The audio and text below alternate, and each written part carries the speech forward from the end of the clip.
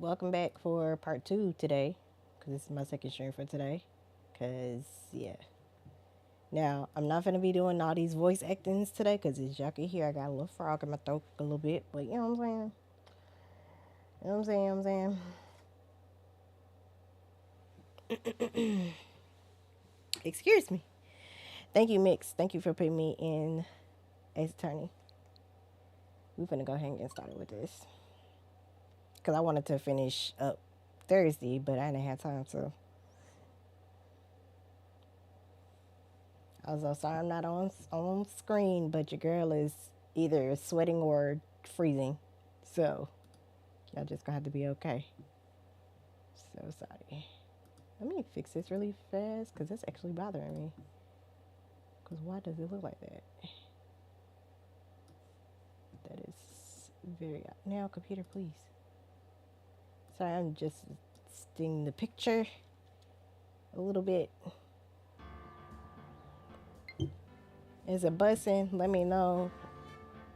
How's audio? It shouldn't be that bad.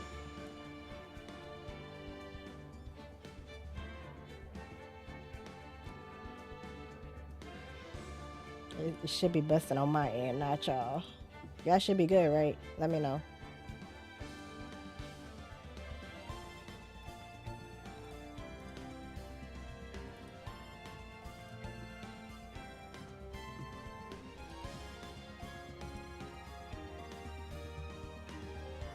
Okay.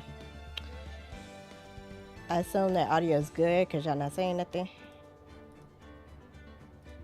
Cool beans. We gonna keep on going. This a trial? Okay. Yep.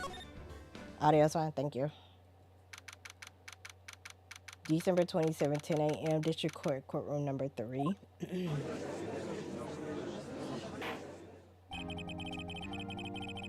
Court is now in session for the trial of Mr. Miles Edgeworth.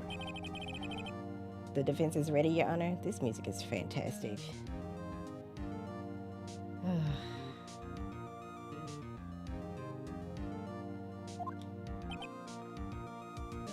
Oh, this nigga, bro. Ugh. Sorry. I got irritated with him. Very well. Apparently the prosecution is also ready. Who is the judge here anyway? That's a real question. Mr. Von Comer, your opening statement. Ellipses, ellipses. Very well. No opening statements. So, not so fast, Judge. I was taking a meaningful pause before speaking. Sir, are you...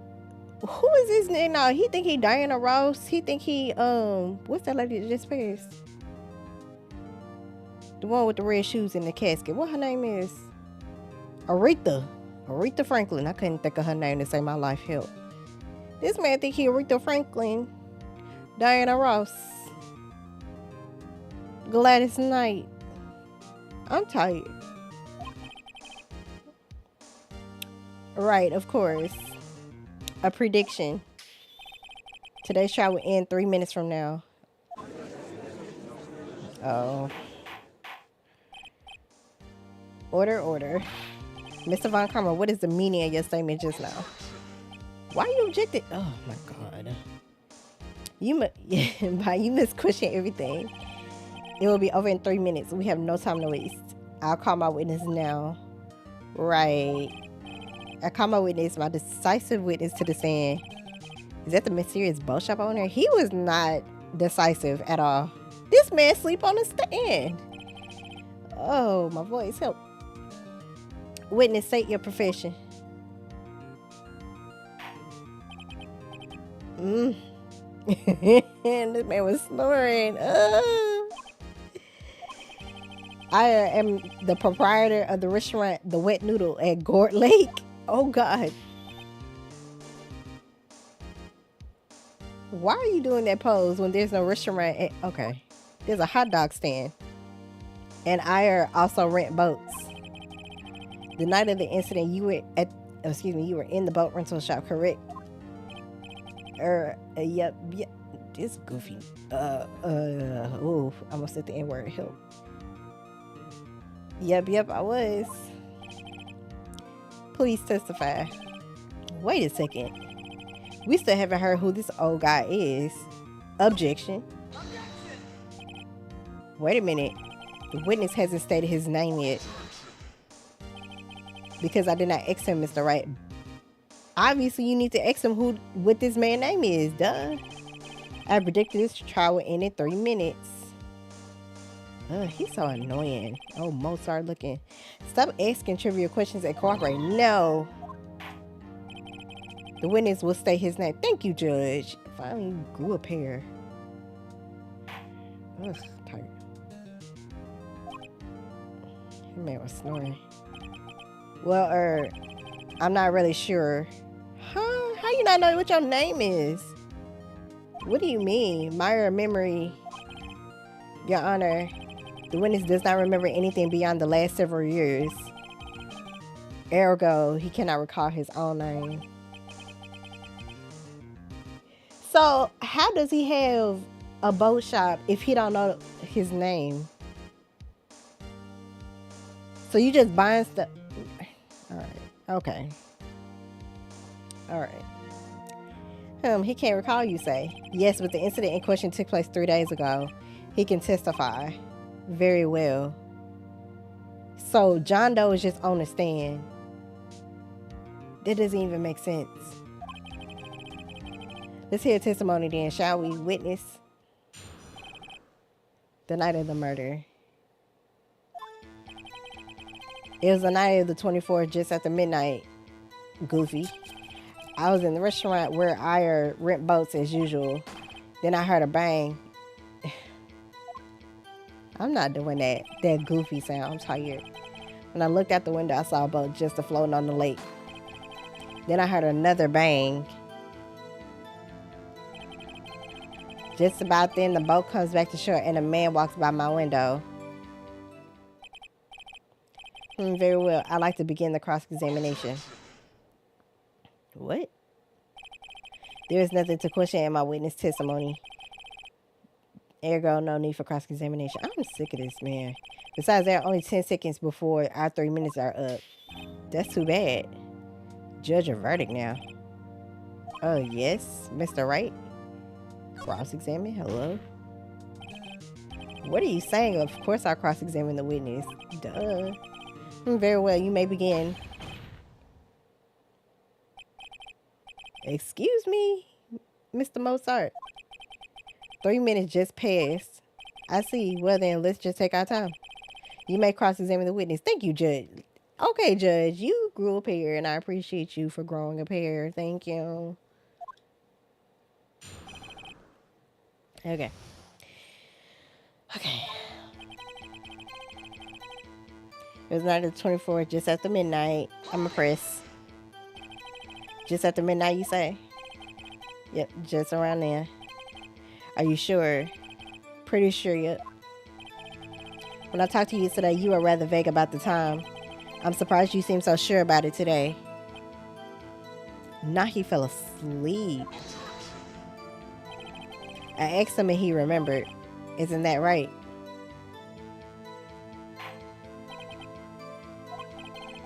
Don't glare at me like that.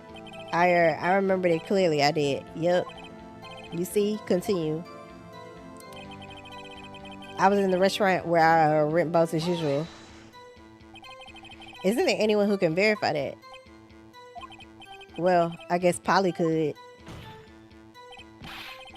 That's not good enough for a court of law. Mr. Wright, exactly what's not good enough? Your Honor, this Polly is a parrot. A parrot? Don't be so hard on the girl, Keithy boy. Keith. The prosecution concedes that we cannot prove the witness was in the shop. Witness, please continue. Then I heard a bang. Press. I'm gonna press everything. And where did the bang seem to come from? From the lake, I figure. Are you certain? Why is he asking that? Yep. Good, continue. Alright, anyway. When I looked out the window, I saw a boat just afloat on the lake. Was there someone in the boat? It was pretty far out there. I couldn't see clearly. But I figured there was 2 men out there. But you can see them clearly. Yep, at the time, that is. At the time. Hold on, what? Then I heard another bang. So you heard 2 gunshots total. Yep. That's what Lotta said in her testimony yesterday. Just about then, the boat comes back to shore and a man walks by my window. By your window? Yep, by my window, right outside the window of my little shack. And could you see the man's face? Well, the fog was pretty darn thick, but he was right there in front of me. I saw him. That is a rather important detail. Please add it to your testimony. Man, this... Tisk. I have a bad feeling about this. That man was a defendant. He was saying, I can't believe he's dead. Are you sure? Uh-oh. Dad. Dead, certain Keith. He said, I can't believe he's dead, as he was walking by, too. Oh. Witness, are you sure the person you saw was Miles Edgeworth? It was him, that Edgeworth boy. Oh. Why he fall? This sounds like decisive evidence indeed. I see no room for doubt. Von Karma. He lured me into cross-examining so he could set me up for a fall. Ugh, this Mozart. Let me not call him a name now. Help. Nick, I don't like the way things are going here. Everyone in the courtroom is glaring at us. I better act quick or this trial's going to be over. Let's raise an objection. I don't know what I'm objecting to. Your Honor. We proved in yesterday's trial that it could not have been Edgeworth who fired that gun. Mr. Wright, are you referring to the fingerprints from Edgeworth's right hand found on the gun and the photograph showing a man firing with his left hand? Exactly. That is easily explainable. If it was easily explainable, why come it wasn't explained in the other yesterday? Not yesterday, but you know what I'm saying? Yesterday. He could have wiped his prints after he fired. You are ignoring the truth of the matter here. Everything in this witness testimony is true. A lie. The judge is lost in thought. What should I do? Objection. Your Honor, this witness claims that Edgeworth said, I can't believe he's dead, but his word is all we have. If he were telling a lie... Girl, Mr. Wright, in a court of law, the evidence tells all. Apparently, you have yet to realize even this basic fact. If you say his testimony is a lie, show us proof. Nick, do we have evidence? It's no good. There's nothing I can do. That's a lie. Are you sure? To be honest, I don't know what to do anymore. Please. Can you hear me, sis? Please. We need your help. Nick needs your... 3 minutes was perhaps too high an expectation. However, 15 minutes isn't bad. This must be a new record. Enough. The witness may leave the stand.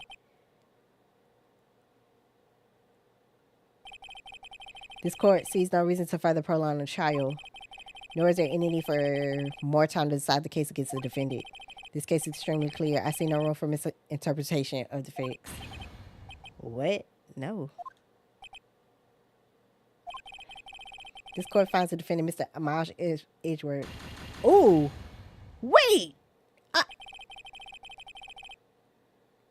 Did I do something? Hold on. Did I do something wrong? The accused was surrendered to the court immediately to be held pending trial at a higher court within a month from today's date? That is all. This court is adjourned? Hold on. Wait.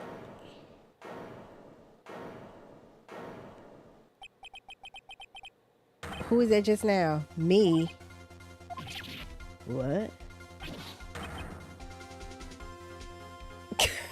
I thought I did something wrong. That just stress me out for no reason. Larry, what are you doing here? Listen, you gotta listen to me. I was in the park the night of the murder. I wasn't sure about it until just yesterday, but today I remembered it. So you just go step over this old man that was asleep on the floor and invite yourself to the stand. Anyway, Uno reverse. Ponte, please. Remember what? The gunshot. I heard it too. Order. What is the meaning of this? The verdict has been decided. I call for adjournment. One moment, Mr. Von Comer. So, you say you heard a gunshot. Yeah, I did. A gunshot that night. I was sitting here in the audience listening to the testimony. Then I realized something he said was different from what I remember. Anyhow, I can't just sit here and let you call Edgy a murderer. It's just not right. I'll testify. Let me testify.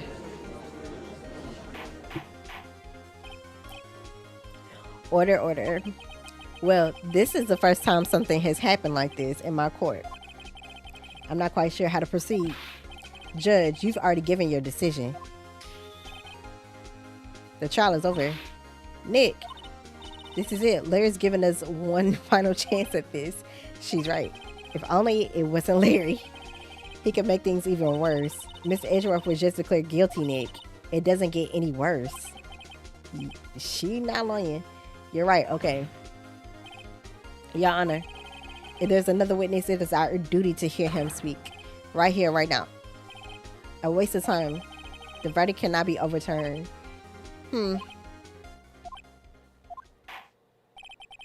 Allow me to speak my opinion. Come on, Judge. In all court proceedings, it is our duty to prevent an inaccurate verdict. Oh my God, these words help. In order to make sure no mistake has been made, every witness should be heard. What is this? You heard him, Nigno. I would draw my previous verdict of guilty. Praise the Lord. Okay. Woo. Mr. Von Karma, I order you to call this new witness to testify. Now. What? Yeah, who the judge now? The court will adjourn for a 5-minute recess. After that, we will hear this new witness. Excuse me. Court is adjourned. Yeah.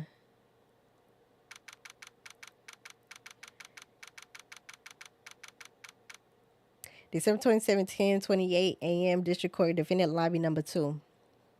W. has been done. Mix. Oh, I don't have my glasses. I just realized that. Give me a second. That's probably why I'm struggling over words. 1 second.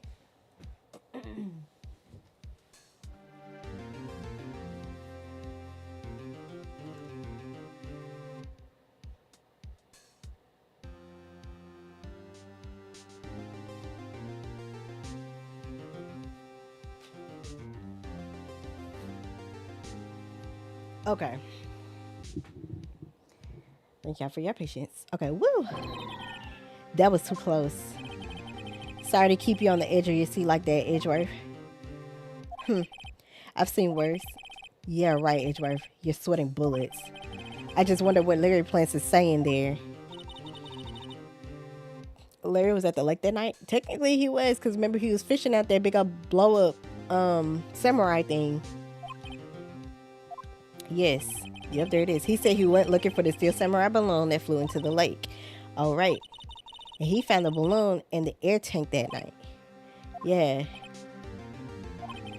Hey, Edgeworth. Huh?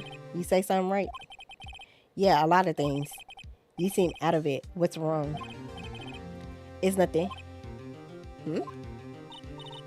Mr. Edgeworth, there's something I've been meaning to ask you. What is that?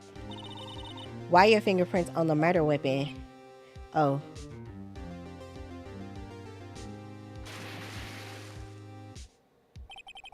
When he fell into the lake, I went into a daze. I couldn't understand what had happened. I couldn't think straight. Then I saw the pistol laying on the floor of the boat in front of me. I picked it up without thinking. I didn't have a reason, really. Yeah, you're kind of dumb for doing that, but I understand. I see. Right. Yeah. This might be our chance. Our chance? My karma has only ever run perfect trials. Perfect trials? Perfectly prepared witnesses, perfectly complete evidence. That's the secret to his success. This is the first time he's ever had to deal with something unexpected. He has to let someone he hasn't even talked to testify before the court. And that someone is Larry. What are you getting at? It's likely his testimony will be full of holes, right? That's right, Nick. No 10-minute trial this time. We'll milk this one for all it's worth.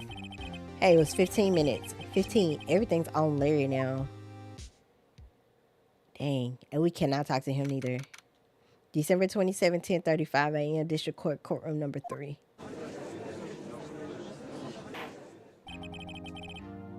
Court is now back in session. This is wonderful music. I love it. Witness. Please testify to the court about everything that you saw on the night of December 24th. Right, leave it to me. Oh, God. Please, Larry, don't mess this one up. I hate to admit it, but you're our last chance. Oh, God. Von Karma didn't even have time to prep his witness. I just hope Eric Dwarf is right about this being our big break. Witness testimony the night of the murder. That night, I was out in a boat on the lake. I was looking for something and I found it. So I quietly slipped the boat back in at the rental shop dock. Then, just as I was thinking about going home, I heard this bang. I looked out over the lake, but I didn't see a boat. So after I heard that single gunshot, I went home. What?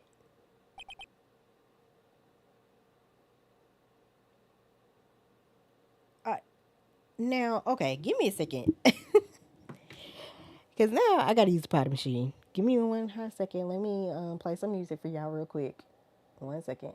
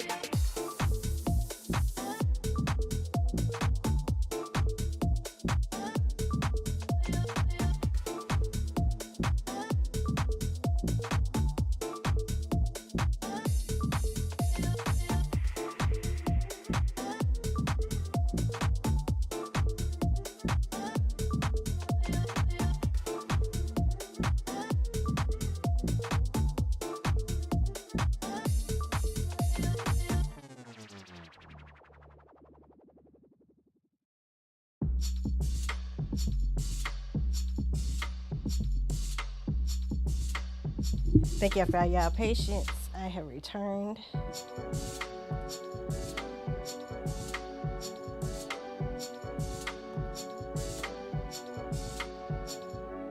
Alright. So let's see here. Make sure it's good. Alright. Drink some water. Thank you for the hydrate, Monte. I appreciate you.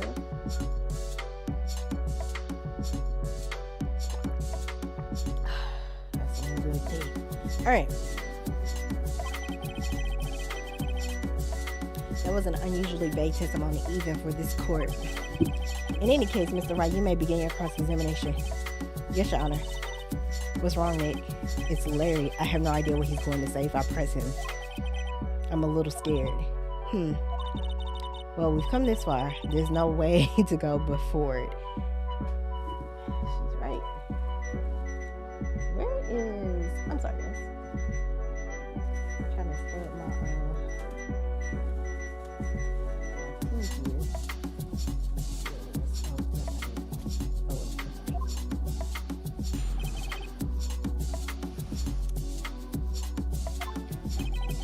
That night I was out on the boat on the lake, Chris. Something wrong, Mr. Wright? There were so many things wrong, I don't know where to begin. Well, okay, first of all, what time was it? Oh, it was after 11 when I went out in the boat. By that time, everyone had gone home for the night. So I waited until the coast was clear, so to speak. And why were you out on a boat at such a late hour? I was looking for something and I found it. Looking for something? Yeah. Mr. Butts, what was it you were looking for? What the witness was searching for is irrelevant. Most likely he was hunting for this Gordy. That's surprisingly close to the truth in a sense. This is all irrelevant. Let's get it over with. So I quietly slipped the boat back in at the rental shop dock. Around what time was it? Well, let's see. I figured I was out searching for about an hour. I guess it was around 12, yeah. You're not sure? Hey, don't give me that face. I'm not some sort of human sundial, okay? People use watches these days, Larry. Then just as I was thinking about going home, I heard this bang. Looked out over the lake, but I didn't see a boat. So after I heard that single gunshot, I went home.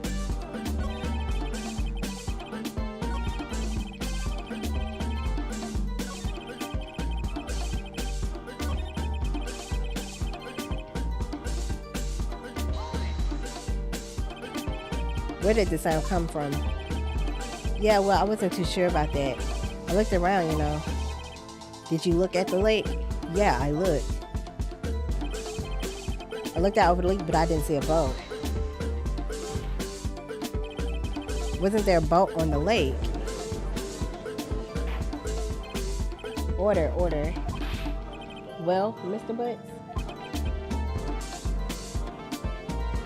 Whoa. Everybody just calm down, okay? I mean, it was real foggy that night. I'm not sure whether there was a boat out there or not. Oh, okay, no problem. That's just the most important part of this case. So after I heard that single gunshot, I went home. Why would you? So you only heard one bang, correct? Yeah. Huh. Well, Nick? It was a pretty wishy-washy testimony, wasn't it? I I guess I should just start working on the contradictions. Sorry. I wish I could be more helpful. I wish I could call my sister. That night, I was out on a boat on the lake. Looking for something. I found it. Can I present the... What can I present?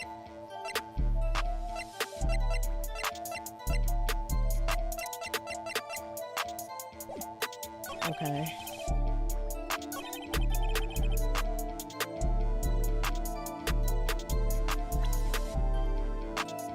He heard one bang.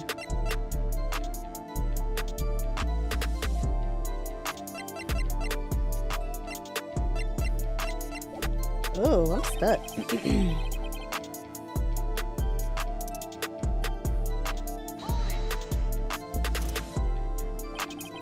Wasn't there a boat on the lake? This is what I keep pressing him on, but like...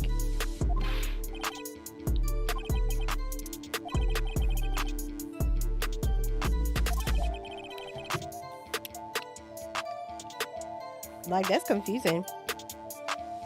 Because I feel like he's like completely messing up everything. Excuse me. Sorry, I'm drinking tea.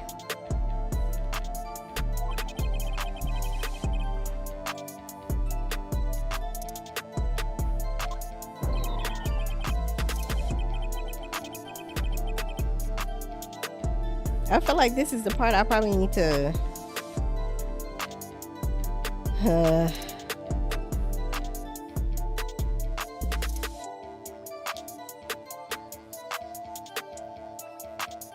Oh, sorry guys.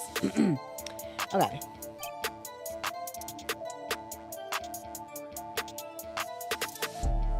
So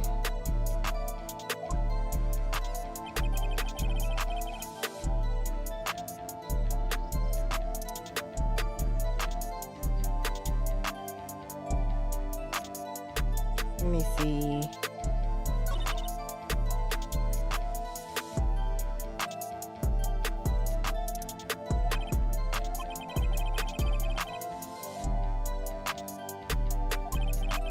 Okay, something is off. Okay, what do I need to present? Because we no longer have like the...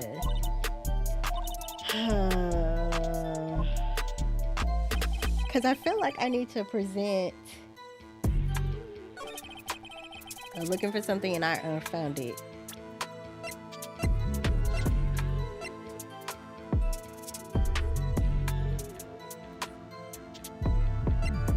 Oh. Wait, so is that what I need to present?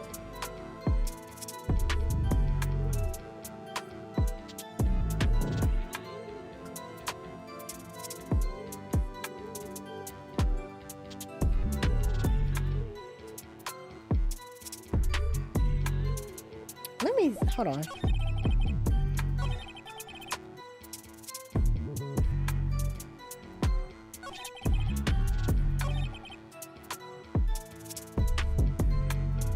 What can I present here? It's something I need to present right here. What is this? That's the autopsy report. Okay, she heard 2 gunshots. So let me present this. Oh, I was right. Wait a second, Larry. What? You only heard 1 bang? You're sure? That's what I said. But Ms. Lotta Hart testified yesterday that she heard 2 bangs. And the old man just now says the same thing. They both heard 2 gunshots that night. Huh? Oh, you idiot. Were you even listening? Were you paying attention at all to what they said? Yo, Nick, please. Huh? You know, something's been bothering me. I'm a witness here. I'm like a customer here.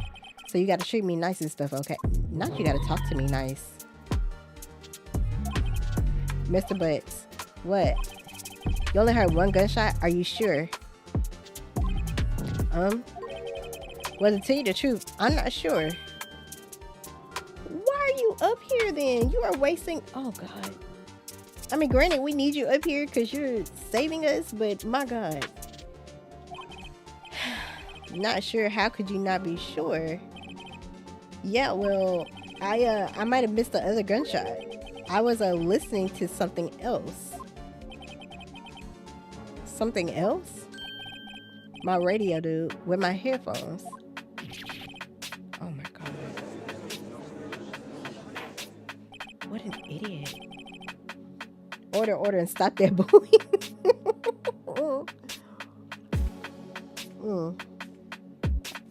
Also, if we have a lot of disposition or whatever, why come we don't have the old man's? Is it because the trial was today? Whatever.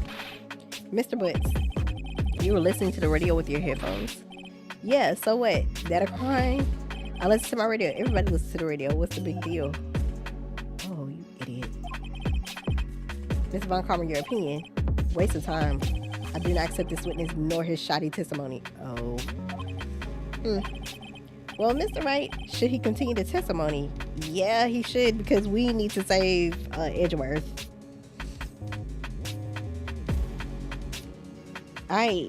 Yes, we need to continue. Hold on. Excuse me. Continue. Your Honor, please allow the witness to continue his testimony. Nothing is more pitiful than a lawyer who doesn't know when he's lost. Sir, you can shut up. Very well, Mr. Butts. Please give your testimony and be sure to include details like your radio. Right, leave it to me. I wouldn't have heard any other way out of this, believe me. I am tired. I'm sorry. I'm drinking in the mic. I'm so sorry. What Larry heard. It's lonely being alone on Christmas Eve. That's why I was listening to an all request show on the radio. See? I was listening to it real booming loud like, but I'm sure I heard that gunshot. I remember exactly what the DJ was saying when I heard it too. Really? You were listening to your radio at a high volume. Yeah, what's the big problem? Can a man listen to his radio in peace? Isn't this a free country? Is Japan a democracy? Or, because I don't remember for real. I truly believe Larry has no idea what the problem here is. Judge, can you believe a word this witness says? What he heard was probably nothing more than a drum beat from the radio. True enough, it is difficult to believe this testimony. Okay. Wait, Your Honor. The witness said he remembers exactly what the DJ said when he heard the gunshot. Excuse me? DJ? Now, Judge, I know you're not that old that you don't know what a DJ is. They had DJs back then. An announcer, the guy who says things on the radio. Anyway, I mean, that's technically not, okay, whatever. What this means is when he heard the sound, no music was playing. The DJ only talks between songs, so he could have heard the gunshot from the lake. I'd like to cross-examine the witness, Your Honor. Very well, Mr. Wright. I can't believe I'm continuing this charade. Oh, God. Alright. It's lonely being alone on Christmas Eve. Who cares? I mean, not that you're alone, but, you know, whatever. That's why I was listening to our Chris. Yeah, whatever. Okay. I'm sure I heard that gunshot. I remember exactly what the DJ was saying when I heard it. I'm gonna press you right here. What did she say? Mr. Wright. Hold on real quick. Okay. Sorry. Mr. Wright, please cease these pointless questions. For possible good could know what a radio DJ said do was. Sorry. Indeed, Mr. Von Kammer has a point. I'll allow the question only if you see some reason why we should care. We should care. Because we're grasping for straws here. We should care, Your Honor. Of course we should. Why? Well, how do you know if we don't ask? Fine, very well. Mr. Butts, please testify to the court. What was the radio announcer saying when you heard the gunshot? Just when she said, hey, it's almost Christmas, I heard the gunshot. Oh, so that was around the... That's the picture. Isn't that the picture? Wait. This was the picture of the thing. She said when he was like, oh, yeah, it's almost Christmas, blah, blah, blah. Yeah. Okay. This is the most ludicrous testimony I've ever heard. But there's one gleaming ray of hope in there. I've got to press it until we get to the bottom of what happened. It's only been a long Christmas Eve. It's all just blah, blah, blah. I'm sure I heard the gunshot. I remember exactly what the DJ was saying when I heard it too. It's when she said, hey, it's almost Christmas. I heard the gunshot. Can I present this? I'm gonna present this. Cause that's the second. I'm gonna present this. The witness statement is clearly false to your honor. I'm sorry, but oh, did I choose something wrong? I did it wrong? Wait, how am I wrong? Oh, I was supposed to present it right here. Whoops. I didn't mean to do that. I meant to present it here. Am I wrong right here too? Oh. Okay, let me chill out first. Okay, whatever.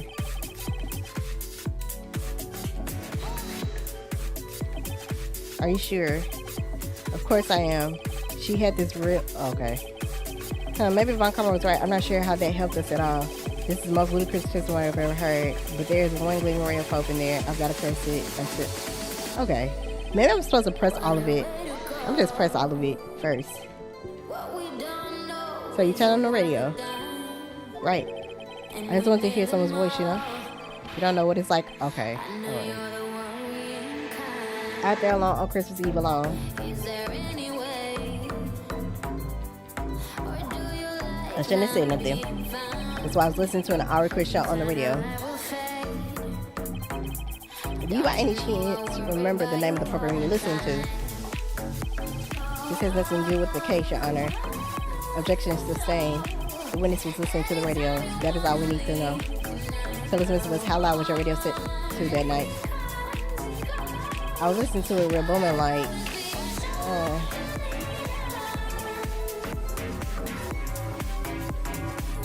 real booming loud. Yeah, you know. You had headphones on? Yep. I wouldn't think you could hear anything going on outside at all. But I'm sure I heard the gunshot.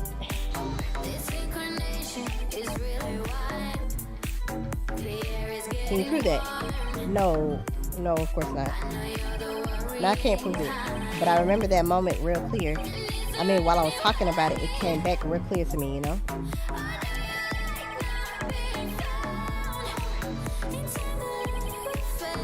What did she say?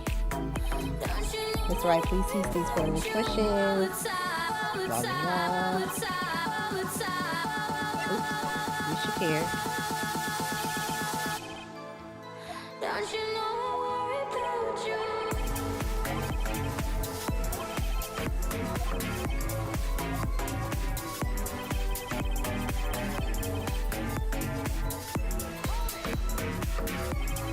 Are you sure? Of course I am. She had this. Yep.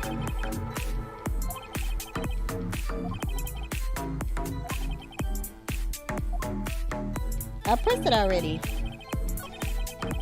So how is that? Okay.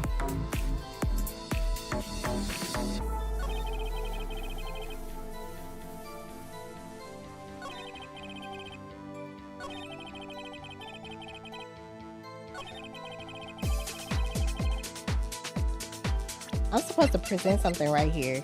Obviously, it's not the picture. So is it the deposition again?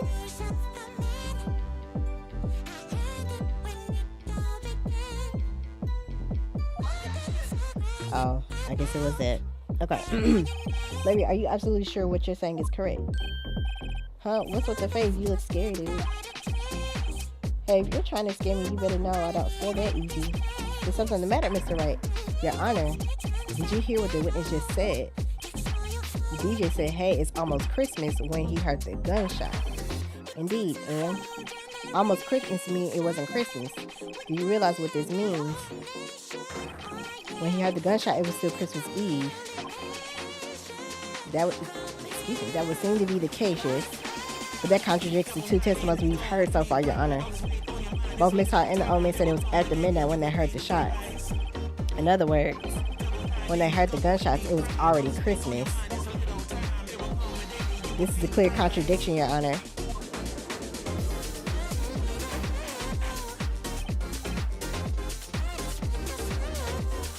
Order. What does this mean? The two prior witnesses heard gunshots after midnight. However, this witness says he heard a gunshot before midnight.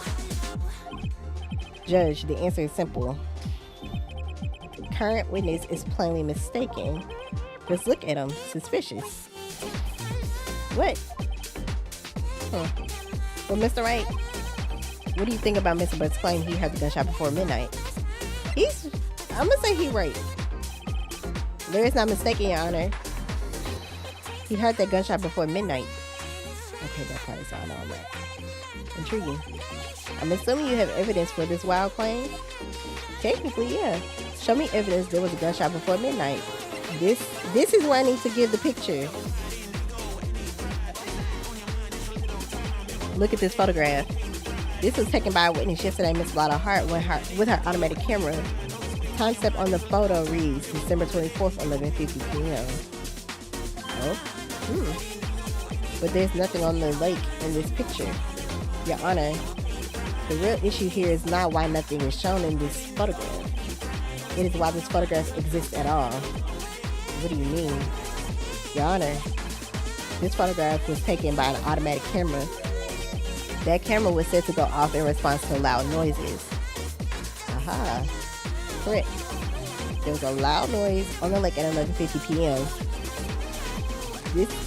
That is why this photograph was taken. In other words, when Larry heard that gunshot, it was most definitely still Christmas Eve. Indeed, it would seem that is the case. Then where does that leave us?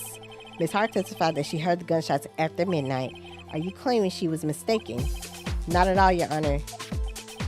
It is a fact that the camera also triggered at 15 minutes after midnight. Your Honor, that night there were two sets of gunshots within a 25-minute pause between them. Oh.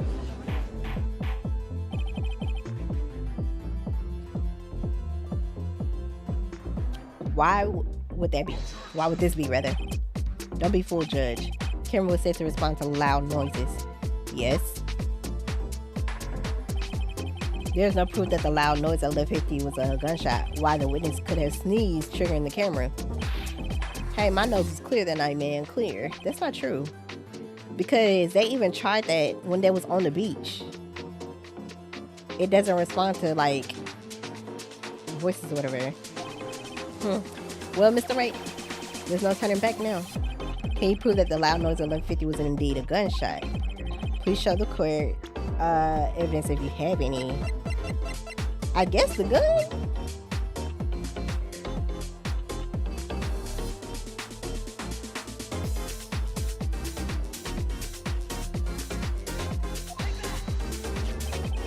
This is my evidence. The murder weapons? Something about this pistol was bothering me, Your Honor. Both of the witnesses who testified yesterday heard two gunshots. However, the murder weapon was fired 3 times. Oh. When then was that last shot fired? Oh. Only now have I realized the truth. Oh. The third shot was the shot Larry heard just before midnight. Oh. Order. That would make sense of the evidence we've seen so far. However, this leaves me wondering exactly what did happen that night on the lake. Exactly. This is true. There were 2 sets of gunshots separated by 25 minutes. One at 11:50, another at 15 minutes after midnight. Why? I ask you, why? Uh-oh, I better think of something quick. Wait a second. Gunshots separated by 25 minutes? What's wrong, Nick? I have it. Huh? Remember the case with the Steel Samurai? Huh? Yeah, of course I remember. The murderer in this case had the same idea as the murderer in that case. What do you mean? Maya? Yes. If we don't figure this out now, we'll never overturn Edgeworth's guilty verdict. Got a hunch and I'm going to run with it. Right, I mean, is it safe? Safe? We've already gotten a guilty verdict. We have nothing to lose. You just watch and let me know if I say anything that sounds fishy, okay? Right, Nick? Your Honor. Yes, Mr. Wright. The testimony just now has cleared up this entire case. Excuse me. Let me drink some more tea, child. What do you mean, Mr. Wright? So you finally realized the truth. There could be no other murderer here than Miles Edgeworth himself. Wrong, Von Karma. A man was shot that night, but it wasn't Edgeworth who did the shooting. Listen, Ricky. Take a deep breath and consider the facts. At the time of the murder, one boat was on that lake. This was shown by the witness photograph. The defendant Edgeworth and the victim Robert Hammond were on that boat.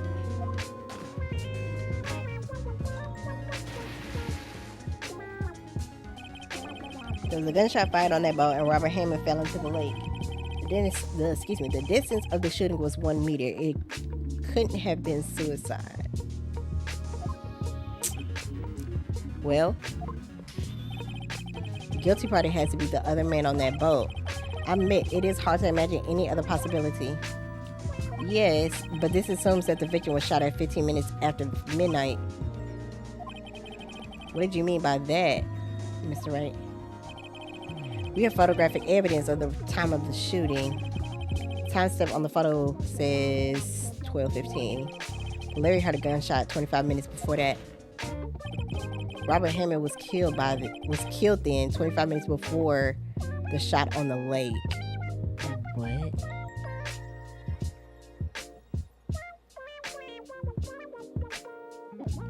Wait. Okay. That's the only way that Edgeworth could be innocent. Mr. Wright, are you quite mad? Explain who the two men on the boat are.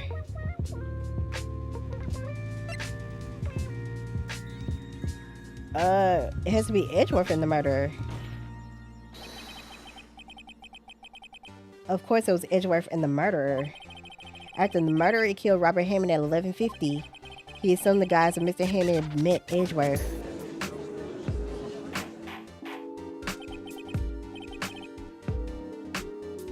What? Are you serious? Yes, Edgeworth won't tell us why he went to the lake that night. However, I have a hunch. That night, Robert Hammond called Edgeworth to the lake. Now, Edgeworth didn't know Robert Hammond's face that well. That's why he didn't suspect anything when the murderer took Robert Hammond's place. I'm not sure what to make of all this. Okay, ludicrous. Mr. Wright, tell us the name of the murderer then. The murderer's name? Right, it's... What? I don't know. Actually, I don't know the murderer's name. You don't know. Ugh, again, you waste my time. I don't know because he never told us. The boat dude. See? I knew that man was fishy. No pun intended. The murderer is a caretaker of the boat shop, that old man. At 11:50, he was the one who killed Robert Hammond, the caretaker of the boat shop. Where did he do this? I guess the boat shop. There weren't any boats on the lake then. It has to be the boat shop. Why would he have to go all the way out on the lake just to shoot someone? May I suggest that the real scene of the crime was not on a boat? What? Well then, where did the murder take place? It has to be the boat shop. There's no other place. Show the judge where the murder really took place. Yeah, it has to be the boat shop. Oh. Here, of course, the boat shop where he lives. That way he can meet with the victim without anyone seeing.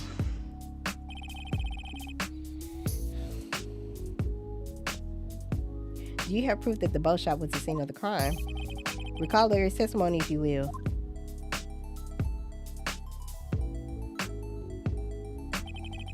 That night, he was out on the lake in a boat searching for something.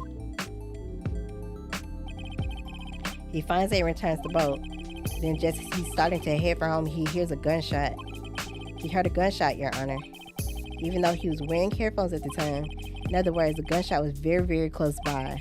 And where would that be if he had just returned the boat? The boat shop. Mr. Wright, what happened that night on Gore Lake? Please tell the court from the beginning. Yes, Your Honor. Nick, are you sure about this? Not really. But I think if I start at the very beginning and I take it slow, I might just be able to figure this out. That night, the caretaker of the boat shop called Robert Hammond to his shop. The daggum parrot. This was around 11:50. That was when the gunshot that Larry heard was fired. After that, the caretaker put on Robert Hammond's coat. He became Robert Hammond. Then he got in the boat with Edgeworth and he went out into the middle of the lake. Then who fired the pistol on the boat, Mr. Wright? The boat shop caretaker. Of course, it was the murderer who shot the pistol. He shot twice. Both missed Edgeworth on purpose. Wait a minute. Yes? Why would he shoot twice if he didn't mean to hit anyone? Details. Know this, Mr. Wright. The moment you run out of explanations is the moment you lose. Tell us why the murderer had to fire twice. I guess to create a witness. Not because... I don't think he was trying to really shoot Edgeworth. I'm gonna say this. I believe he shot twice to create a witness, Your Honor. Create a witness. The murderer lifts his pistol and fires one shot. That ensured that anyone who heard the shot would look at the lake. Indeed, Miss Hart did exactly that after hearing the first gunshot. Next, the murderer waits a bit and he fires again. Then, the murderer jumps from the boat himself, leaving the pistol in the boat behind him. Ooh, that's diabolical. That is so diabolical, y'all. Hold on. I see. To someone looking from the edge of the lake, it would appear that one of the men on the boat had shot the other. The murderer didn't know about the automatic camera, of course. That's why he shot twice to draw attention to the boat. Once you realize that everything else falls into place, the boat shop caretaker swam back to his shop, and he put Mr. Hammond's wet coat back on the body and threw the body into the lake. This is what happened, Your Honor. These are the events that transpired that night on Gourd Lake.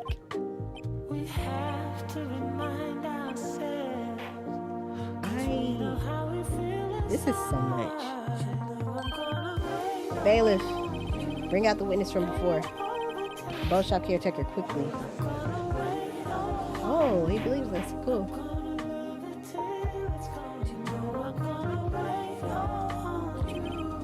Very well. While we were waiting for the caretaker, I would like to ask the defendant, Miles Edgeworth, a few questions. Mr. Edgeworth, please take the stand. Oh, okay. What? He finally gonna answer some questions? Mr. Edgeworth, you heard what the defense has said? Yes. Well, why did you go to the lake that night? What Wright has said was mostly correct. Astonishingly so, actually. Yes. Several days ago, I received a letter. The letter was signed Robert Hammond. He asked me to come to the boat shop by the lake at midnight on Christmas Eve. He said he had something very important to discuss with me. Something important? I'm sorry, I can't say what it was. Your Honor, sir. Bailiff, we are conducting a trial here. I ask that you remain quiet. The witness has disappeared. He isn't at the boat shop either. What? What should I do? Find him quickly. We can't allow him to get away.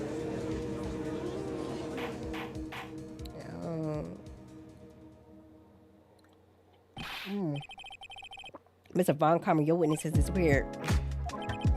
A search warrant has already been issued. Goes without saying that I cannot declare a verdict under these circumstances. I will extend the trial until tomorrow, the final day allowed. I request that the police department utilize all its forces to find that witness. Am I understood? I knew that man was shaky. One more thing. Just who is that boat shop caretaker?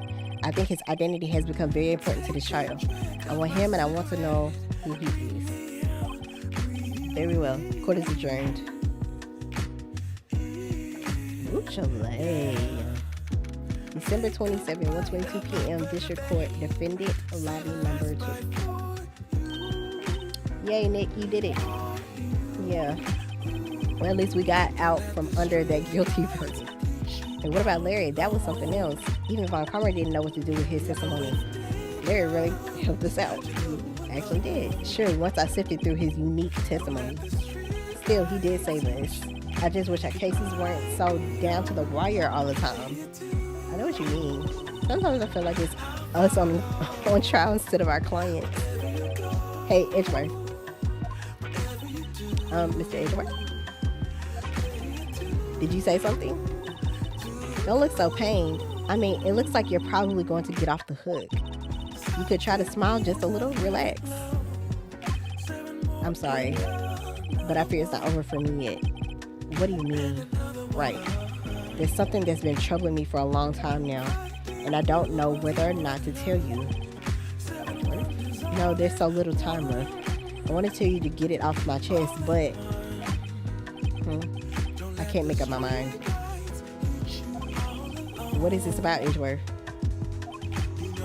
It's a nightmare I've had. A memory of a crime that I committed.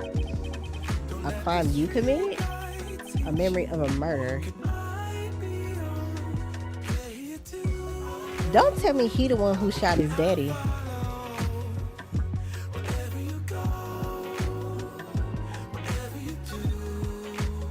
I feel like he shot his dad. It's just a hunch, but we on another investigation. Okay. Oh.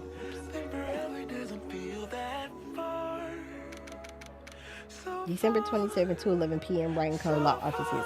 I feel like if it's a nightmare that he's having, this is just a Cebeaux theory, okay? Cebeaux theory. If this is a nightmare that he's been having, was he the one that took that dude's gun and shot his daddy in the elevator in the DO6 incident? I don't know. Anyway. What was Mr. Edgeworth talking about? A memory of a crime that I committed. A memory of murder. It sounds like he did it. Do you really think Mr. Edgeworth killed? I don't believe it, not Edgeworth. Some painful memory has been troubling him recently. But he never takes someone's life, never. Nick. Yo, how's everyone doing? Oh, you idiot. What do you think of my performance today? I had him swooning in the aisles, huh, Maya? Swooning? Me? Oh yeah. I do remember feeling faint. Right on. Tell me the truth. It was like love at first sight, right? No. Right, Nick? Huh? Me? Well, maybe my heart skipped a beat or two. I think you do better than that. Come on. I saved Edgeworth in there, dude. Edgy. You guys should be bow before me. Yeah, bow before your hero. Boy, what you want? Larry, you really helped out in the trial today. You did. If you weren't there, Larry, I'm sure Mr. Edgeworth would have been found guilty. Ha ha ha. Okay. But seriously, Nick, the boat show caretaker guy is pretty suspicious, but Edgy ain't off the hook yet. Obviously, way to spoil the mood, Larry. Hey, I'm just gonna sit in the audience, you know. But from where I was sitting, it just seemed pretty edgy. I mean, can you really know he's telling the truth about that night? I don't know. But what I do know is I'm going to believe in you two until the end. That's two. Edgeworth and who else? You mean me, right? Nah, he means me, right, Nick? Yeah, you, Larry. Not me? But why Larry? Huh? Actually, yeah. Why me, Nick? You idiot. Enough with the silent treatment. Nick, why do you trust Mr. Edgeworth so much? I mean, he's changed recently, true. But when we first met him, he was kind of a jerk, don't you think? You didn't know him back then. Back when he wanted to become a defense attorney. Wait. What was that? Oh, excuse me. Was that when you two were classmates? Yes, in grade school. They saved me, Miles, and Larry. They saved me, and I'll never forget it. That's why I became a defense attorney, you know? What? Hey, Larry, what's he talking about? Sorry, I kind of forgot. Idiot. Oh. Why is he so...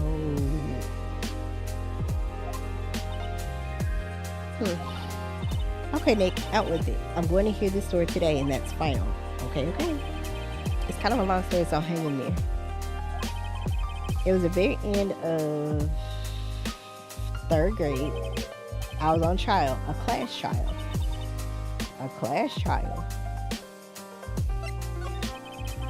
You remember, Larry? Spring, end of 3rd grade. A kid in our class got his lunch money stolen. Lunch money? Our school is really small. Every month, kids would bring in an envelope with money for lunch from home. Let's see. Anyway, this kid's envelope disappeared with $38 still inside. Oh yeah, now that you mention it, I do remember that. I can see why you forget though. You were out of school that day. Anyway, the envelope had been stolen during PE class. I was coming down with the cold, so I skipped PE that day. I was the only one not in class. So they thought you did it? Yeah, the kids in class said I should be put on trial. Trial? So the next day we held a classroom trial with me as the defendant.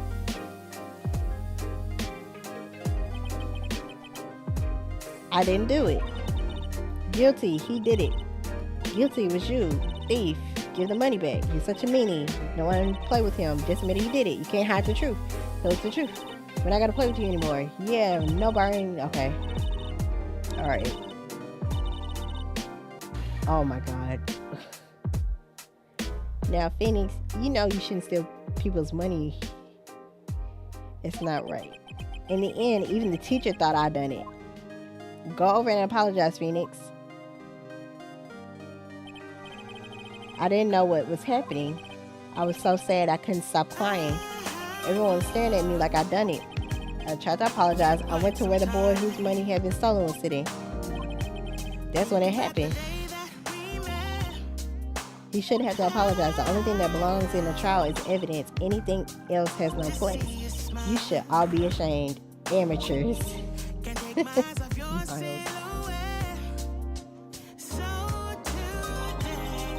wasn't you who stole my money, was it? No, that you shouldn't apologize. Everyone's been shouting you did it, but no one has any proof. That is why, Your Honor, this boy is innocent. But Miles, it was your money that was stolen. Yeah, he did it. He's the one. We don't need proof. Make him say he's sorry. Why don't you all just shut up? I know that's right. Oof. This is always how it is. Everybody ganging up and picking on one person. Just think how he feels. He said he didn't do it, so he didn't do it.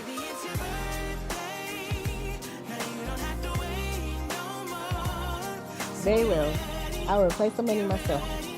This first trial's over. That's how it happened. After that, the three of us were the best of friends. Wait, so who stole the money? No, who stole the money? Okay, I'm sorry. Wow, I had no idea. Yeah, I had no idea either. I mean, I forgot. That's when I learned what it meant to be alone. Totally alone without a friend in the world. You did a good thing, Leah. Yeah, well, I was just lucky that I took the day off from school. If I'd been there, they would have thought I'd done it. So I took it kind of personally, see. When something smells, it's usually the butts. Alright.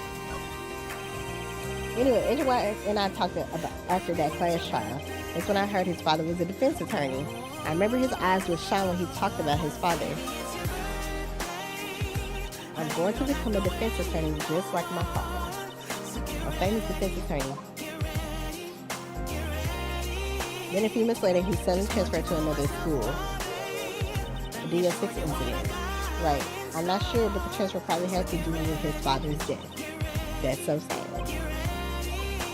And several years later, when I heard Edgeworth's name again, there was an article about him in the newspaper. Headline was something like "Dark Suspicions of a Demon Attorney." Dark suspicion, excuse me. Fabricating evidence, manipulating testimonies, covering up facts. Article said he'd do anything to get a guilty verdict. Anything. But why? What happened? I mean, that's not the Edgy I used to know at all. That's what I thought too. I tried to get in touch with him I don't know how many times. He never replied. I guess he didn't want to see his old friends. I couldn't just drop it though. I wanted to meet him to learn why he had become who he became. That's when I decided. Wait, you don't mean that's why? That's why you became a defense attorney? To meet Edgeworth? If I was a defense attorney, I knew he'd have to meet me whether he wanted to or not. In court. Wow.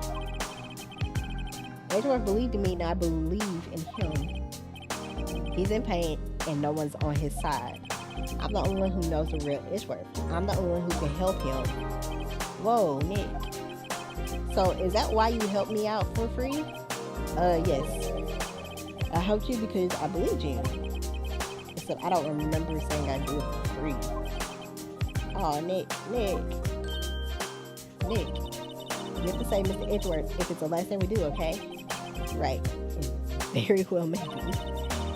First says that rental boat shop caretaker. We need to find out who or what he is. I settle for who. Guess I can clean out some of this evidence I no longer need. Okay, let's go. Okay,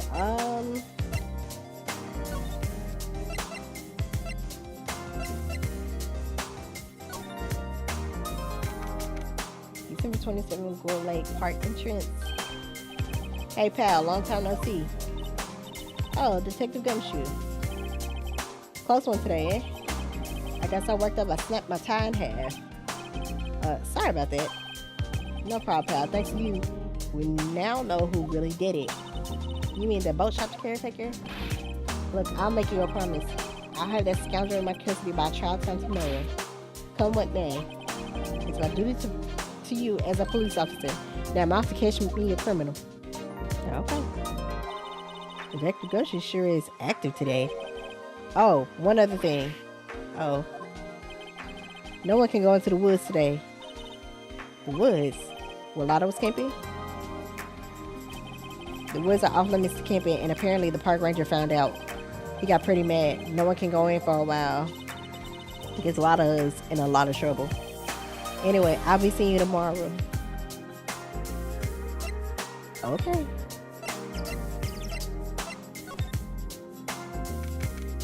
December 27th, Gold Lake Public Beach. Huh, the still eyesore is missing. Eyesore? Looks like the hot dog stand is closed too. Guess Larry's too busy worrying about Miss Edgeworth to show up for work. Okay. December 27th, Bowman's shop. Oh, caretaker got away. Yep. Never imagined he might be the real murderer. Him. I know they're clearing the throat anywhere. Aha, hello. What might you be doing here? Why is he here?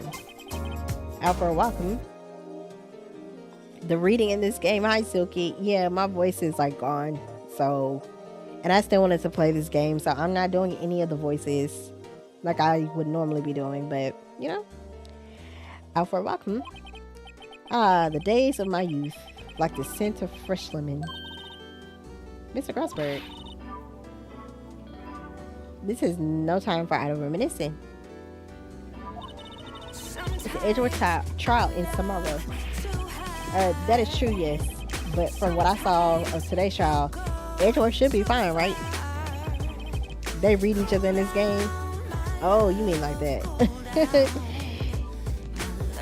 Well, I'm not so sure about that. Oh, what do you mean by that? Well, I'm not sure.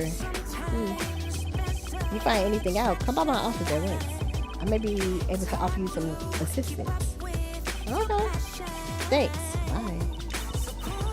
What do you think Mr. Grossberg was doing here anyway? Who knows?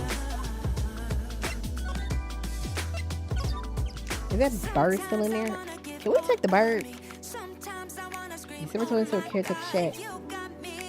I feel like we should take the bird. What is home? Hello, Squawk. Hey, it's Polly. I wonder where your owner's gone, Polly. Hello, Squawk.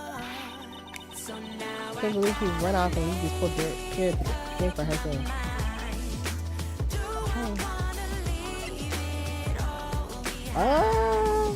Do we need to examine things again? Maybe I should take care of Polly Nick. You probably shouldn't just kidnap her. Who's know about her anyway? I'm sure they'll do something. Well, okay. Sorry, Polly. He says I can't take you. Right now, the bird's going to hate me.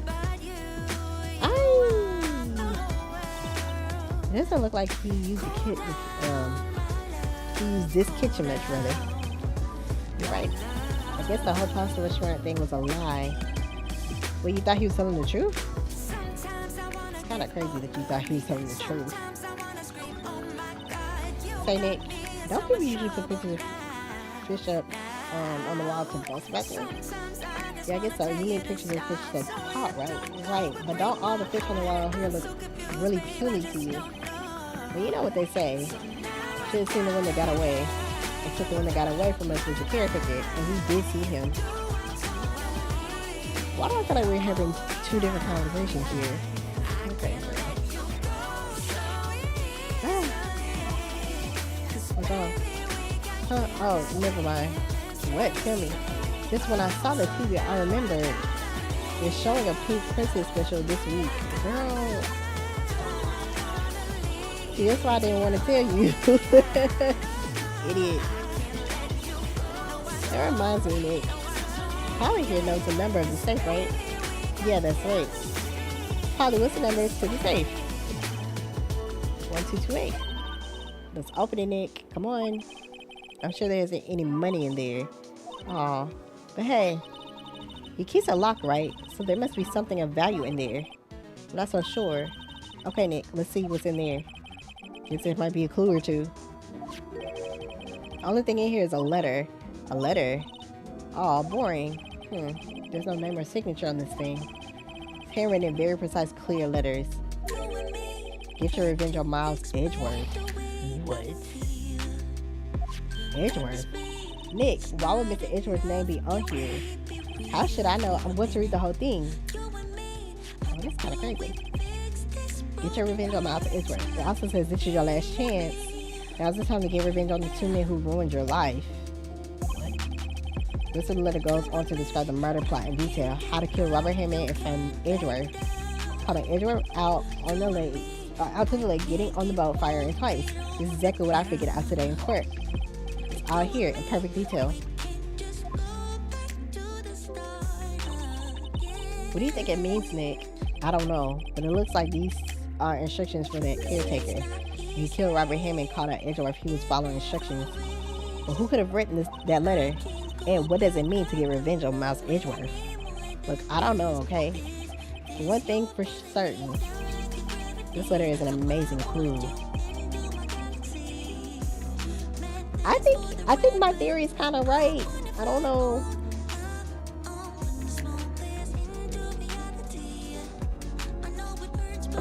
I think my theory is right, y'all.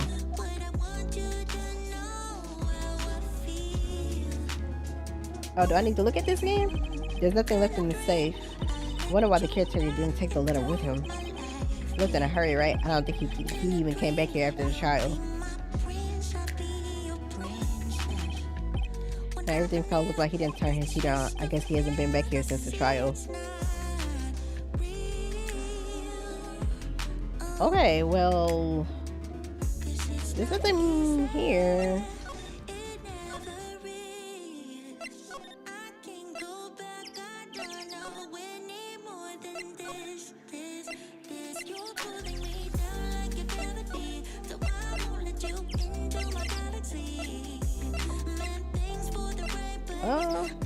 Let's go here.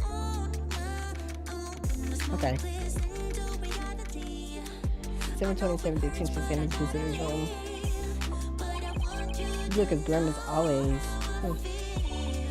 Mr. Edgeworth, I heard this story about the Clarence trial. Clarence trial? What do you mean? You don't remember? No, I don't.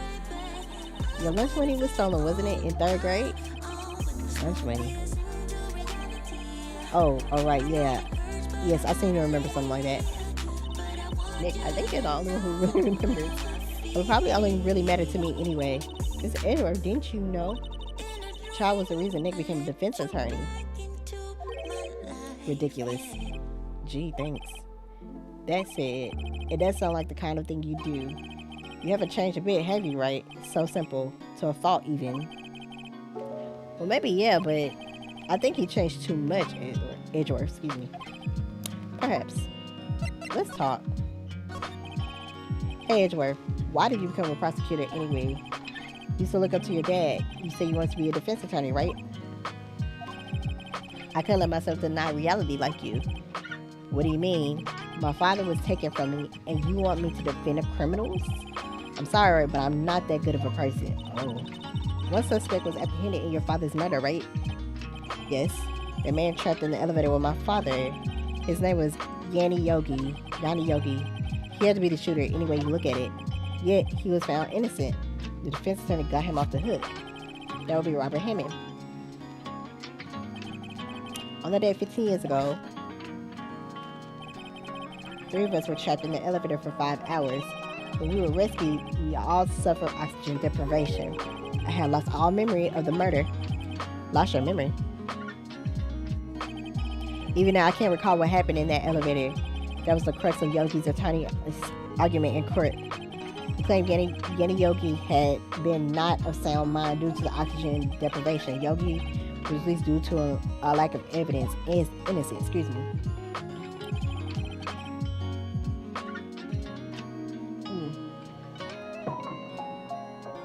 Ooh. Sorry. That's when I changed my mind. I started to hate defense attorneys. What's your relationship with Von Karma? He's my teacher and a man who deserves my respect. I learned everything I know of courtroom techniques from him. So he's like my sister was to you, Nick. He's a perfectionist in all things. In court, in his personal life, he is obsessed with doing everything perfectly. Oh, eek. Perfectly, huh? In all the cases he has taken on, none were left unsolved.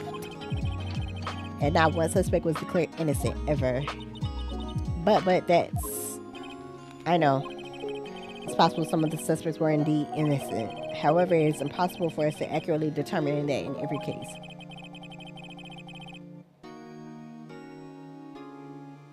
Federal trademark or just statewide? And congratulations, R6. All Von Karma does is his job to find the suspect guilty perfectly. Congratulations, R6. Wait, do you have a lawyer or you did it yourself? In any case, it's not well impossible to find a weakness in him. Should a weakness appear, he would do everything in his power to make it go away. Really? I might need to talk to you. Because I've always gone through a lawyer.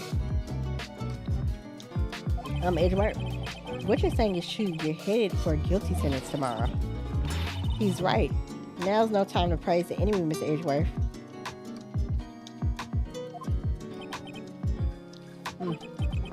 It's a strange situation in which I find myself, I'll admit. Form is super simple now? Oh, okay. No kidding. Let's present this thing to him. Edgeworth. See this letter? This came out of the safe in the shack where the boat rental caretaker lives. I see. Revenge on me. Who is that old guy anyway? I don't know. He be an innocent defendant you got declared guilty or something? Nice, right? But I don't remember that old man, not at all. So he's following this letter then? Which means there was someone else behind it. Now is the time to get revenge on the two men who ruined your life. Two men, meaning myself and Robert Hammond? Also says this is your last chance. Last chance? Wait, maybe. Maybe he's talking about the statute of limitations on the DL6 incident.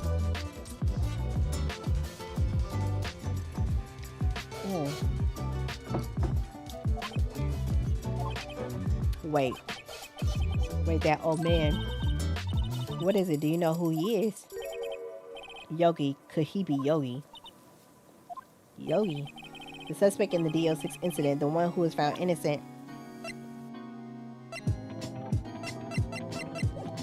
Alright, let's talk. Yanni Yogi was a court bailiff at the time. We just happened to be in the elevator together 15 years ago.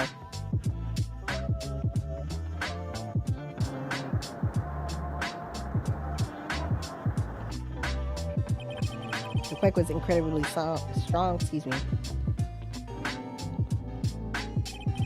Before I knew it, everything was dark. We were there for so long, it felt like forever. The air thinned and the darkness closed in on us in that little box. We became unsettled. Help, I can't breathe. Quiet, I said quiet, you're not making this any easier. I want to get out, help, get us out. Watch out, you just used up more oxygen.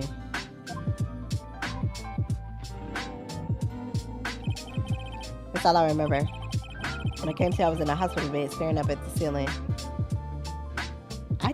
I think Miles accidentally killed his daddy. I mean, unalived. You two, don't get me for this. Hi, Cece, welcome in.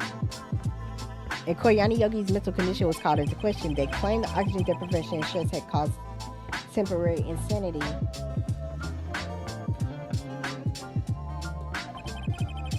And in the claim passed the court, Yogi was found innocent.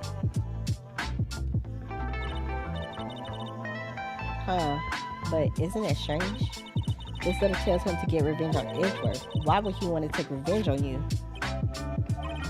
Right. Yeah. There's something that's been troubling me these last few days. I didn't know whether or not I should tell you. Is he finally going to tell us? You mean the nightmare? Excuse me. It's a nightmare I've had. A memory of a crime that I committed. A crime you committed. A memory of a murder. I think the time has come to tell all. Go ahead, tell us. For the last 15 years, I've had the same dream almost every night. I wake up in a fearful sweat every time. What kind of dream? It's a dream about my father's killing in the dark. Help, I can't breathe. Quiet, I said quiet. You're not making this any easier. I want to get out. Help, get us out. Don't shout. You'll just use up more oxygen. I can't breathe. You're using up my air. What? Stop breathing my air. I'll stop you. What? What are you? Stop breathing my air. No, Father. He's attacking Father. Then I see the pistol lying by my feet. I don't know if it was evidence from that day in court or the bailiffs. In the days I pick up the pistol. Get away. Get away from my father. Dang. Ooh. Was I right? And with that scream, I wake. It's a bone-chilling scream. A scream that has rung in my ears for the past 15 years. But that's just a dream, right? Right? The thought is the only thing that has kept me sane for the last 15 years. What if I'm wrong? What if it's real? They say that sometimes people shut out memories in self-defense. Can confirm that for sure. Maybe it was I who killed my father. The Cebeaux theory is turning out to be true. Help. What? You think about it that way, this little makes sense. Get your revenge on Miles Edgeworth. Think about it. Yogi was really innocent. That's why he wanted revenge against me. Wait, Edgeworth, you mean it was me? I was a true criminal of DL6. I shot my father. But it shows that he threw the gun. It doesn't show that he actually shot it. This is bad. What are we gonna do, Nick? What can we do? I don't know. I don't think there's anything we can do, like it or not. There's someone else who knows a lot about the DL6 incident, maybe. There is, Nick. There is someone else who knows about DL6. What?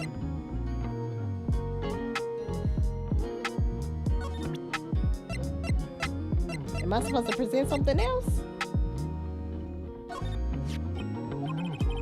There's a case that changed my life. And tomorrow, December 28th, its statute of limitations runs out. Tomorrow, could that be a coincidence?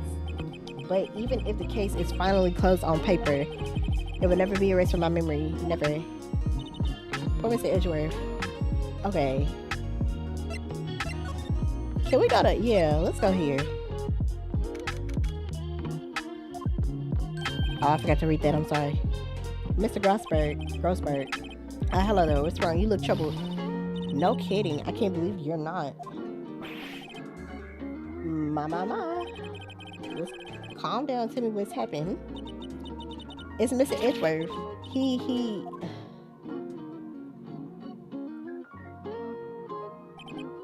I see.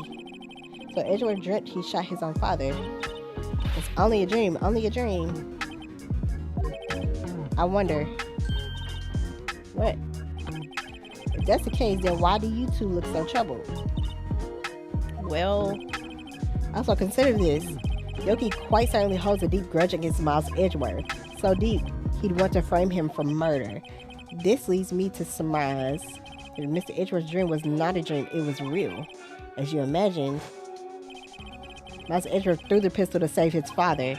The pistol fired, and the deed was done. No, I don't believe it. Yogi was suspected of murder and his career as a bailiff was irrevocably wrecked. Thus, he sought revenge on Miles Edgeworth. This was his last chance, of course, with the statute of limitations so close. Okay, let's talk. What do you know about Edgeworth's father? He was a defense attorney without peer. It sounds trite, but it's true. But he might have had one peer now that I think about it. He mentored Mia Fey, my sister. Gregory Edgeworth was very disapproving of Mr. Von Karmer's techniques. There's no surprise. Von Karmer is an extreme man. Forged testimonies and evidence are nothing to him. The result, he has a perfect win record in court. To beat him, Gregory Edgeworth tried to call attention to his methods. And he lost. He died in despair, as it were. When Gregory Edgeworth was killed, the police called on a spirit medium. That was your mother, Misty Faye. And he got... I am Gregory Edgeworth. I have been killed. The one who shot me was the bailiff, Yanni Yogi, whatever the man is. The Yogi was found innocent. That's when my mother left us. Everyone called her a fraud. That's right. Everyone thought she was, you see. Yet, now that I think about it, it seems the one who lied was Gregory Edgeworth's ghost. Gregory Edgeworth must have known who shot him. I don't believe it. So you're saying he falsified his testimony? That Edgeworth's dad lied to protect his son. It's only a possibility, mind you. But a possibility nonetheless. See, that's why you don't need to be talking to dead people, because the deaf don't know what the living is doing, okay? Can I present that letter to him? Oh, so this is the letter? That seemed that Yogi was following this letter when he killed Hannah. But why kill Robert Hammond? Hammond was a skilled defense attorney, but he defended clients not for their sake, but for his own. Huh? His own sake? He never trusted his clients that way. The only thing he trusted was his own ability. But he got his clients found innocent, so why should it matter?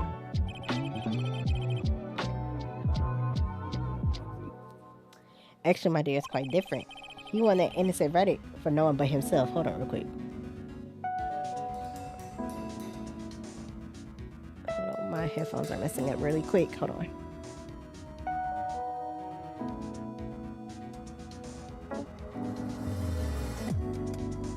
There we go. Okay. Hi, Leroy. Welcome in. He won that innocent verdict for no one but himself. Yogi was a free man, but socially he was ruined. Huh? You'll understand soon enough. What? Wait. What is it? This letter. I've seen this handwriting somewhere before, a long time ago. Whose handwriting was this? Do you have any idea who wrote this? I think it's Karma. Could it be Manfred von Karma? Von Karma? Why would he have something to do with this? Well, I'm not sure. Von Karma. Wait, you're right, my boy. This is Von Karma's handwriting, I'm sure of it. I used to see it all the time on court reports. What? But that means the one who told Mr. Yogi to kill was correct. Manfred von Karma himself. Oh my god. What does that mean then? Why would Von Karma want to frame Edgeworth? Is it because his daddy was trying to expose him? Oh my god. Okay, let's talk. If it truly was Von Karma who wrote this letter, then he would know the truth. He would know that Mouse Edgeworth had accidentally killed his own father. He'll say as much tomorrow in court, I should think. He'll press the point until the court finds Mouse Edgeworth guilty. Oh no.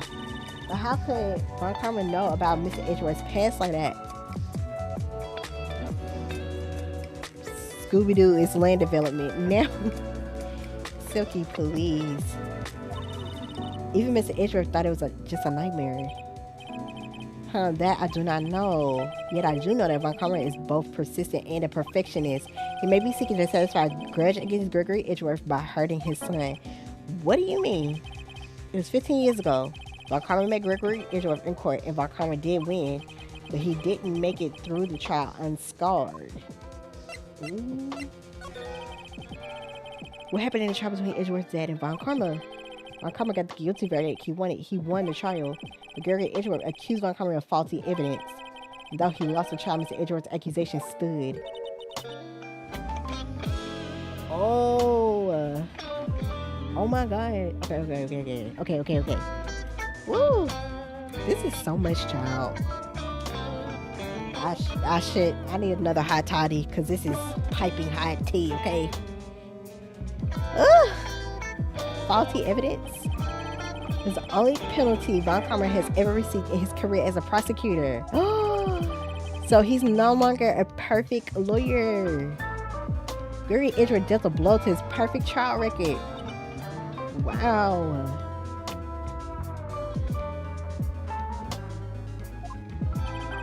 It must have been quite a shock for Von Karma.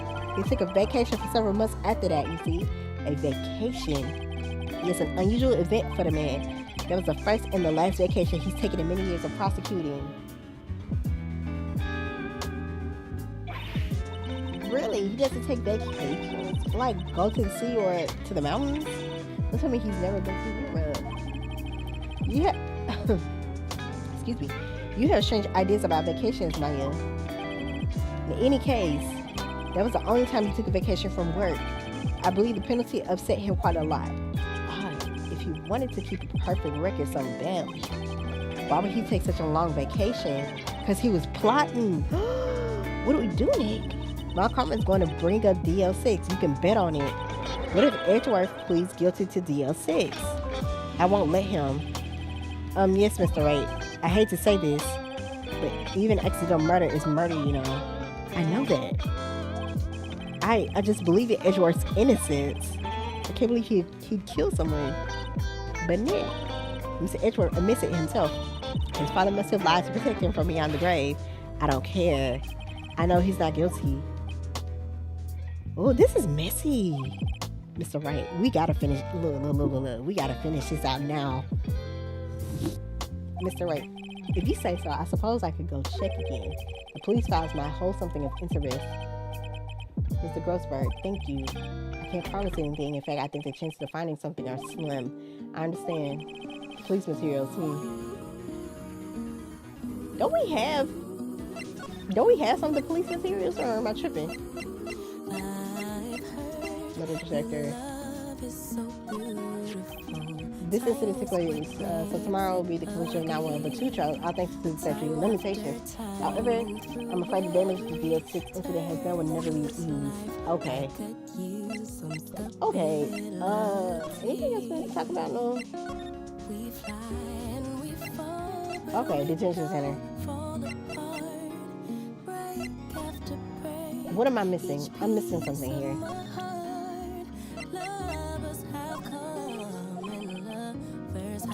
Okay, let me go back to Homeboy.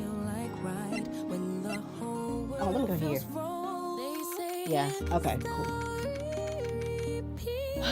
Police department criminal affairs. There's hardly anyone here. Everyone must be out looking for the old guy, Yogi. I don't think Gokchu will be coming back today. He's staying out late looking for someone, excuse me. Sounds like the Gokchu was kind of painted for it. And we were wondering if we could check out the records room again. But now I can't have just anyone wandering around in there. But I guess Mr. Von Karma is in there now anyway. You go in as long as he's there. Von Karma? Yes, he's just arrived actually. Von Karma's in the records room. Let's hurry. Move. Records room. Yeah, let's talk. Just as always, we were only here just today. I'm sure they just haven't had time to clean. What's wrong, Nick? Nothing. I was just noticing that he isn't here. Why is this open? Huh? One of the drawers here is open. Thank you for the hydrate plug.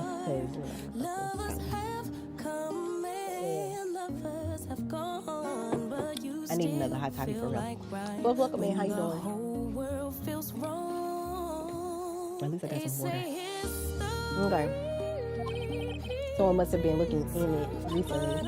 But it says unsolved cases evidence. Unsolved cases. Nick, the file for DL6 is completely empty. What? What are you doing in here? We can say the same to you. Nick, no. Oh, Mozart. Ugly. Sorry. I'm gonna stop checking. Okay.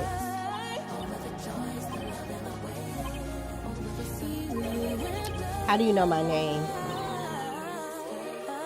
What? Have we met?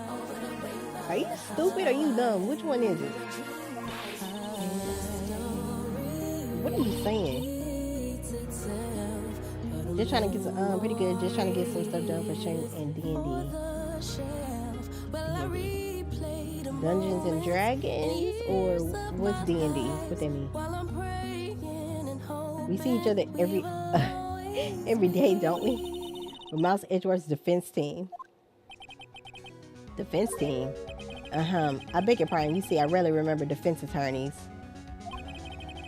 Like, he looks evil.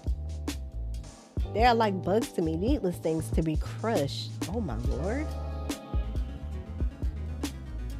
Are you stupid or are you dumb is a mood. I mean, like, I can see how this guy was Edgeworth's mentor. Let me talk to you. Mr. Edgeworth is your student, right? A romanticist who still can't shed their veneer of amateurism, just like his father, always second rate. Oh my god, how do you say that about your pupil? Yeah, Dungeons and Dragons. I play with friends on Tuesday nights and I'm running my homeroom tomorrow. Well, have fun. Have fun.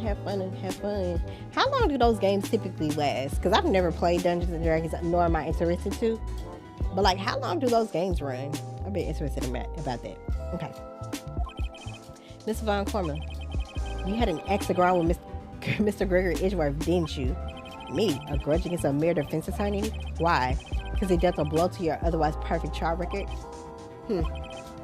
So you did, but what I don't get is, why did you take his son under your wing afterwards?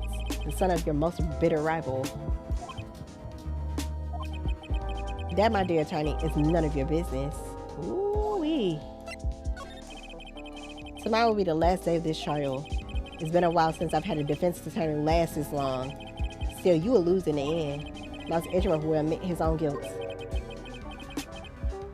His guilt of 15 years ago, you mean? Oh, it's the fact that he's admitting to it. Oh my God. I wish I could see me because like I'm holding my head right now.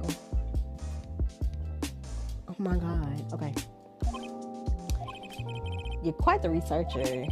If you've done your homework so well, then certainly you must understand. You know that what Mouse Edgeworth will tell the court tomorrow. We were right. So Von Karma is going to bring a DL6 in court tomorrow. Oh my God.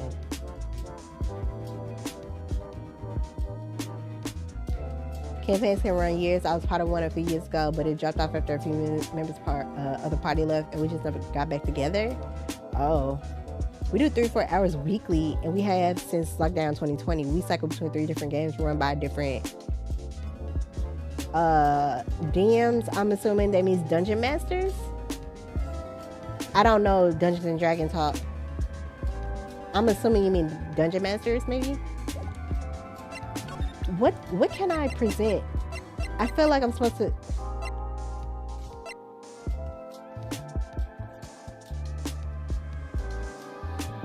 Can I show this to him? Correct. Okay, W context clues, because I was like, I don't know what that means. Am I supposed to go somewhere else? I feel like I'm supposed to present something to this man. I feel like I'm supposed to present something to him.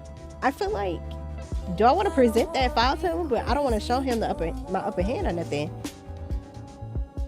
Every time I think you're gonna walk out of my door, I don't know. Maybe I am supposed to show him the letter. I'm gonna present this. I feel like I'm showing him my upper hand, but whatever. Mr. Von Karma, have a look at this. This was you, wasn't it? You instructed Yanni Yoga to commit murder. Yanni Yogi. How many years has it been since I've heard him called by the name? He's a fool. I told him to burn it after he read it. Oh my God. So you meant it. You wrote Mr. Yogi this letter. Yes, my dear defense attorney. Thank you for taking the trouble to bring it to me. You idiots! I knew it! We wasn't supposed to show this to him. Oh, I'm so dumb.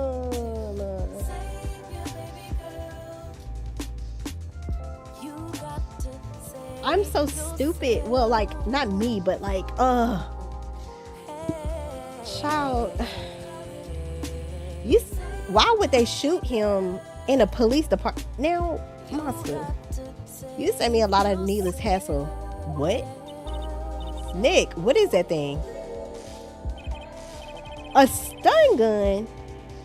For self-defense usually? Oh my God. He needs to get arrested. Indeed. 600,000 volts will course through your body like a dog touching an electric fence. Oh my Lord, he's trying to kill us. Oh, don't worry. People don't die from it usually. Hey, give me that letter. No.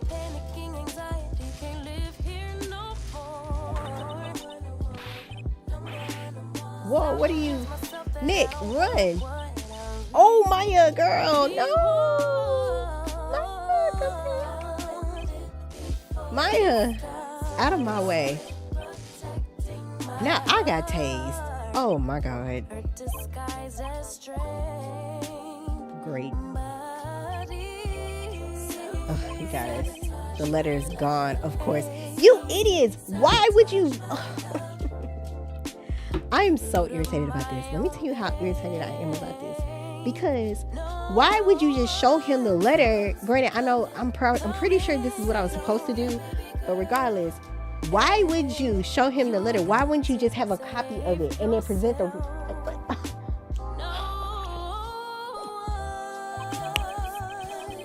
And he took the DL6 evidence, all of it. You idiots, you idiots, you idiots. Ugh. Wait, Maya jumped first. Maya, is she okay?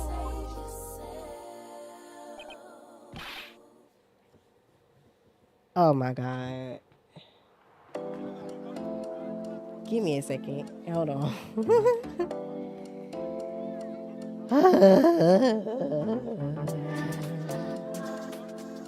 Give me a second.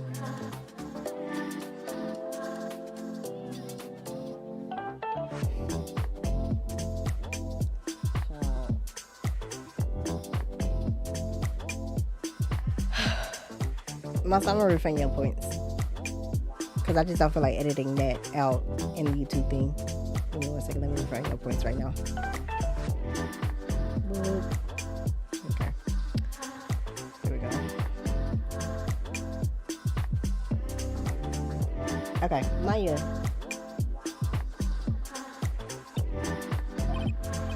Maya, open your eyes. Maya. The letter, did he take it? Huh? Oh yeah. Are you okay? I couldn't stop it. Here's my thing. He did this in a police station. Ain't no cameras in the evidence room?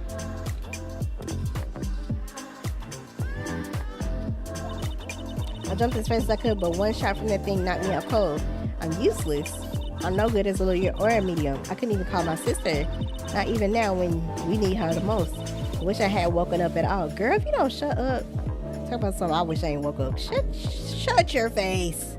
I'm tired.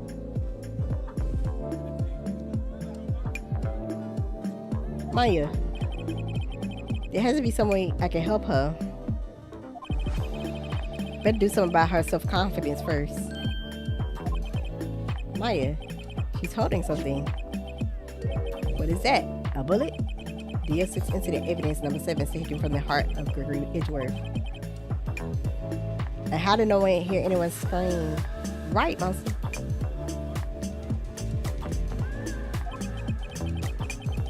My camera was holding this when Maya jumped him.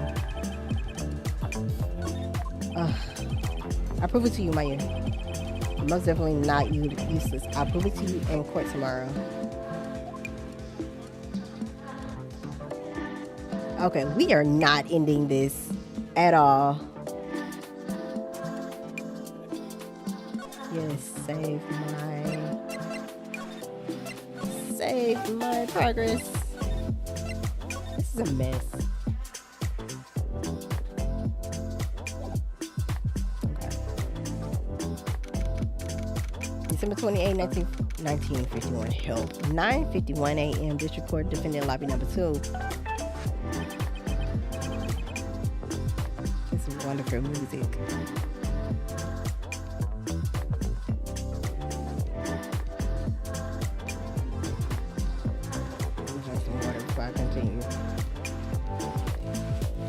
Okay, this is it, Judgment Day. Today things are going to get settled at last, a lot of things.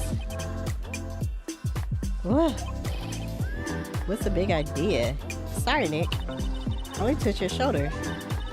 I guess the shock hasn't worn off on my run-in with the stun gun yesterday. Anyhow, today's the last day of the trial. Good luck, Nick. So you mean to tell me that shock didn't help her in her training a little bit? Just a little bit? Okay. Yeah, thanks, Maya. Edgeworth is looking glum as always. I hope Von Commer doesn't push him too hard. Whoa. What are you doing? Sorry, I'm sorry. I just thought I'd cheer you up with a pat on the back. Maya, maybe you should go outside and discharge? Right, good idea. Try not to electrocute anywhere on your way out.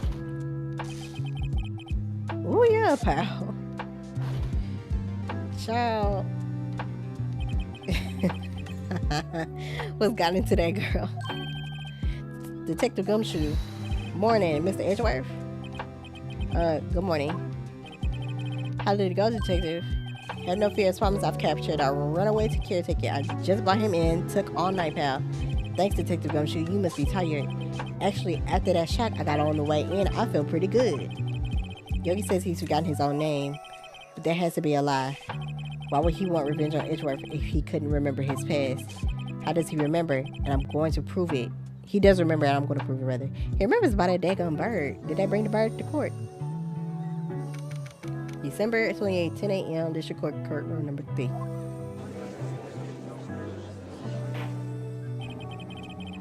Court is now in session for the trial of Miles Edgeworth. Lord, y'all, here we go. You know what? We're going to take a pause right here.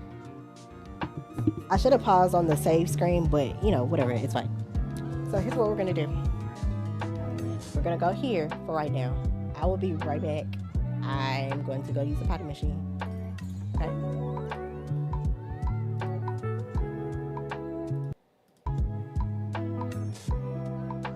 I was playing music this entire time on YouTube. Oops. My bad, YouTube.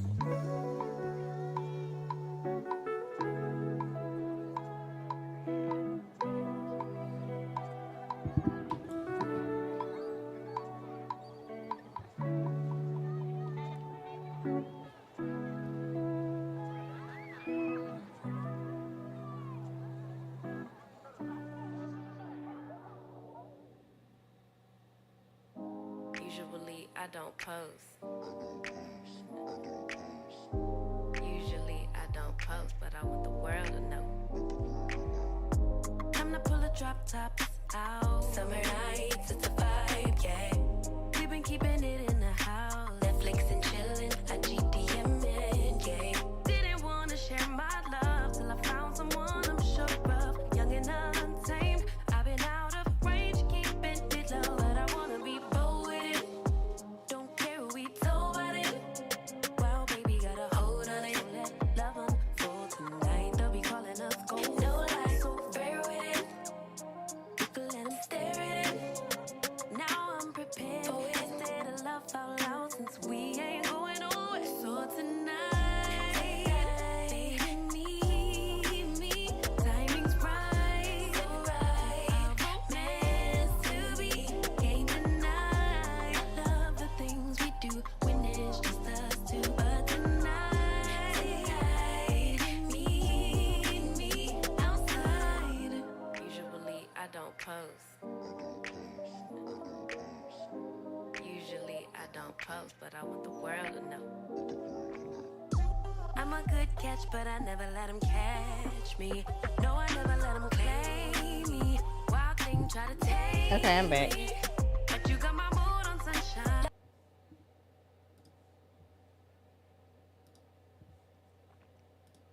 Thank y'all for your patience.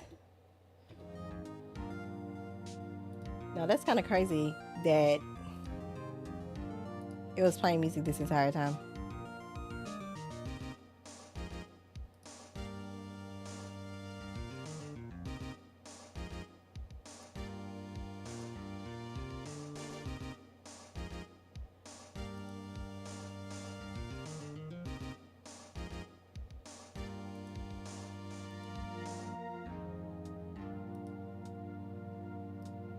Oops. Yep, I sure was playing music on YouTube.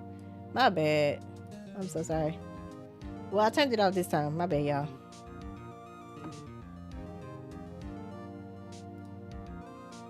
Okay.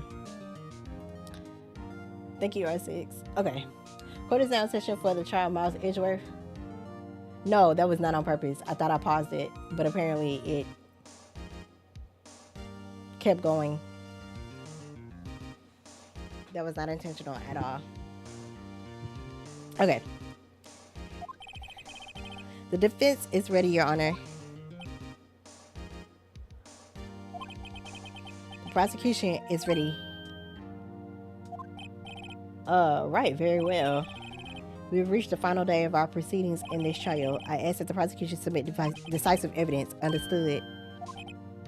Come on, don't be awed into silence by every little thing he says. Very well, Mr. Von Karma, your opening statement. Right. Thanks to Detective Gumshoe's efforts, the boat rental shop caretaker has been arrested. Yesterday's trial, the defense asserted, that the caretaker was the murderer. However, the caretaker has yet to confirm this. I would like to ask the defense to cross-examine him as much as necessary. Very well. Please bring the witness into the courtroom. Where the bird at? Bring the bird. Ladies and gentlemen of the court, I believe you all remember our witness. He lives in the boat rental shop on the lake from where he witnessed the incident. In addition, he has currently lost memory of his name and identity. Witness, why did you run away yesterday? The witness was not running away, as he will now testify. I see. Very well, please begin your testimony.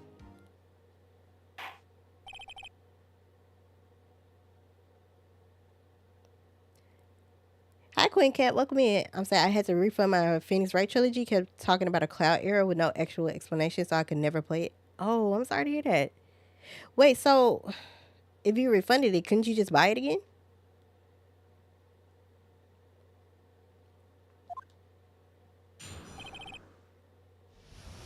Wildlife Court. I'm really sorry about just leaving yesterday like I did, but I wasn't running away or nothing. I went to buy some food for policy. I figured I got nothing to do with this incident anyhow. What? I'm gonna press him on that.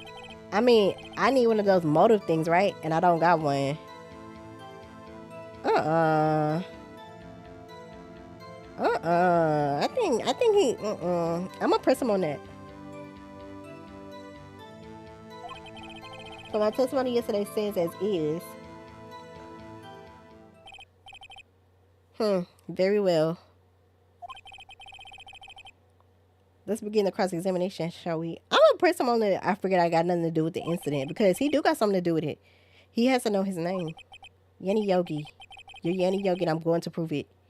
Yeah, but it doesn't work, so no point. I uninstalled and reinstalled probably 20 times. It was broken like that right out the gate. Nobody had an explanation on what to do. So, actually, I'm a little confused, so I'm not going to hold you. So, let me ask you. So, what was this on the Switch or was this on the computer?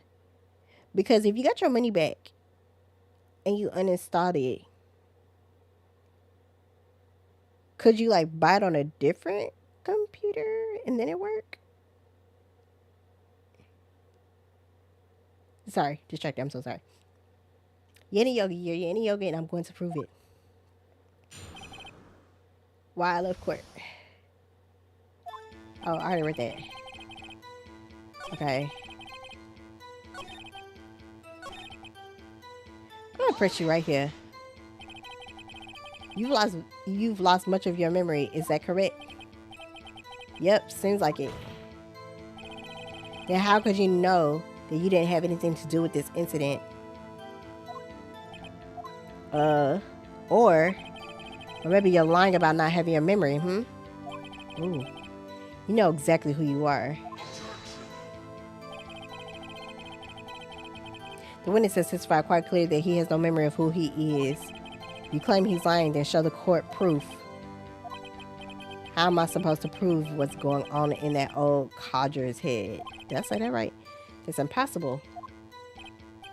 I'm glad you come to your assistance, Mr. Wright.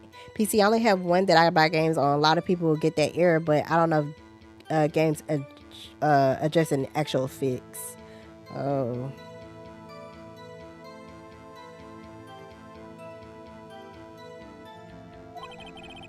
Very well, witness. Please continue. I mean, I need one of those motive things, right? And I don't got one. I'm gonna press you on this. How can you say you had no motive? I say you do. You had a grudge against Edgeworth and the victim, Robert Hammond. That's why you took revenge on them, right? Please don't make me repeat myself, Mr. Wright. This witness has no memory of anything beyond several years ago. He can't hold a grudge. It's impossible. I have to prove he's lying about his memory. Otherwise, it's going to be the same thing over and over until the trial ends. Might I say something, Mr. Wright? Yes, Your Honor. You've been saying the same thing now over and over. You've been calling the witness' memory of the past or lack thereof into question. But does that really have anything to do with the current case? Yes, it does. Of course, Your Honor. The witness has said he has nothing to do with this case and no motive. Both of those statements are lies.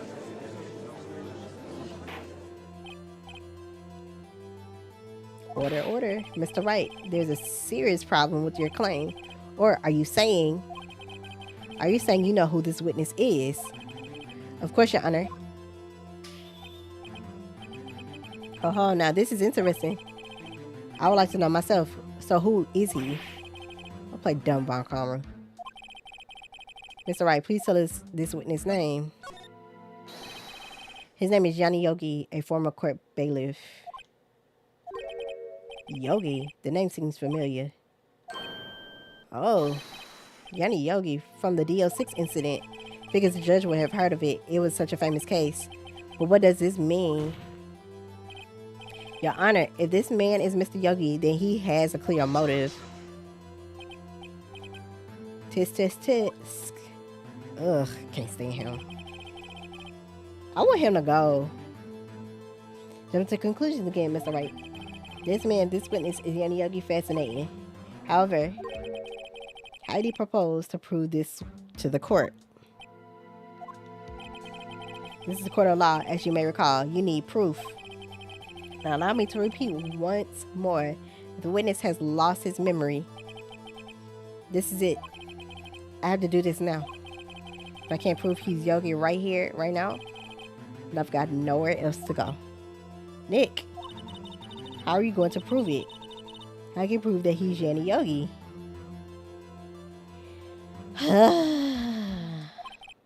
It's okay. It's actually quite simple.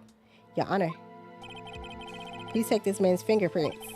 Then we'll compare them to the fingerprints on file for Yanni Yogi 15 years ago. I see, that makes sense. Lord, what's he up to now? Huh? I'm so very, very sorry, Mr. Wright. Why? The witness has no fingerprints.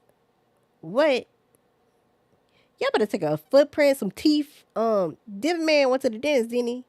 Go get the teeth examined. They got them dental records for a reason. I'm tired. What? No fingerprints. You see, before I worked as a caretaker, I worked at a chemical plant. I burned my fingers working with the stuff. How are you this negligent? Nah. Call in a dental specialist to confirm his dental records. Call them in right now. Yogi, you sneak. You burn your fingertips off to hide your past. Well, if the witness has no fingerprints, I guess we will not be able to prove his identity. That's not true. Get the dental people. Get a dentist. No. But what will you do, Mr. Wright? Ugh. This is annoying. Seems that the case has been decided, no? No. I know what happened. I know everything. I just can't prove it. But no, I can't let it end like this. I can't lose. There has to be another way. There's no one who can testify as to who this witness is. No one. Nick, what are you gonna do? I didn't even consider that he might have erased his fingerprints. What do I do? Tisk. Well, Mr. Wright, perhaps you'd like to cross-examine his parrot for a little comic relief? Yes, let's cross-examine the freaking bird. Yes, actually. Yeah, very funny. You're a sore winner, Von Karma. Wait a second. Cross-examine his parrot. I said we should take the bird. I said that. Whatever. What is it, Nick? No, you're not going to? Your Honor, the defense would like to take Mr. Von Karma up on his proposal. Take Mr. Von Karma up on my proposal? Exactly, Your Honor. I would like to cross-examine the witness's pet parrot. I hate this. I am so tired.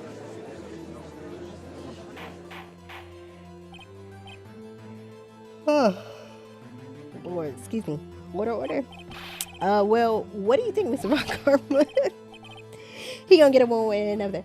Right. Like, Lord, anyway.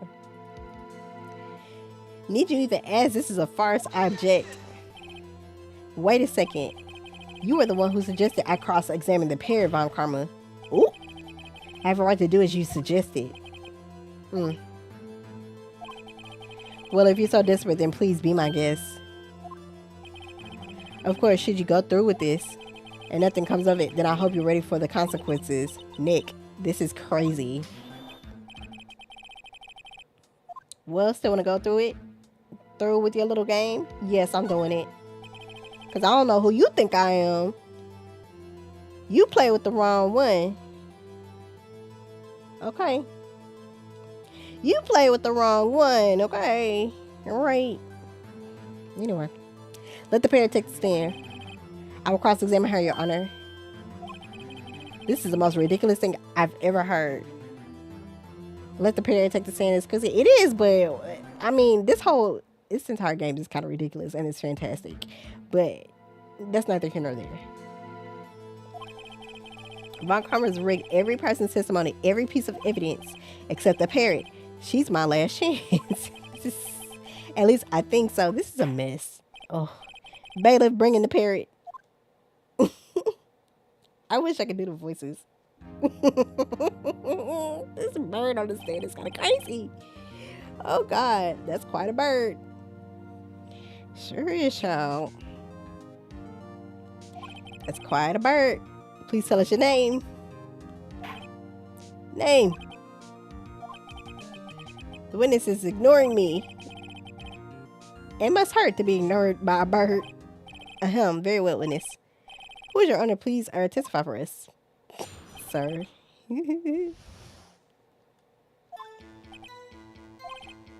Hello, hello. Squawk.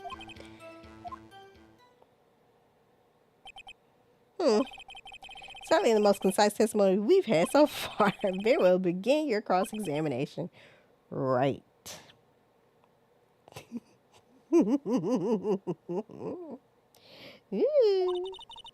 are you gonna do, Nick? I don't know. What do we do, Maya? You have to talk to the dog. I mean, not the dog, but the animal. Hello, hello. I'm impressed right here. Witness, you can't just say hello and expect us to get anywhere. I want you to testify. Maya, you talk to her. Right. What do I say?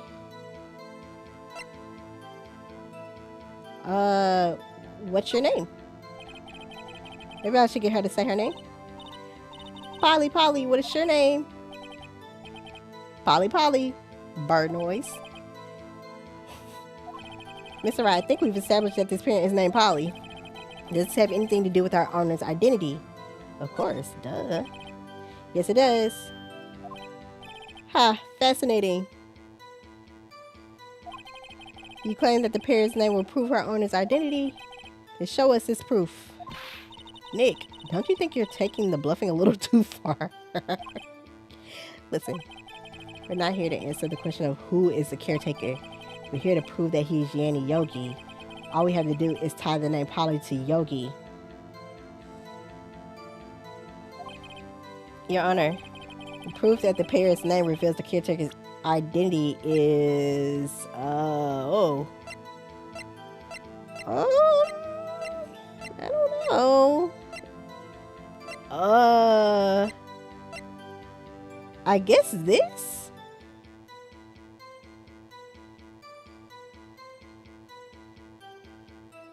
That's the only thing. The DL6 case file. That's quite a large file you have there. Which pages is proof on then? Show us to stop wasting our time. Very well, Mr. Wright. Please show us the page. Where in this file is the information connected to the parent's name? Oh. Case summary?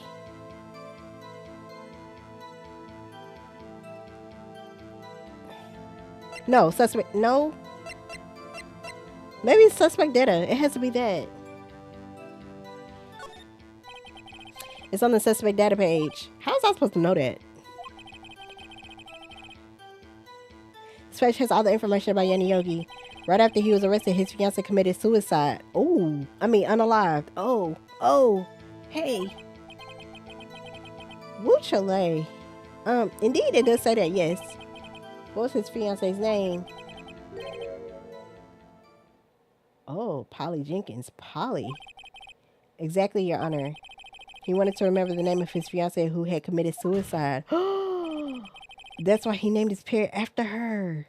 What? I see. I guess that is possible. A mere coincidence. That's all. I don't think so. My granddaughter has a dog she calls Phoenix. Well, Mr. Phoenix Wright, does that make you my granddaughter's fiance? She's only 7 years old. That is disgusting what he's implying. Miss Von Karma, I hope you get buried underneath a jail. I just want you to know that. Indeed. Alone, it is a little weak for evidence in a murder trial. We would need some other corroborating evidence. Where am I going to find that?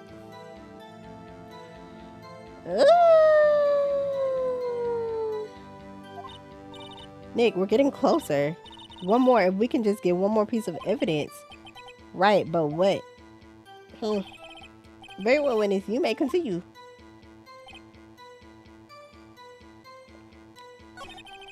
Hello, hello.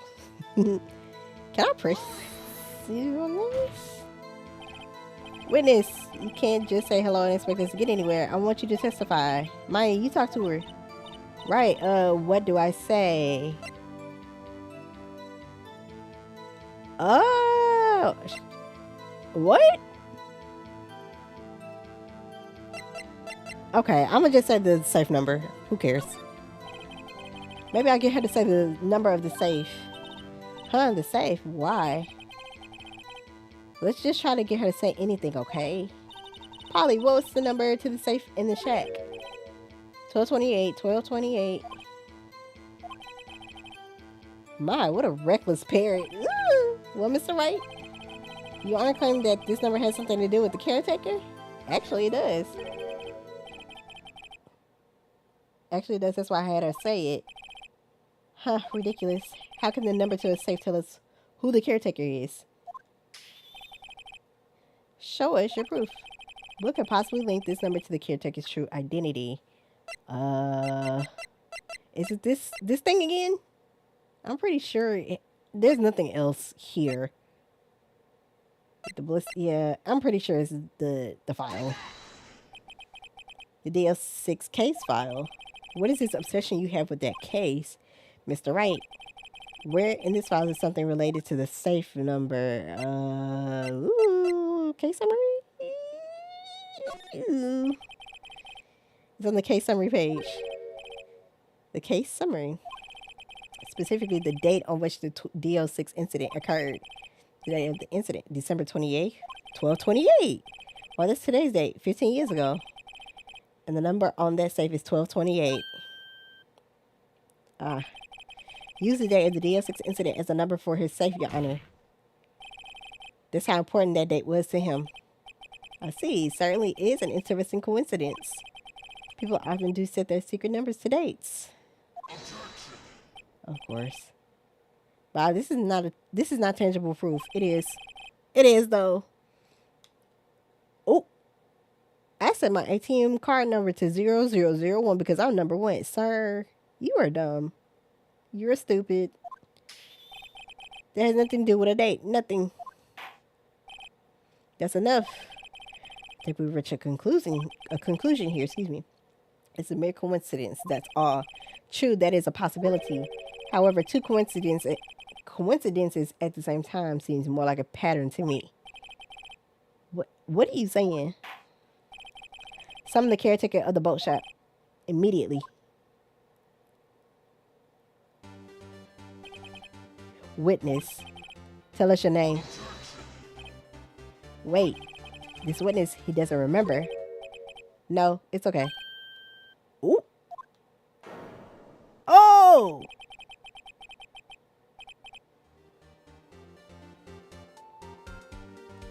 Oh, so suddenly oh. I've accomplished what I wanted it to do. I'm done. Nick, he looks totally different. This is the real Yogi, I think. Finally. Hold on real quick. He's been acting feeble to hide his true identity. Hold on.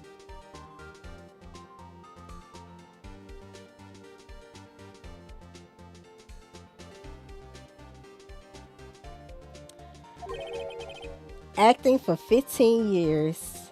Woo chale. Well, let me ask you again.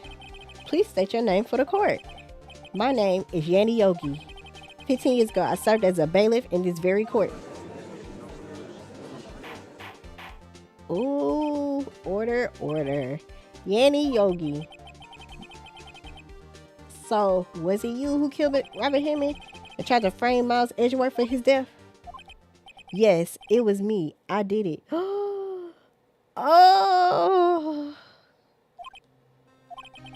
They put me on the witness stand 15 years ago. Robert Hammond, he said I was mentally unsound. He told me it would make me innocent, get me off the hook. So I pretended to have brain damage. I was innocent really, but he didn't believe me.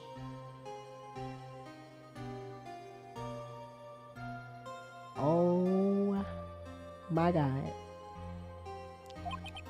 We won the trial, but I lost everything. I lost my job, my fiance, my social standing. Then this year, 15 years later, a package arrived. It was a letter and a pistol.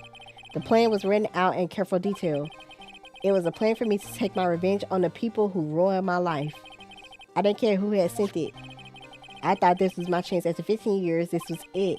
Finally, a chance to have my revenge on Robert Hammond and Miles Edgeworth. I have no regrets. What? Wait a moment. Revenge against Miles Edgeworth. What do you mean? I'm not at liberty to speak on that matter.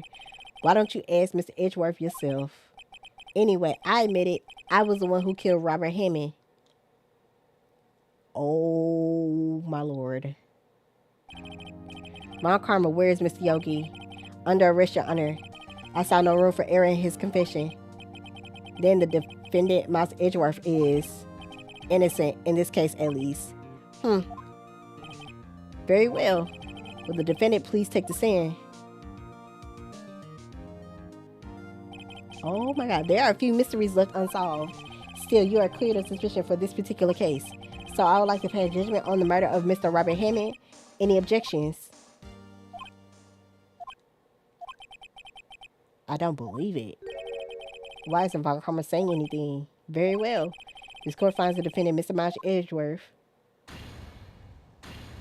not guilty. Child, the confetti is kind of crazy. When we still have another... Okay. That is all. This court is adjourned. Wait, we still have the other case. What is happening? What? Miles.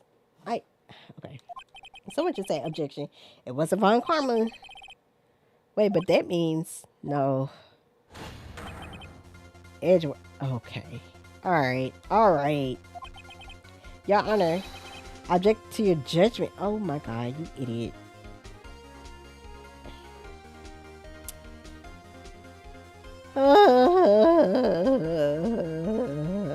I'm tired. What do you mean? I'm not innocent at all. We have heard Yanni Yogi killed Robert Hammond in revenge. But revenge for what? Nick, Edgeworth is trying to confess. He's going to say he's guilty.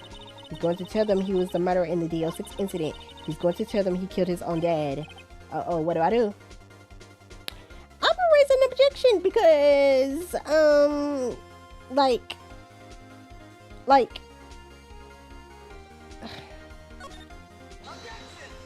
but wait, there's more.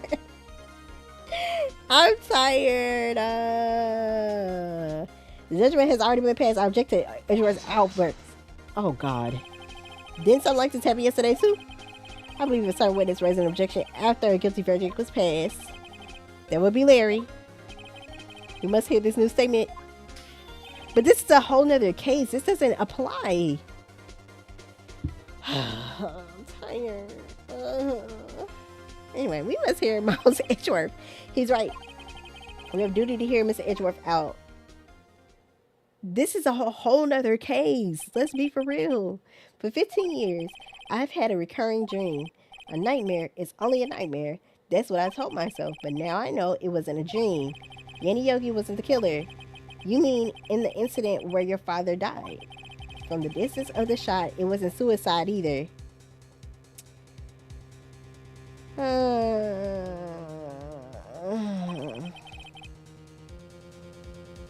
Everything was as clear as day.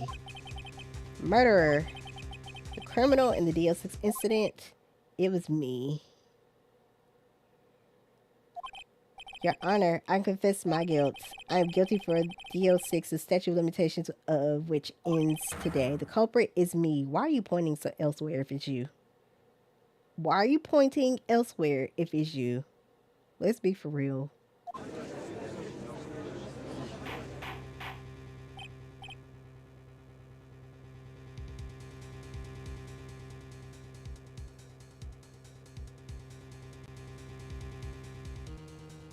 Order, order.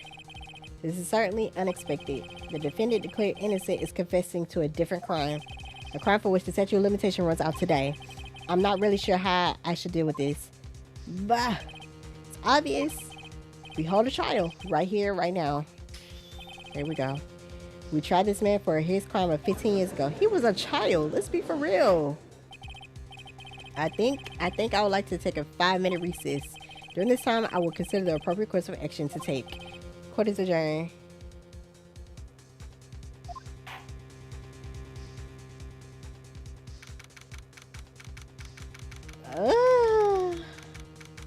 December 28th, 2:24 p.m. District Court, defendant lobby number 2. I'm sorry, Wright. I've just wasted all of your effort. It's a different case, you numbskulls. I'm told. Oh, this is not how court works. Obviously, and I understand this is just a game, but I'm very irritated. Don't y'all run that? Don't y'all run that redeem, please? Please don't run that redeem right now, okay?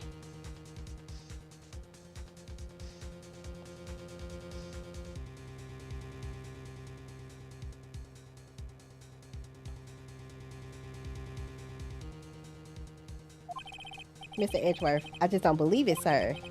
I mean, you killed your dad? I didn't want to believe it myself, detective. But it's the truth. I deserve to be punished. Murder is murder no matter what the circumstances. This is crazy, just crazy. So y'all didn't have cameras in the elevators? I'm sorry. Since when did we not have cameras in the elevators?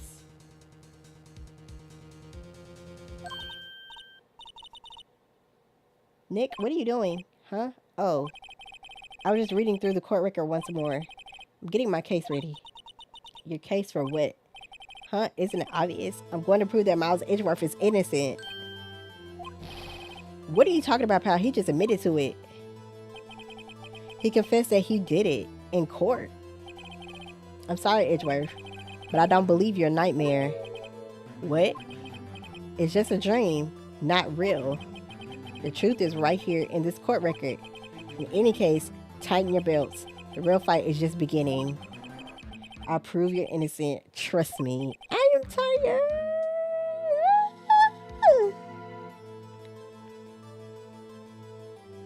Give me a second. People keep messaging me. I'm so sorry.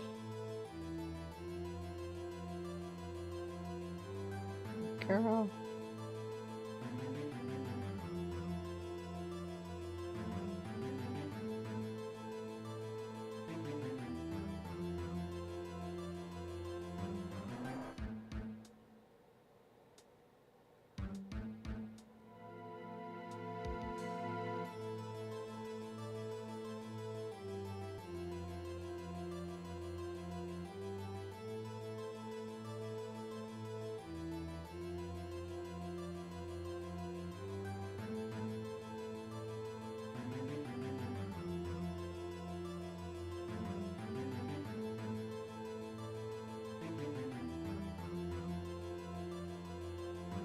Sorry, give me 1 second. Okay, sorry.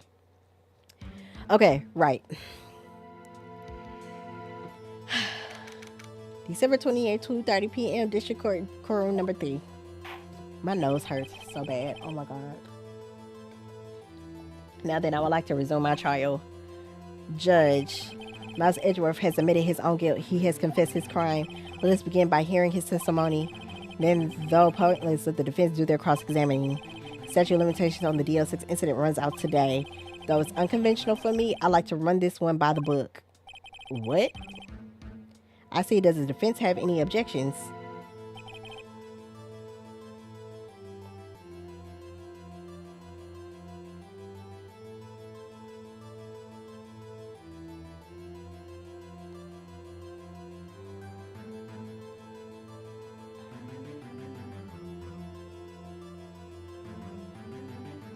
Okay, sorry. Keep getting text. No, Your Honor.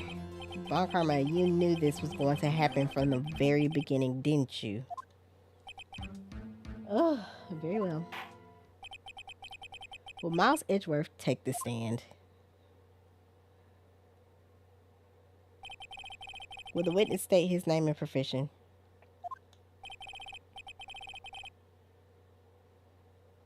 Miles Edgeworth, I am a prosecuting attorney. Excuse me, Mr. Edgeworth. 15 years ago, you mistakenly killed your father, Gregory Edgeworth. Is this correct? It is correct. They testify about this matter to the court. But Edgeworth was telling me about his dream yesterday. I noticed something. One detail didn't quite fit. That would be the key, but only if I can get it to work. Okay. Please, please. Oh, she's trying to get her sister here. Ooh, this too much, child. It's too much. Ooh.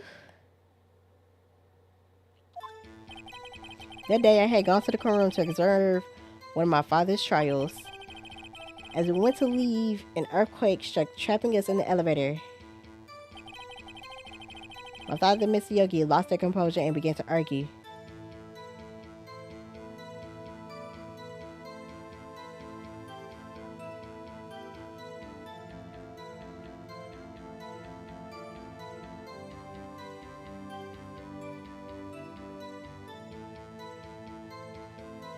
Sorry.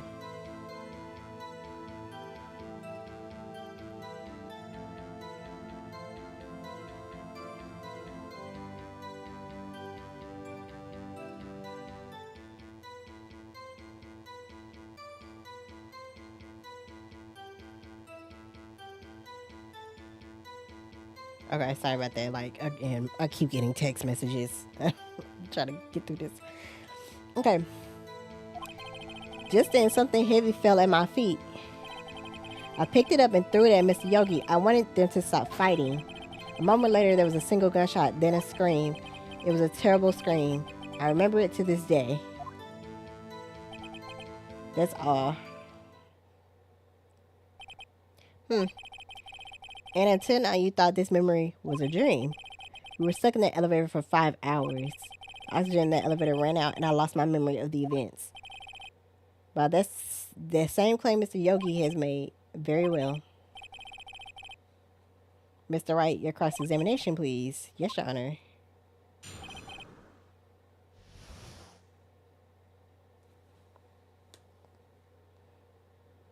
Hold on. Give me 1 second. I'm sorry, y'all.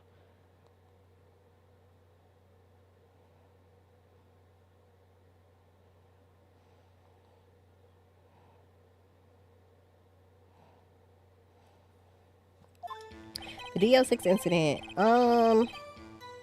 What do I want to press? Okay. Traveling us in the elevator. They began to argue. Something heavy fell on my feet. I threw it at Mr. Yogi. I wanted them to stop fighting? Do I want to press right here? Mama later, there was a single gunshot, then a scream. Maybe I should get pressed right here.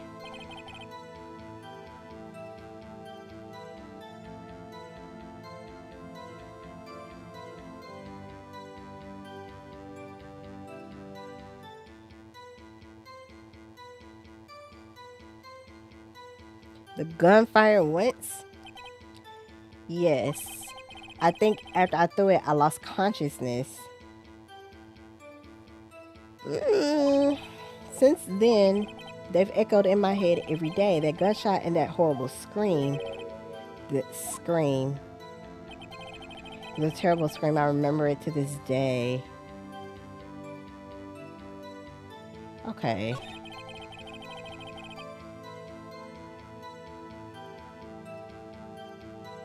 I feel like I need to present something.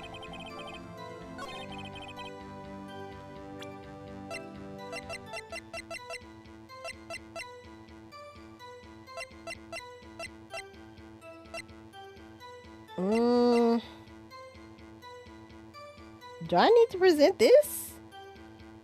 I'll just go for it. Whatever. Oh, I was right. Okay, cool.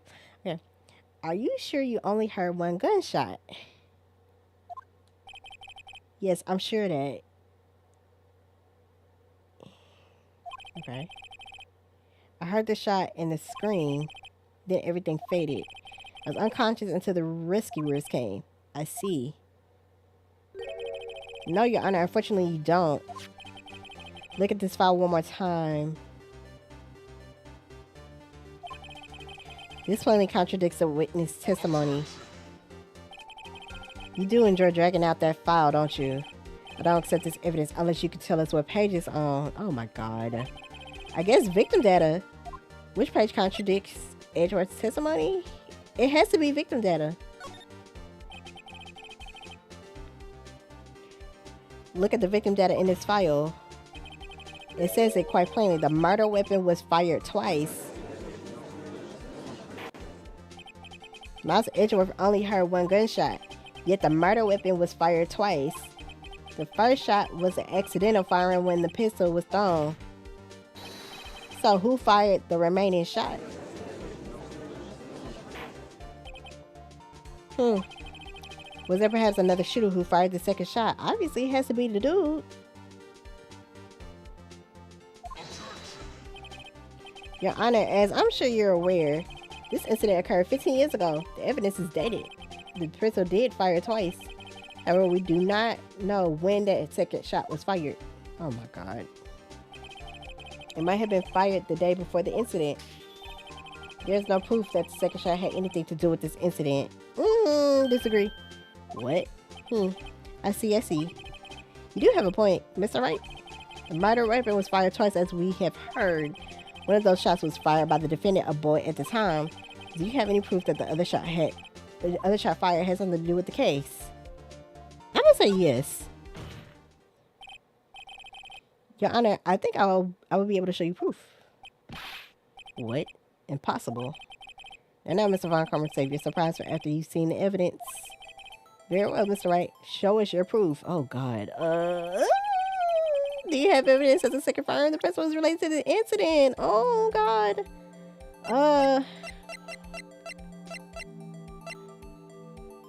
Oh. I guess this one? Look at this photograph. This is a photograph of the scene of the crime 15 years ago. I can see that the victim lying there is Gregory Edgeworth. Oh my God. This proves the murder weapon was fired twice at the time of the incident. This photo proves it.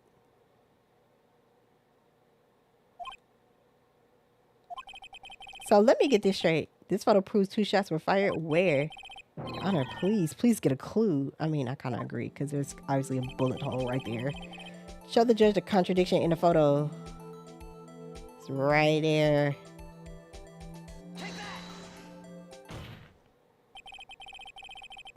It should be obvious. A contradiction is here. I see a bullet hole in the door. Your Honor, Gregory Edgeworth was killed by a shot from the pistol. Yet there's also a bullet hole in the elevator door. We also know that the murder weapon was fired twice. Thus, someone other than Edgeworth fired that second shot.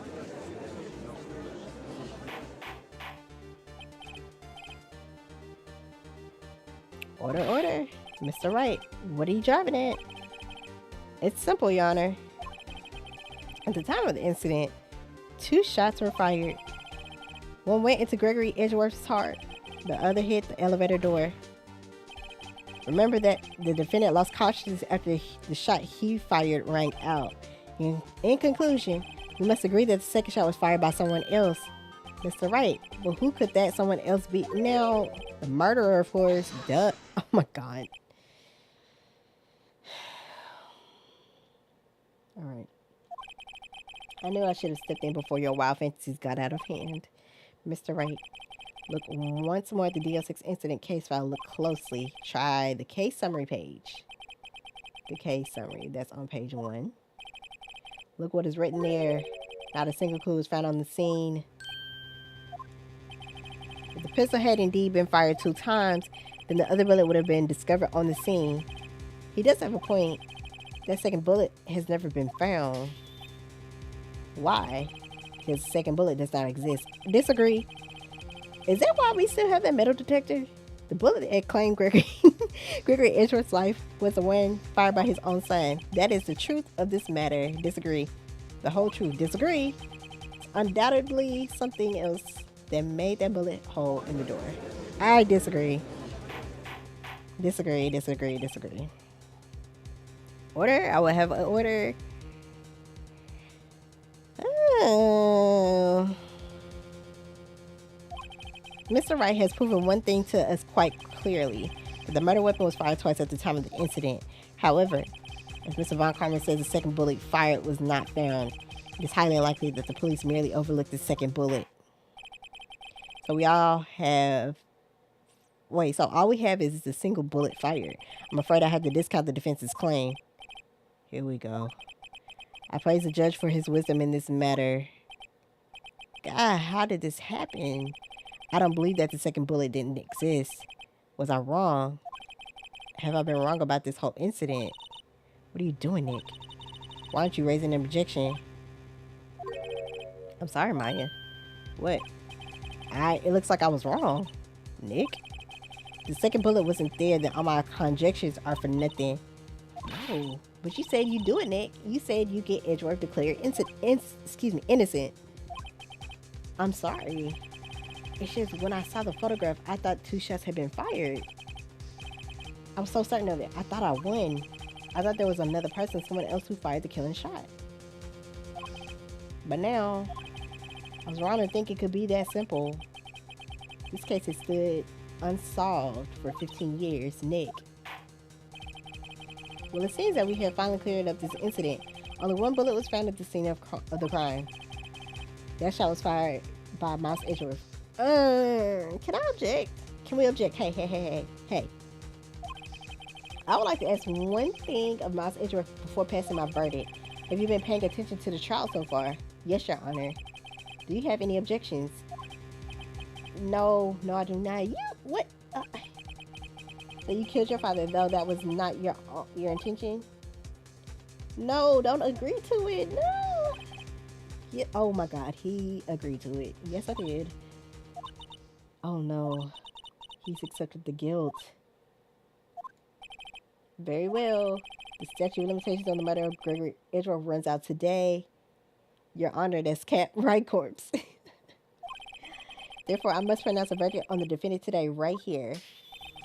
Right now. Indeed. Does anyone have any objections? I've been here before. Object, Phoenix. Phoenix, hey. Just like my first day in court. There are so many things I know I should be saying. Mine's gone blank. I can't find the words. Thank you for pinning that, Mix, because it is Cap. It's crazy. Mr. Wright? Oh, I almost clicked the wrong thing. I have an objection. Yeah. Your Honor, I object. Here you go. Mr. Wright, on what grounds do you object? To be honest, I don't even know what's going on. Lamar, welcome in. How you doing? Welcome in.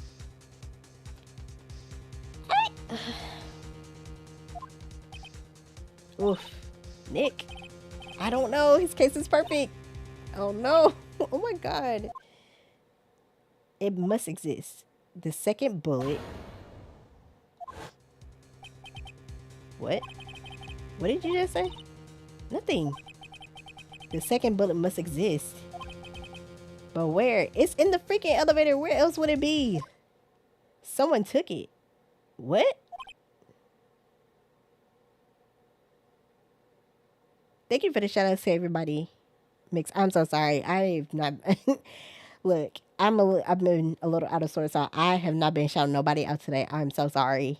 Put that up, count that against my mind and not my heart, okay? I love you guys. I appreciate y'all for being here. It seems waiting is not going to produce us any answers from Mr. Wright. Wait, Your Honor. The second bullet, it existed. I ain't get everybody. I've been busy. No, it's okay. Like I said, we just chilling for today anyway. It's okay. Like, it's fine. Y'all knickknacks know each other for the most part. You know what I'm saying? Anybody new in here, follow everybody, okay? Thanks. I appreciate y'all. What? We just heard proof that it did not exist. I realize that, Your Honor. I'm really grasping here. It's just someone took it from the scene of the crime. That's what happened. But who? The murderer. Who now? The murderer. Then tell us just who is this murderer? I'm still thinking about that one.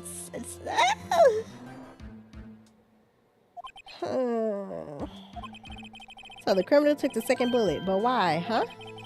First of all, how would they have found it? It's not easy to find a stray bullet, Mr. Wright. Was there some pressing need for the murderer to search for that bullet? The murderer didn't need it? I don't think the murderer needed it for real. Why would the murderer have spent the time to look for the stray bullet? I haven't got a clue. What's wrong, Mr. Wright? Murderer had no reason to take that bullet. You don't want to admit it, but it's true. Oh, God. Had to take it. Had to take it. The murder, what does that mean? You're thinking too normal. Think crazy. Don't think why the bullet was taken. Think why the bullet had to be taken. What? Mr. Wright. Yes, Your Honor. I have no idea what I'm doing. Well, the murderer had no intention of taking the bullet from the scene. But the murderer had to take that bullet. Had to. Mr. Wright, what do you mean? Well, for instance what? Maybe the bullet, hit the murderer? Oh! I didn't know where this was going. Okay. Okay. The bullet hit the murderer. Just saying, for instance. I mean, if it hit you, you would have had to take it with you, wouldn't you? It's not like you could perform surgery right there, you know? Wait, so you saying Yogi got shot by Miles? And so Yogi ended up shooting the daddy because he thought that he was shooting at him. Is that what's happening here? I'm just talking off the top of my head, but what if that's really what happened? Let me get this straight. At the time of the murderer himself was shot, and they left with the second bullet still inside of them, thus leaving only one bullet at the scene of the crime. Yes, I guess that's how it would look, yes. But there's a problem with that. The other two people rescued from that elevator, Miles Edgeworth and Yanni Yogi, were both unharmed. So that would mean the murderer came from outside. Yet, what?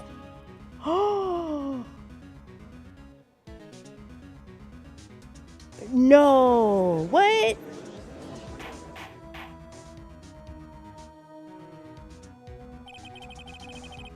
The two men fight inside the elevator. Trying to stop them, the boy picks up the pistol at his feet and throws it. The pistol discharges and the bullet goes through the elevator door and hits the murderer outside. The boy loses consciousness. Then the murderer opens the elevator door and sees the men inside. What? Mr. Wright, you are truly the most unpredictable defense attorney I've ever known. What is happening? Help. I can tell you're grasping, yet I cannot deny the possibility of what you say. What are you saying? Deny it, deny it. No one involved with the incident was wounded. There was no murderer. No one was wounded at the time of the incident. He's right. I can't think of anyone. Hey, Nick. Huh? I just thought of something really crazy. Crazy? Remember what Mr. Grossberg said yesterday? Yeah, because Von Karma, Mr. Mozart over here, Mr. Beethoven himself, went on vacation for a long time. Gregory Edgeworth dealt a blow to his perfect chart record. Wow. It must have been quite a shock for Von Karma. He took a vacation for several months after that, you see. Yes, an unusual event for the man. That was the first and the last vacation he's taken in many years of his prosecuting. What if Von Karma didn't take that vacation because of shock, but he took it because he was injured? Which would mean it could only mean one thing. He was a murderer in the DO6 incident. He was a man who shot Gregory Edgeworth. It was Von Karma. Oh man. Something wrong, Mr. Wright. You seem dazed. No, Your Honor. Well, you have indicated the possibility that the murder came from outside. Can you give us the name of your suspect? If it took them 5 hours to rescue them, I'm confused. Why was he there? Whatever. Can you give us the name of your suspect? Should I come out and say it? Go ahead and say it, bro. You might as well. Go ahead and say it. Your Honor, there's a suspect. One lone suspect. Well, this is certainly interesting news. Of course. Well, very well, Mr. Wright. Who is your suspect? You gonna say it? My hands are shaking.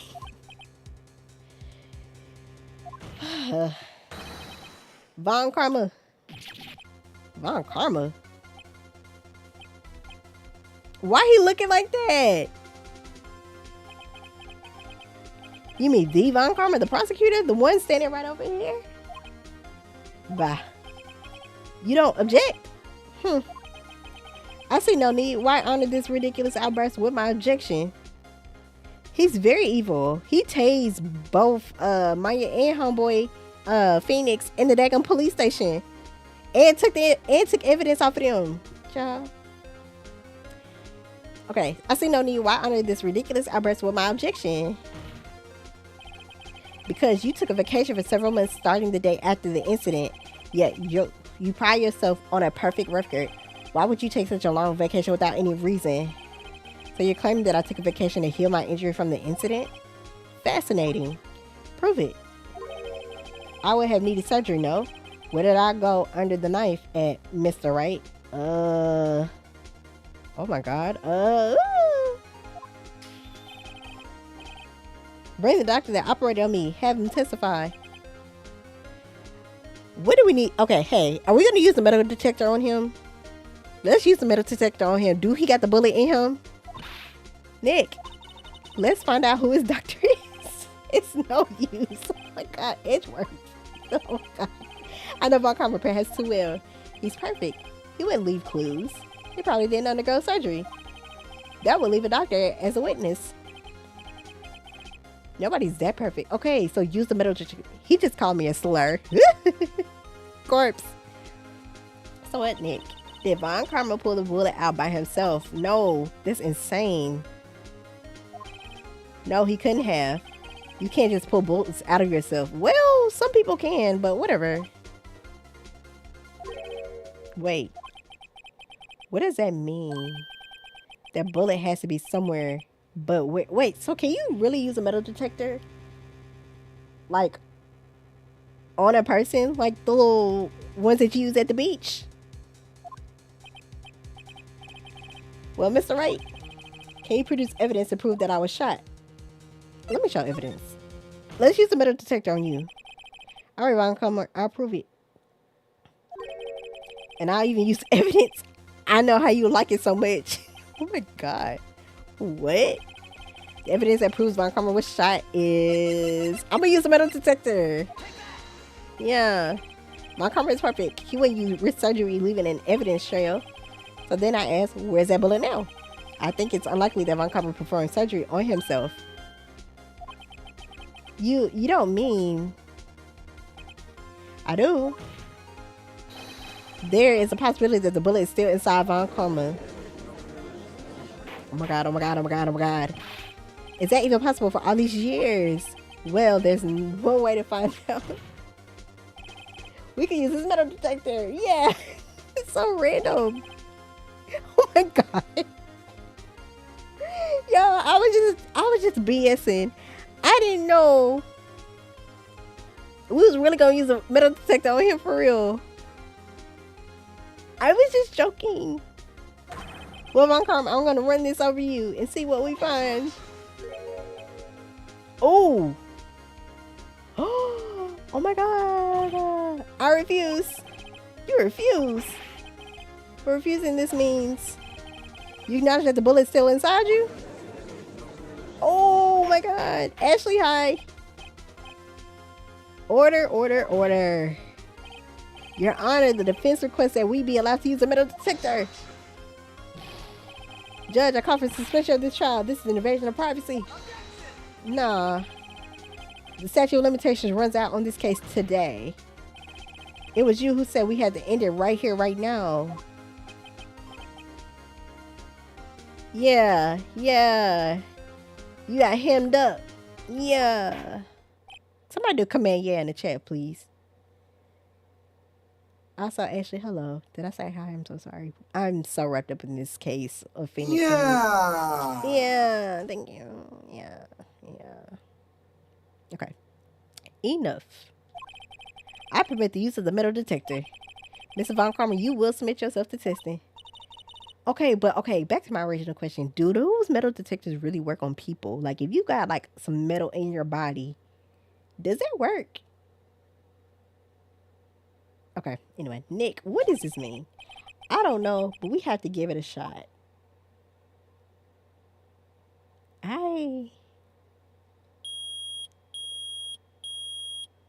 Oh. It reacted. Something's inside his right shoulder. The bullet. Bullet. Mr. Von Karma? You. It was you. I was afraid this would happen, and so I remained silent.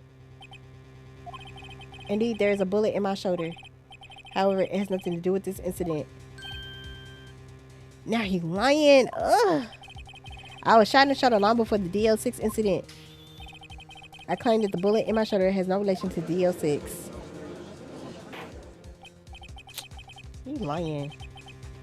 Mr. Von Karma, can you prove that? Prove? I have no obligation to prove anything. It is Mr. Wright who must prove something here. Not I. Mr. Wright? Well, can you prove it? Can you prove that the bullet in Von Karma's shoulder was from DL6? What? Of course he can't. You don't have any of the DL6 evidence. I actually do. That's because you took it out of the records room yesterday. With no proof, you cannot convict me of any crime. Hey, Stevens, welcome in. Hi. My vocal is a little off. My vocal chords is a little off, but I'm here. How are you? It's good to see you too. I'm glad you're doing well. So sorry, Mr. Wright. No, I'm the one who's sorry, Mr. I'm the one who's sorry, Mr. Von Karma. I did read that right. What? You were close, 1 day away from freedom, but you see, I have proof. What?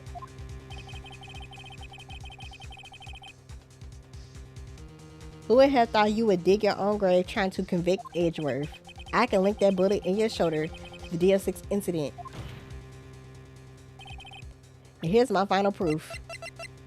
That's not it. Where's it at? Here it is. Yeah. Also, I'm sorry I'm not on camera. Sweating bullets and being cold all the time. Y'all don't want to see me on camera doing all that, so I should be good by tomorrow, hopefully. That's a bullet? Where did you get that? Oh, this is a bullet used in the DL6 incident. This was taken from the heart of the victim, Mr. Gregory Edgeworth. The bullet is preserved quite nicely with all the ballistic markings intact. Ballistic markings. You may recall the term. It came up in the first trial 2 days ago. Oh my god. Ballistic markings are the fingerprints of a weapon. All bullets fired from a gun are marked with that weapon's unique pattern. I'm just glad you made your way on the camera, no camera. I'm happy to be here.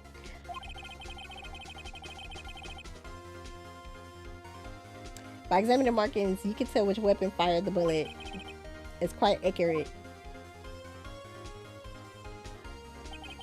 We have 2 bullets in our possession. One, the bullet removed from Gregory Edgeworth's heart. The other, Mr. Von Karma, is a bullet buried in your shoulder. We could analyze both bullets. Then if the markings matched, we would know that both bullets had been fired from the same gun, the very same pistol. In other words, the murder weapon that killed Gregory Edgeworth. You gonna own up to it, or Mr. Von Karma? You would let us remove the bullet from your shoulder. Then we'll compare the ballistic markings to those on this bullet and solve this case once and for all. Well, Mr. Von Karma, I'm not making that sound effect. Oh.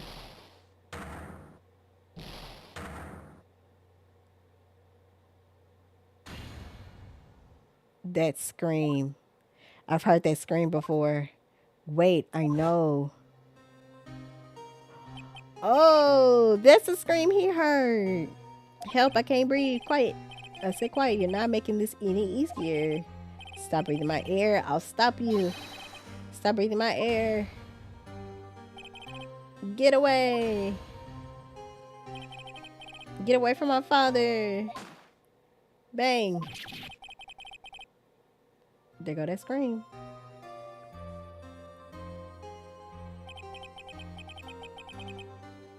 It's a scream. It's that scream I heard in the elevator 15 years ago. Von Karma, it was you who screamed.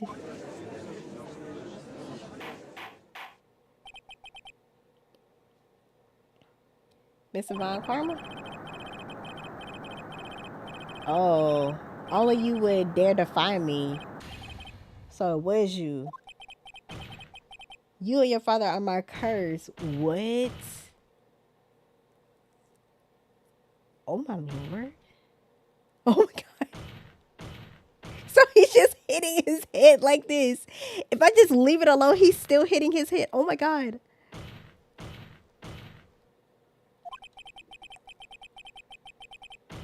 Oh.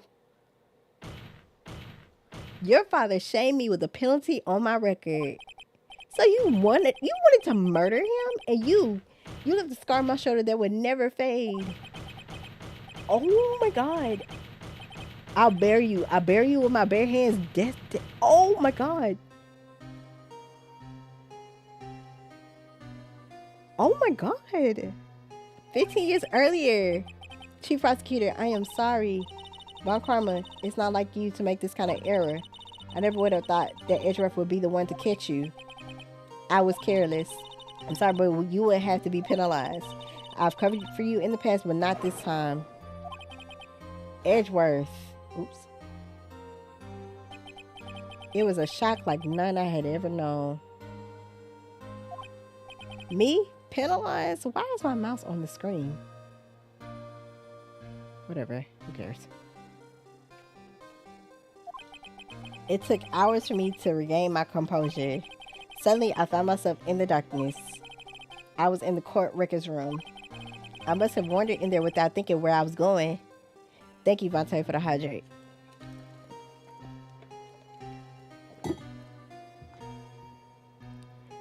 Under the jails where he belongs? Yeah, absolutely.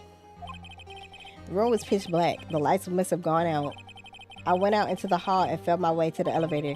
I pressed the button, but nothing happened. Then, there was a noise. I was in pain, a horrible burning pain in my shoulder.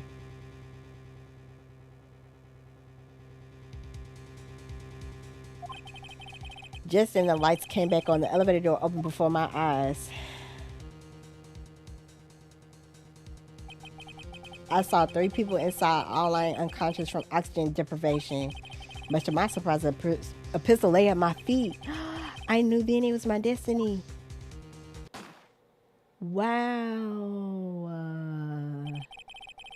In his last moments, Gregory Edgeworth was still unconscious. He died, never knowing who had shot him. Later, he spoke to a meeting blaming Mr. Yogi.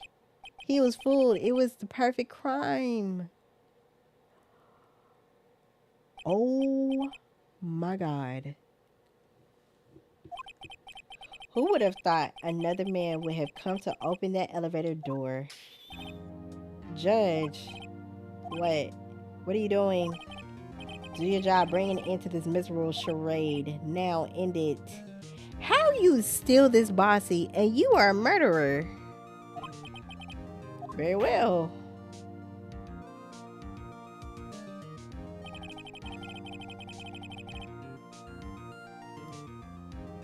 It appears that we have come a very long way to the end of this maze. 15 years later, Mr. Mouse Edgeworth? Yes, Your Honor. You were innocent. You are innocent.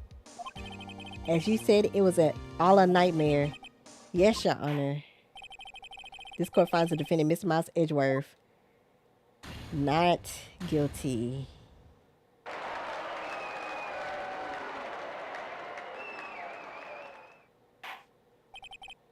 That is all. The court is adjourned. Oh my gosh. December 28th, 5:38 p.m. District Court Defendant Lobby number 2. Nick, we did it. Did you see his face? Montgomery looked even paler than usual. He is pretending to be all cool, but inside you crushed him, Nick. Crushed. I gotta say, I'm impressed. It was pretty close, though. I was sure we'd had it. I know, I was on the verge of tears the whole time myself. But now it's all just a good memory. So it's finally over, Edgeworth. Right? Yeah? I'm not sure how to say this. I know. Try thank you. Exactly. I see. Thank you, Wright. You're welcome. I think you could have done better than that. Girl, if you don't leave this alone. Sorry, I'm not good at this sort of thing. You got a lot to learn, Edgeworth. She's got you there. I'm not gonna make that sound effect. Amazing, pal. You pulled through just like I thought you would. I'll never forget this. I owe you one, pal. Oh, look at Gumshoe. That big idiot. And tonight, let's party. Dinner's on me. Yeah, my salary went down a bit this month. But who cares? See, Mr. Edgeworth, you should take a lesson from Detective Gumshoe. That's how you say thank you. I see. Oh, now I'm not making that sound effect like I said. I feel foolish. Don't worry, take it a little at a time. You'll get used to it. It's been 15 years since I've seen Edgeworth this unguarded. Hey, y'all. Lotta. Y'all were right in there. Thank you. Yo, Edgeworth, congrats. Thank you very much. I knew you were innocent from the start, of course. Girl, shut it. Just look at you. You wouldn't stick your hand in the cookie jar even if no one was there. You were the witness on the first day of the trial, weren't you? Yeah, well, let bygones be bygones, eh? Speaking of which, what are you doing now, Lotta? Who, me? Oh, I went back to college. I gave up trying to be an investigative photographer pretty quick. Really? That's too bad. Huh? Isn't that the hot dog guy from the park? Huh? It's over, Nick. My life is over. Oh, guess what? Your girlfriend cheated on you again? Why the sad face, Larry? What happened now? Oh, Nick, I'm not long for this world. You don't look sick. It's Keontae. She's going to live in Paris. Paris, Nick. She's leaving me behind. Oh. Well, you own a hot dog stand. Should have seen that coming. Not saying people with a hot dog stand can't make no bank, but I'm just saying, you know. Yo, Edgy, there you are. Yes, here I am. Keon said he would have Ashley, I have no idea. I have no idea. Congrats, Edgy. Here, a little gift from me in celebration. Celebration? That's unusual for you. Harry Butts. You come along tonight too, my tree pal. Huh? Thanks. Looking forward to it. Yo, Nick. That's the suit that questioned me. When he says treat, that's not police talk for prison food, right? Right? Oh. I think you'll be fine, Larry. Right. Yeah? What's up? That envelope that Larry gave me, it's got money in it. Well, yeah, that's not strange. People give money away to celebrate sometimes. It's $38, right? What? Huh, what a weird amount. I mean, it's not a little, but it's not a lot either. $38 exactly? Nick, wasn't that exactly the amount of lunch money that was stolen from Mr. Edgeworth in school? $38? No. No, Larry, it was you. What are you so surprised about, right? Huh? Larry was absent that day from school, right? But that doesn't automatically rule him out as a suspect. What? Think back to that day 15 years ago. Larry took the day off, but he was bored, so he came into school anyway. Then he saw the money laying there, and the rest is history. I was never good at history. I want to punch him in his dumb face. Edgeworth, you didn't know, did you? I suspected. I just couldn't picture Larry protecting you like he did that day. Everyone else was saying you did it. The whole class was against you, remember? Yeah, too well. Right, you may not know this, but we used to have a saying back in school. When something smells, it's usually the butt. I know. You really right. I'm surprised you didn't figure it out. Well, this sure is an unexpected turn of events, eh? Edgeworth. You should have told me. Now, Nick. It was 15 years ago. No, he needs to give that money back to that teacher who ended up paying the money. Oh, my God. Don't you think the statute of limitations has run out, Mr. Edgeworth? I'd say so, yes. There you have it. I still would punch him in his face. Where does that leave me? I became a defense attorney because of what you two did. Well, you've always been something of an insufferable emotionalist. Oh. Yeah, and you get worked up too easily too, but you cannot say nothing. You are the pot calling the kettle black in this instance. Death, the death sentence for both of you. Man, if I only had known, I've become a prosecutor. The same goes for me, only the other way around. For the longest time, I thought that I might have killed my own father. I thought I might be a criminal. I became a prosecutor in part to punish myself. If I had known the truth, I might have become a defense attorney after all. Edgeworth. Want to switch right? Hey y'all, line up, I'll take a photo. Hey, photo time, let's go. And after that, dinner on me. Where the picture at? That gun shoot took us out on the town that night. We don't get no picture? We celebrated Edgeworth's newfound freedom, even though Edgeworth himself was still in detention. Why is he still in detention? Why is he still in detention? December 29th, 5:02 a.m., Wright and Co. Law Offices.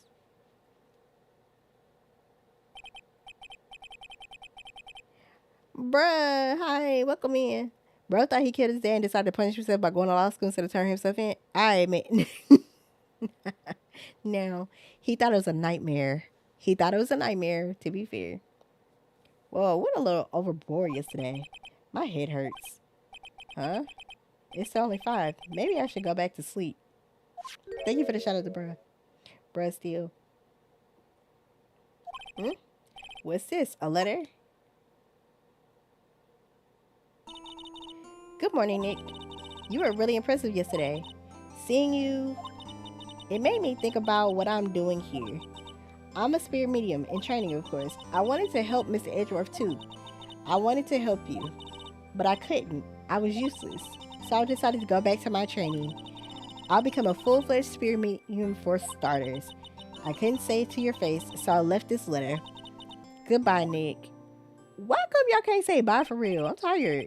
Goodbye? What time is it?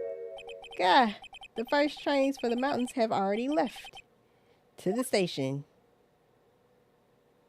Now, do you have enough money to be getting on this train? I guess I'm too late. Hey, Nick, Maya. She ain't got no money, do she? She broke. So you're leaving? Yeah, it's hard being a spirit medium who can't talk to spirits. And I think you'll do fine without me, Nick. Be good, okay? Girl, bring your antennas back. We tired. Yeah, bring your antennas back. Wait. What? I never could have saved Edgeworth without your help. Huh? On the last day of the trial, I heard her. I heard Mia's voice. You heard my sister? Yes, only her voice, but still. It was at the very end when I thought we'd lost everything. Well, that's my sister for you. Detective Gunshoe helped, and Mr. Grossberg, and even Larry. I'm the only one who couldn't help. I was useless, Nick. No, you technically got that bullet from Homeboy. But you were the one who stopped Von Karma, Maya. Huh? I didn't do anything. All I did was wander around in a daze. Sorry, but I have evidence that you helped. Evidence? Are we really about to show her? Why do we still have all this evidence? Oh, girl, I'm tired. A bullet? Von Karma was convinced he had taken all the evidence pertaining to DLCs. Why can't I read right now? Help. But you were the one who rescued the last piece of evidence we needed. This was the bullet that put an end to Von Karma, and you were the one who gave it to me. Nick, thanks, Maya. I couldn't have done it without you. I'll be back soon. Huh? I'm going to complete my training and come back. Okay, I'll be waiting. Of course you will. You can't run that office by yourself. You're hopeless. I don't know about that. So, this is it. See you soon, Maya. Oh, I got a phone call.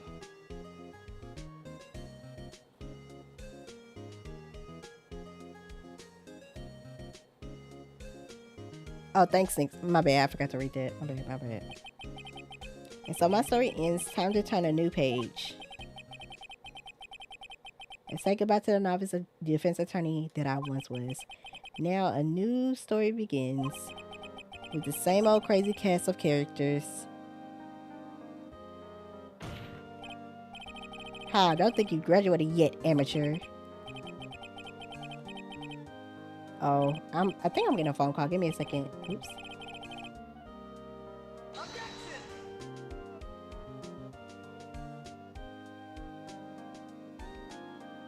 Oh, it's over. I'm a mute.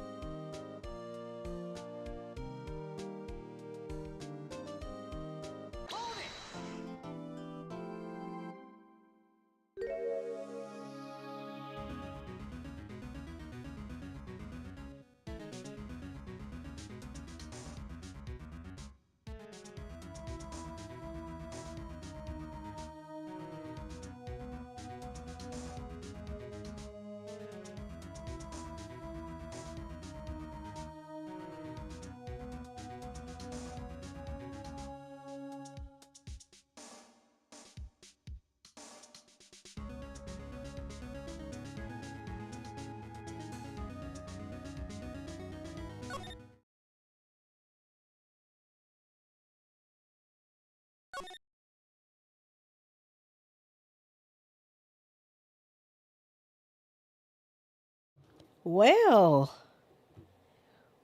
fantastic.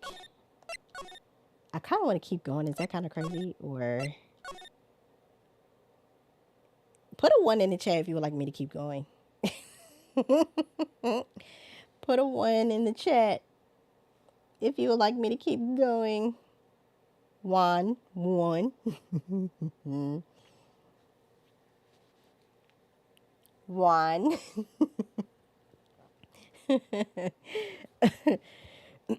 Excuse me. One. Okay. Somebody else put a one in the chat if y'all want me to keep going. Oh, ouch. I hunger. I hunger a lot.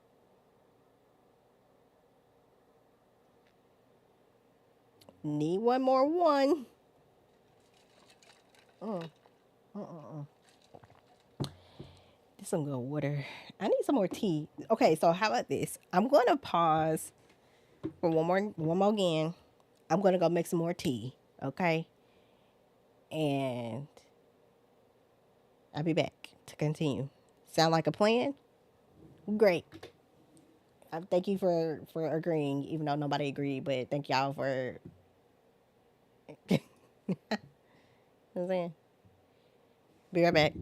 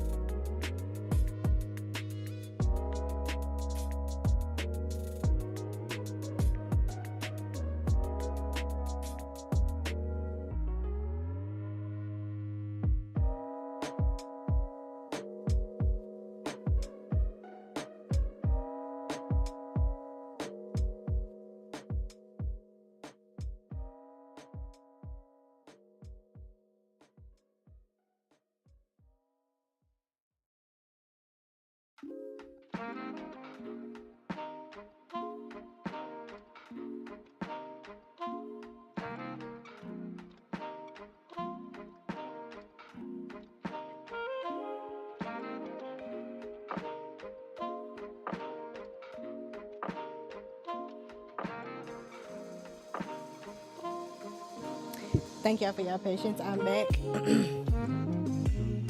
Ice, welcome in. Welcome in, welcome in. How you doing today?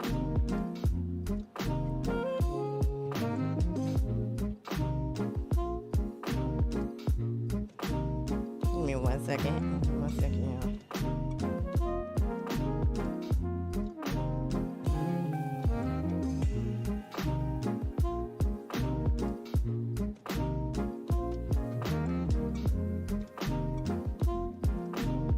Okay.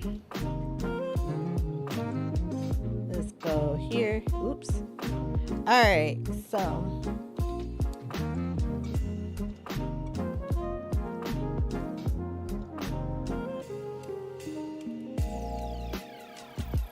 All right. So. Do we want to? We gonna continue or? I think we got enough people that want to keep going, so we gonna keep going for a little bit. I'll probably go for like maybe like 15 more minutes if I can.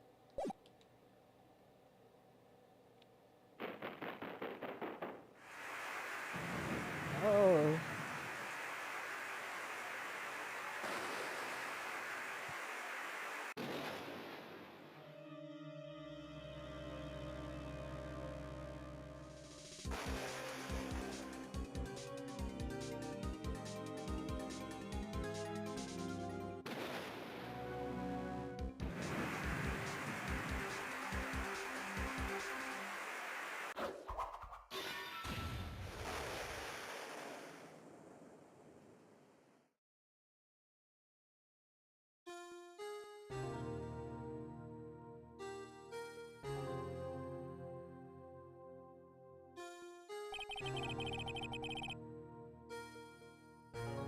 Now, okay. It's been 2 months since Maya left the office. 2 months without a single trial. I've had offers, but none I took. That is, until the day that girl showed up. February 22nd, 10:08, or excuse me, 10:02, a.m., Wright and Cole Law Offices. Why do I come here to the office every day? It's not like I want to work. There you are, finally.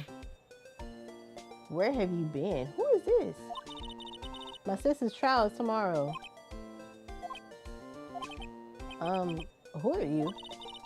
It doesn't matter who I am. It only matters who you are. The famous defense attorney, Mia Fate. Oh. Oh, you're not Mia Fate, are you? Now, okay. I'm sorry, but Miss Mia Fey no longer works here. So you are the coffee boy? Girl, I'm Phoenix Wright, a defense attorney. Right. Wait, you're the Phoenix Wright? The Phoenix Wright from the Edgeworth murder case? Yes, that's correct. It was Edgeworth who was murdered, though. That's a that's a relief thing. You're better than nobody. Wow. Girl, I don't have to take your case. Are we being for real right now? Are we being for real right now? Okay. I'm sorry, I'm afraid I'm not taking cases right now. But you are Phoenix Wright, right? The undefeated defense attorney? Look, I'm not accepting any new cases. I'm sorry, but you'll have to try elsewhere. Please, I'm out of time. But please, you have to help. It's my sister. Oh. Put some respect on my name, right, monster. Maya, could it be? Okay, I'll hear you out. Really? Thank you so much. My name's Emma Sky. I'm a scientific investigator. Oh my God. Scientific investigator. Let me talk to you real quick, girl. Emma, was it? So you're a scientific investigator? Yes, that's right. Is something wrong? No, it's just you seem kind of jumpy, or maybe just young. Young? I'll be 16 years old this year.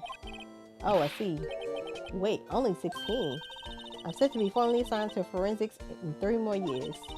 My work is becoming quite well known at my age, no less. So what exactly is your current position in? Give me 1 second, y'all.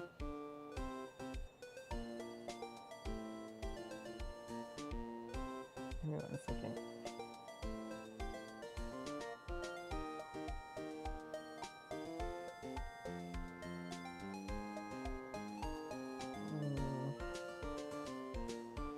Sorry, I think somebody's at my door. I'm trying to double check to make sure.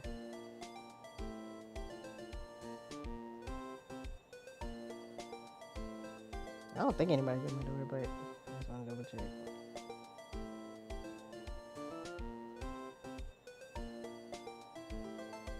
Okay, well that's...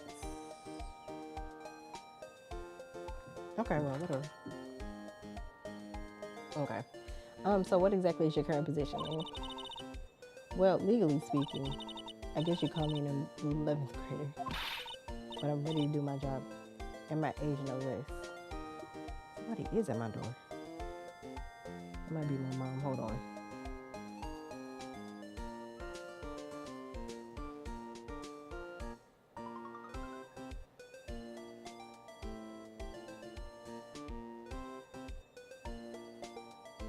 Okay. Great, another future professional in training. So what's this about her case? You said the child tomorrow. My sister didn't do it. She wouldn't stab someone with a knife. She wouldn't. So it's a murder case. I don't care if there's a witness who saw her do it. She didn't do it. I know she didn't do it. It's a scientific fact.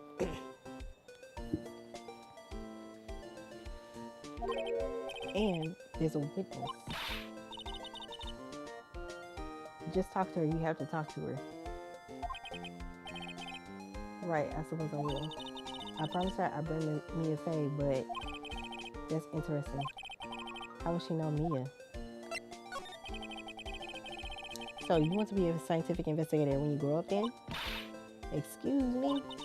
I'm not a child. I have, Still, it's good to have a goal, albeit a very unusual one.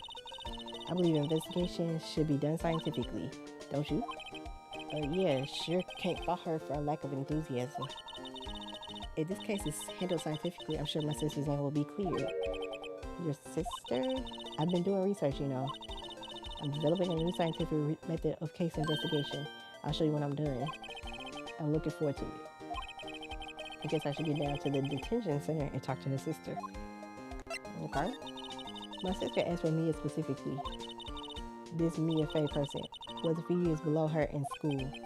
So they went to the same school, huh? She always told me to go to Mia if I ever needed a defense attorney. And well, I need one. Incidentally, Mia is a woman. Now that you mention it, guess it is more of a woman's thing than a man's. Well, it's nice of you to help your sister out like this. You must be close.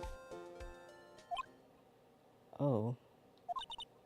Well, actually, when she gets like... oh my gosh, Justin, hi! Hello! Oh my gosh, that scared me. Thank you so much for the biddy. I appreciate you. I'm sorry, I can't let it play full out because I'm on YouTube. I thank you so much for the biddy. I appreciate you.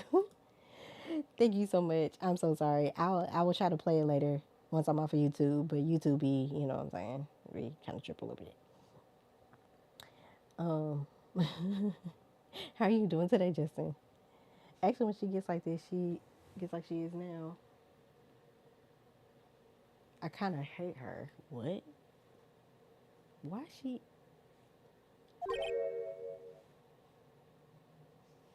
I think my mom's here. Give me a second.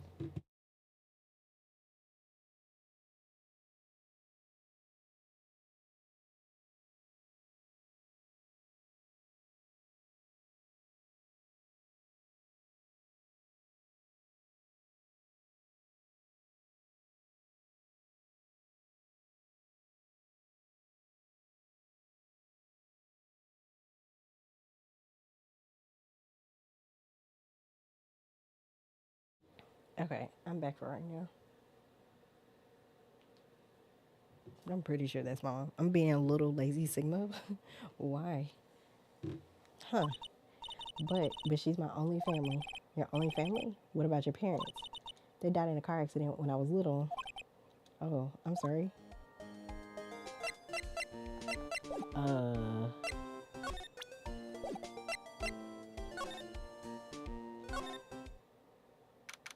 we are all God's little Sigmas. I've never heard anybody call themselves a Sigma except for anybody who's in a D9 organization. So that's why I'm like Sigmas. Okay. February 22nd, detention center visitors room. I wonder what's wrong with Emma. She got quiet all of a sudden as soon as we arrived. Guard, I thought I told you I didn't want visitors. Sorry, ma'am, it's just your sister. No excuses. Or did you not want a raise this year, Understood, ma'am. What was that all about?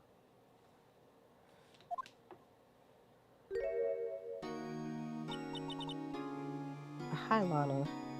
Why is she like this? Why is she not facing us? This is kind of crazy.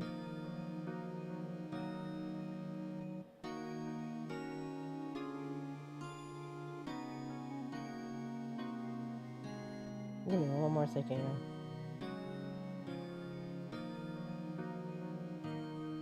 Okay. Funny. I seem to remember specifically telling you not to come here.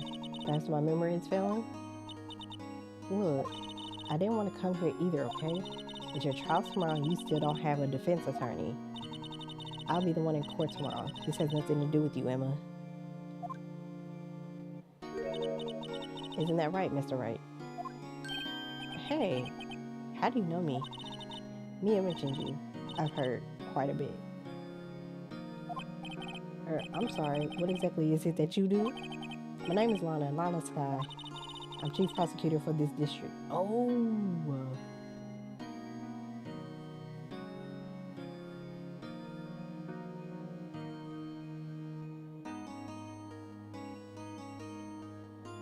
my God. You're a prosecutor? Two sisters, one a lawyer. Could this be a coincidence? Emma, Lana, I mean, they're just like... Is something wrong, Mr. Wright? You gonna talk to me? There's something you should know from the start, which is the suspect in this case has confessed to the crime. Huh? Wait, but the suspect is me.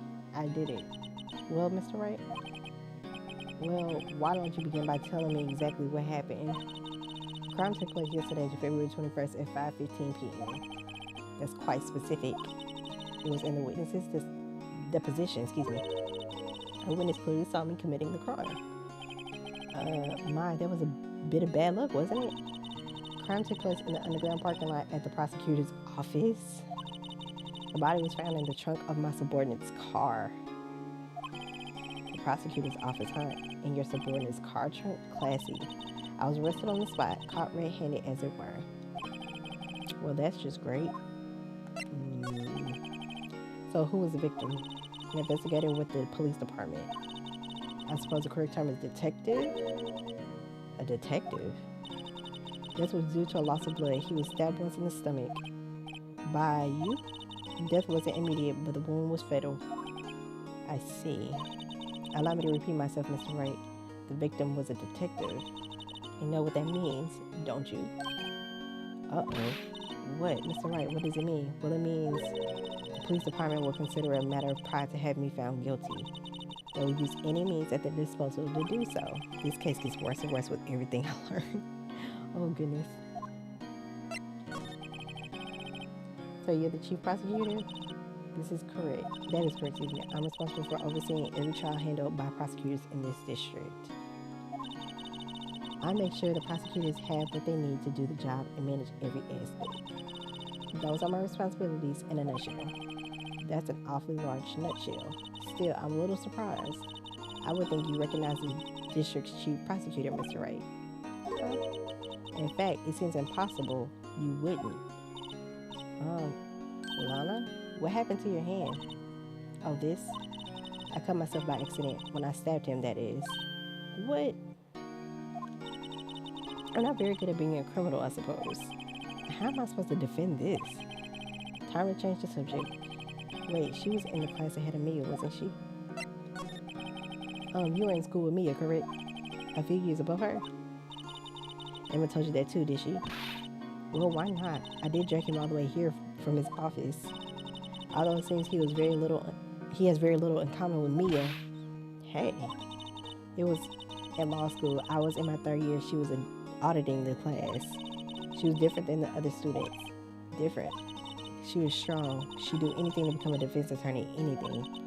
That was probably why she was attracted to me. Excuse me?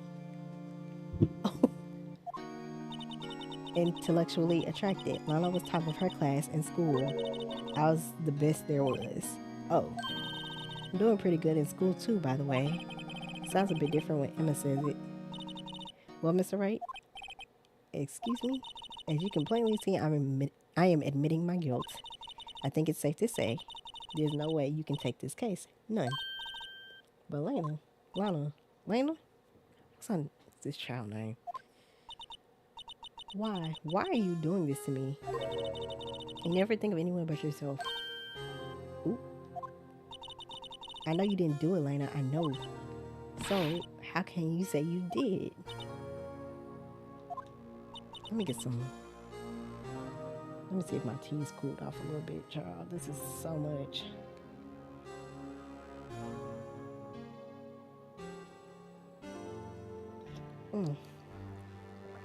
That's some good tea. Okay. If I lose you, I'll be all alone. I hate you, Lena. Mr. Wright? Yes? I believe our discussion here is ended. The rest, I leave to you. What? You mean you're requesting my services as your defense? Don't lose any sleep over it. Your client has confessed after all. The case is over. Right. I'll do what I can to get to the bottom of this. Why is she doing this? This is so stupid. Oh, that's some good tea. Lord have mercy.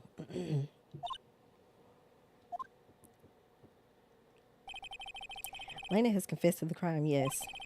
But something doesn't fit. It's that look in Emma's eyes.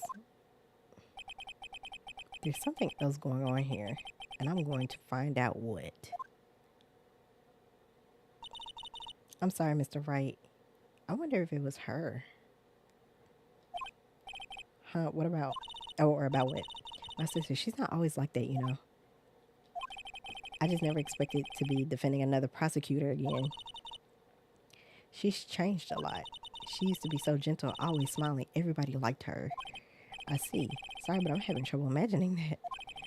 What happened to her? I don't know for certain myself. I think maybe well, maybe not. Sounds like there's something there that defies a simple scientific explanation. Let's go check out this underground parking at the prosecutor's office, shall we? Okay.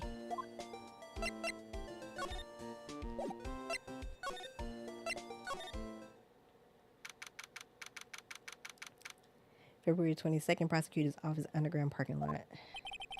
So this is like where it all happened? Looks like they're still investigating. Funny that my first visit to the prosecutor's office should be like this. Hey everyone, keep up the good work. Hey, what are you thinking? Well, they're going to be my coworkers 3 years from now after all. No harm in saying hello. Actually, there is. You know attorneys aren't supposed to examine crime scenes. I'm trying to not stand out too much here, see? Hey there. You expecting to go unnoticed here, partner? Partner? Now, who is this? I was not expecting this. What do we have here? Looks like a Bambina got loose from the ranch and is up to no good. Plus got a line to keep them doggies tied down, partner. Oh my God. Mr. Marshall. What? Marsh looks like a sheriff to me. Look at here, Bambina. I know how you feel, but this is my gang's gold strike, see? Strike. This is our claim, our territory, with a motherload of evidence. You're fixing to mix with what's ours. You'll regret it, partner. Oh, this is a lot.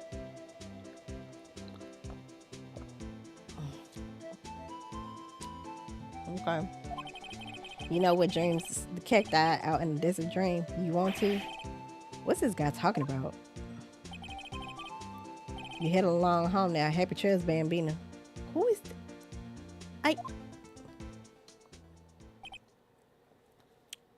Okay. This is a lot. Was that a hombre, a friend of yours? Kind of, sort of. Yeah, he's a detective. Who thinks he's a sheriff from the Wild West, it seems. Oop.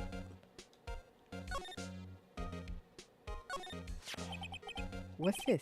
A wallet? Excuse me, officer. Wait, what are you doing, Mr. Wright? What am I doing? I just found this wallet, so I'm handing it over to the police. I don't believe it. This is real basic. Anything at a crime scene is evidence. Let's be scientific about this, please. Just put it in your pocket. How's that scientific? It sounds like theft to me. Foldable wallet found at the crime scene. There seems to be something inside. I'm called to duty already, and at my tender age. Here, I'll teach you the trick to examining evidence in detail, okay? By the way, her eyes are sparkling. I can tell she's been waiting for this. Okay, now. Look at the court record. What? What about it? You have to be sure to examine evidence carefully on all sides. Now, let's start examining from every angle.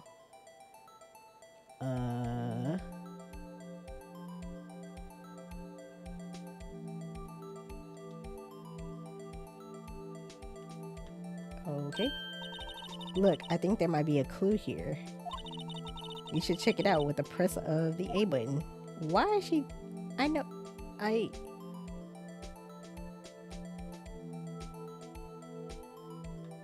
Did I miss something here?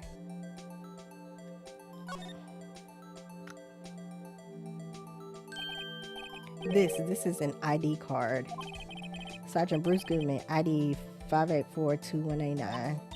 See? Well, isn't scientific investigation useful? Oh my god. I guess, though I don't see what science has to do with it.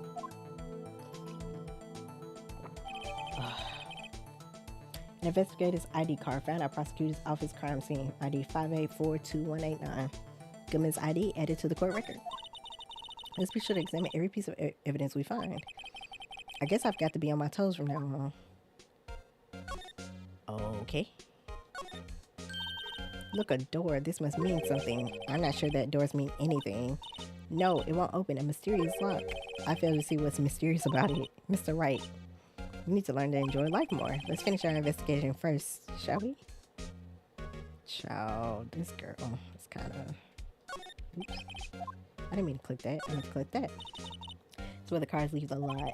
The arrow on the ground means it looks more like an entrance.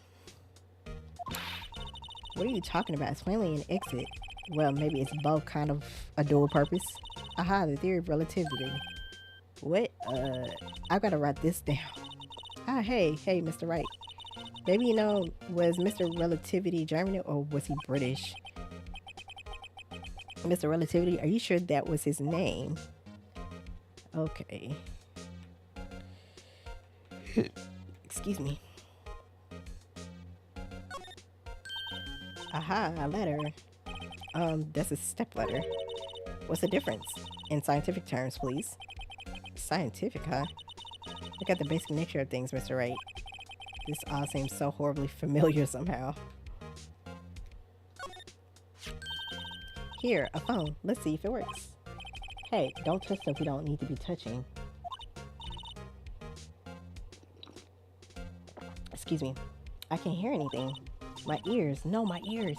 Maybe it's due to the barometric pressure? What is she babbling about? Hey, what did you just say? See, you can hear just fine. The phone's broken. Okay. This wall is in our way. It's got a faucet for water. Wait, I know. This wall is merely a facade hiding the truth. This is no wall but a water tank. I fail to see how it makes any difference either way. An oil drum looks like it's filled with water. It's heavy, I can't even budge it. The drum over here is on the side. Wait, I know. I'll hide in here and do a stakeout. I think you'll probably just get arrested. In fact, you may not even have to hide in the drum to get arrested. What? I'm not suspicious. Okay. Why is she like this? Oh. Look, a stylish glass-walled room. Very nice. You see the whole parking lot from in there. It says security. Perhaps it's a cafe. Huh? Cafe security. Yeah, that must be it. Let's check it out later. I hate to break it to you, but I think that's probably just a security guard office. You know, I scored a 97 on my science test the other day. Too bad they don't have a test for common sense. Oof. That's kind of unfortunate. Okay, so that's everything over here.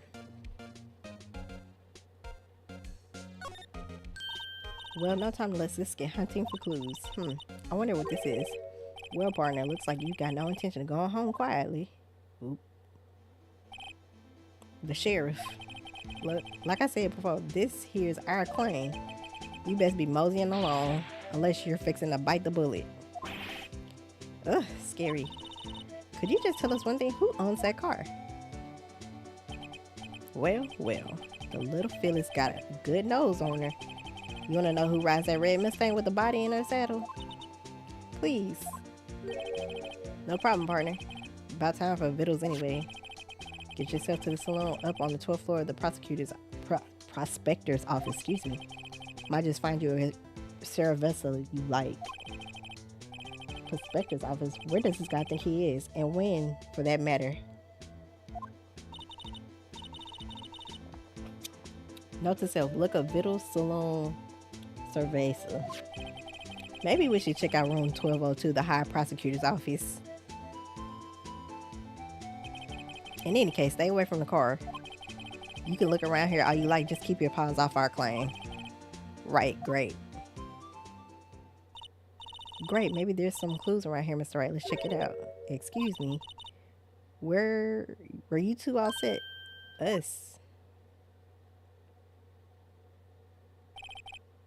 What's this? She couldn't be. You're selling lunches here? This is a crime scene. Ooh. Hello, half and half, was it? Hey, let me get a plate. Let me get a plate though, for real. Hold on.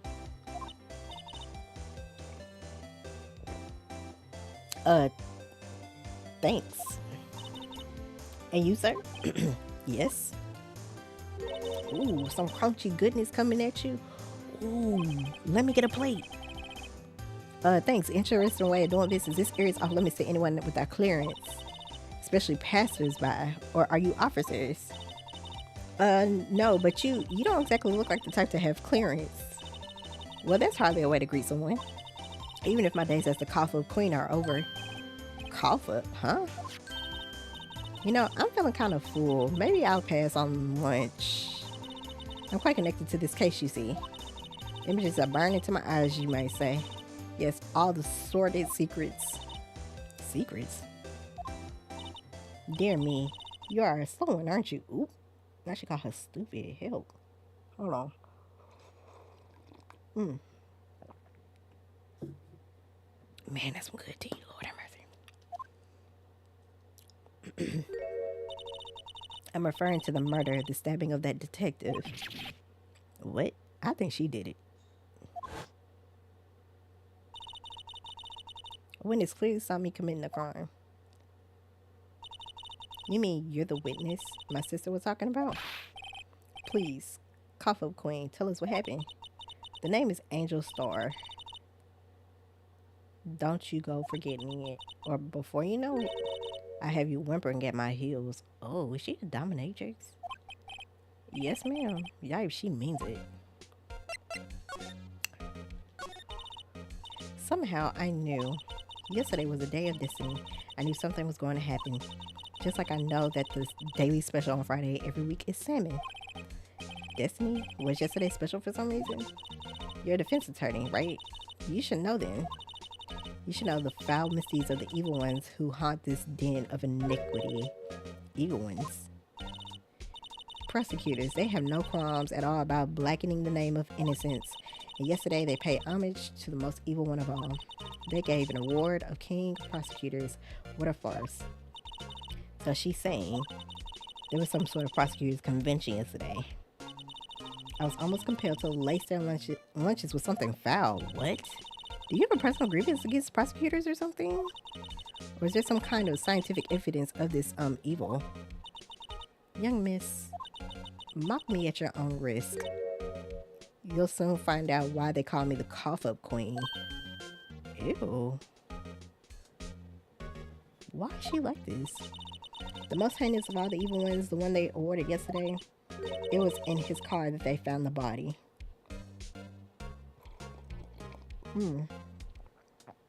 Something wrong with him.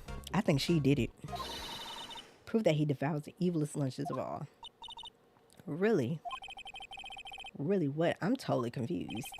One thing's clear, this lunch lady has a thing against prosecutors. So what exactly was it that you witnessed, Miss Starr? It was a fascinating spectacle, to be sure. I now feel I know what they say when they talk about a woman's wrath. See, Lana Sky wield that knife, so her knife flashed in anger, bringing him to a sad end. It was truly a sight to see. You mean you saw the very moment of the crime? The sound of his silvery ties to this world being cruelly cut still rings in my ears. And the rhythmic beat of Lana Sky's knife. Wait a second, you know Lana Sky? Of course. It's quite a feat becoming chief prosecutor. How many lunchboxes of sin did she pack to make that journey, I wonder? What? She did it. That's my Cebeaux theory. I think she did it.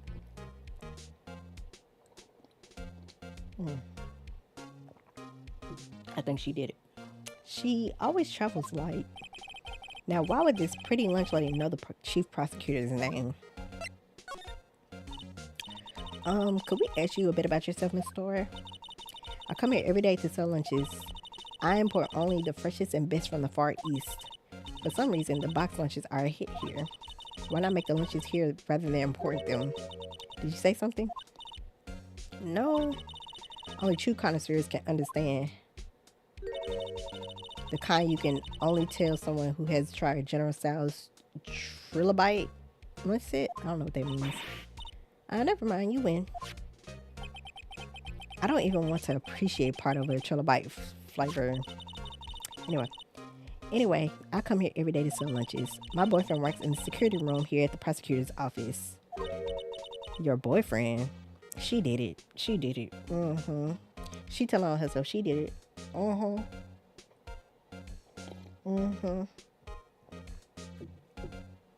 You cannot convince me she did it. Your boyfriend. See the security room over there? The glass wall booth? I sell my lunches, and since I'm here anyway, I drop in to see him. Since you're here anyway, I guess selling lunches is more important than romance. So to scientifically analyze the data available so far, you, Miss Starr, are a lunch vendor with an ulterior motive for coming here. Useful analysis, not. Did you have a bad experience with the prosecutor, Miss Starr? I sense some hostility. Hostility? Perhaps. Prosecutors are all alike, and the bigger they get, the worse they smell. Kind of like 10-day-old clams in the chowder. I wonder if Miss Starr was involved in some sort of legal trouble in the past. That'd be a sure cause for a food poisoning, scientifically speaking, of course. I mean, now you're talking cough-up queen. I thought she was just a lunch vendor, but now I'm not so sure. Is there anything I can give to her?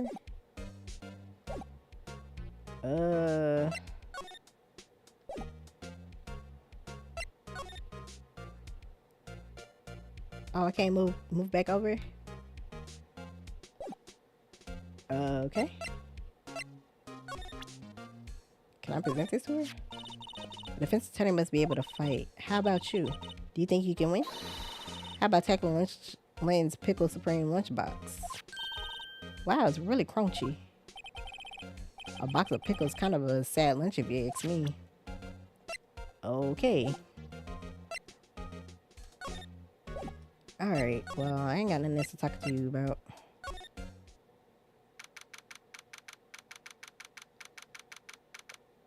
Hold on. Why do they have... What? Okay, hold on. Let me take a drink of this tea. Hold on.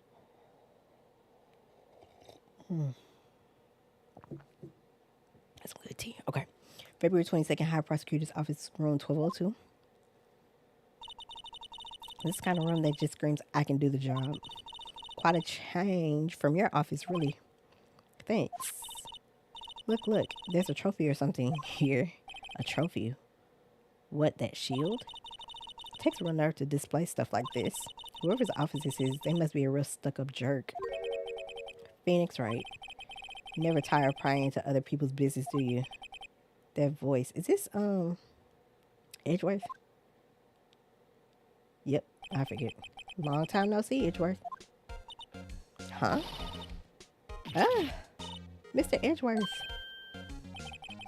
You know him from somewhere? Of course. I'm his biggest fan. My sister introduced us once, and... Right, her sister is the chief prosecutor after all. Well, what brings you here? I'll warn you, I've been known to be a real stuck-up jerk. No, did I? No. It was just Mr. Wright here. Hey, don't blame me. We're just here to investigate a murder case. Murder? A body was found in this nasty bright red sports car in the parking lot. That would be my car. What of it? What? Your car? I'll say one thing, she can certainly scream. Oh, Edgeworth. So the body was found in your car? Go ahead, say it right. You think I did it, don't you? After you went through all the trouble to help me last year, no less. No, we don't think you did it. I mean, it was my sister who stabbed him. Hi, baby cakes.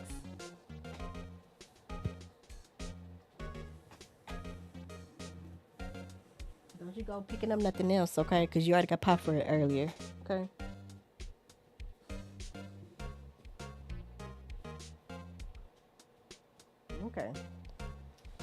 Okay, I mean, it was my sister who stabbed him. Wait, no, she didn't do that. I mean, wait. So you're the chief prosecutor's little sister then? Yes, sir. Emma Sky. It's nice to meet you again. Now that didn't sound forced at all. Ah, now I remember. You've really grown. I'll admit, it was a surprise for me too, to think that my own car would become the scene of a murder. More surprising still, I'm being forced to prove my superior's guilt. I can understand.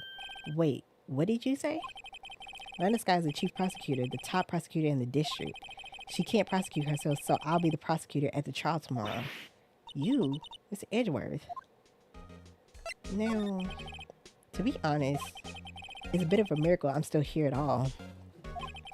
What do you mean? Hold on, let me drink some more tea. Hold on. Excuse me.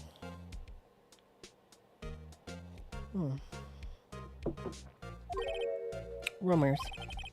You've heard the rumors about me, haven't you? Miles Edgeworth.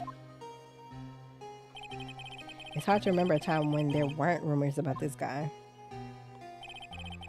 Forging evidence, arranging false testimony, illegal searches, you name it. Thanks to you, my innocence was established in the trial at the end of last year. However, there are some who say I'm the one responsible for the current incident. What? That's crazy. Some people need very little excuse to think ill of others. It's a fact of life, impossible to stop. But some of them even go so far as to present me with toys like this. They think it's funny. Toys, that bronze shield? There's got to be a story behind that one. Chief Prosecutor Sky? Yes, we first worked together on a case 2 years ago. It was my first big case. That's right, I remember. 2 2 years ago, I wasn't even a lawyer yet. Since then, I always felt that she was looking out for me. It appears I was mistaken.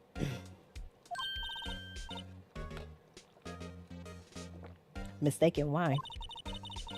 I mean, I know she's not the warmest person, but I'm sure she felt some responsibility for you. Then, why? Why did she stab someone in the trunk of my car? Not only that, she stabbed him with my knife. Why do you have a knife? Mr. Edgeworth, your knife was a murder weapon? To be specific, it was a knife I kept in the toolbox in the trunk of my car. Murder weapon usually in Edgeworth toolbox, traces of victim's blood, no prints. Oh my god, this is a mess. Oh.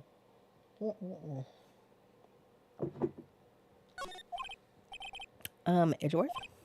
What? Are you sure you didn't do it? Come on, can't he take a joke? You have a strange sense of humor, Mr. Wright. Okay, let's examine. I wonder, what the heck is this? It has a big K on it. Of prosecutors. Huh? What's that? It's the King of Prosecutors trophy.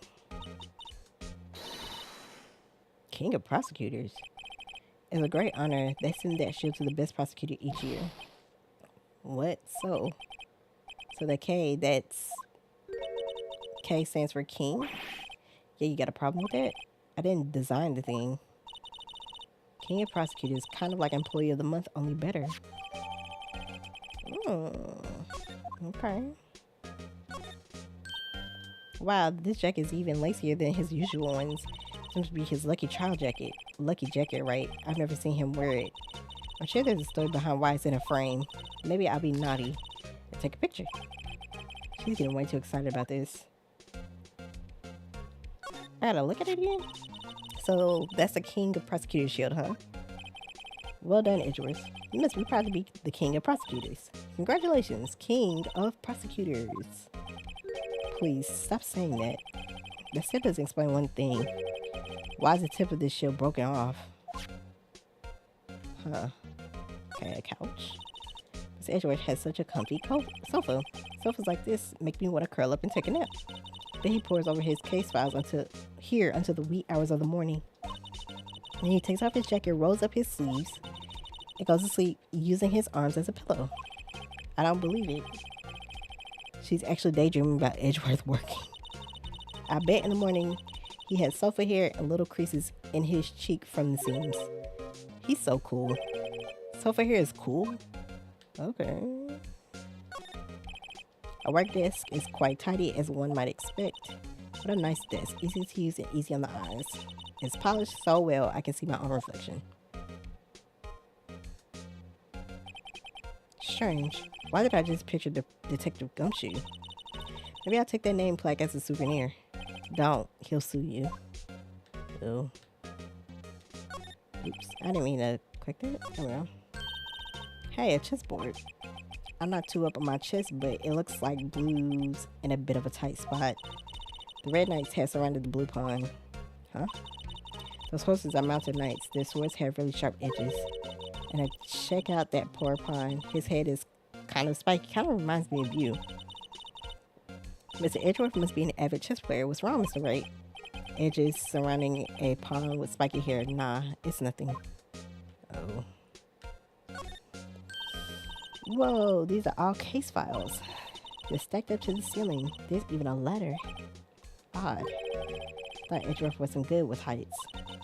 He must have someone get them for him. Strange. Why did I just picture Detective Gumshoe? He must study these case reports so closely. He's so cool. You wouldn't say that if you saw him sweating bullets up on that ladder. Oh, cute. What a pretty tea set. I go more for the instant tea bags myself. Amazing. The jar below is filled with packets of tea leaves. They're all sorted by place of origin and flavor. Look at this royal blend. What an exquisitely splendid concoction. There's such a thing as taking a hobby too far. Okay. My, what an amazing bouquet. Just right for Mr. Edgeworth. No kidding. Hey, there's a card on it. Back from the dead, Wendy. Wendy? Heard that name somewhere before. And beside it, a giant steel samurai. Wow, I want one. Huh? There's something written on the bottom of his foot. Between a rock and a hard place. Wendy. Wendy? Is she Mr. Edgeworth's fiance? I don't think so. Uh-oh. Is there anything else I need to... I don't think there's anything else I need to look at for real.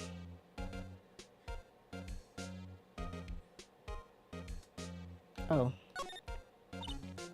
Whoa, what a view. It must be nice to have an office on the 12th floor.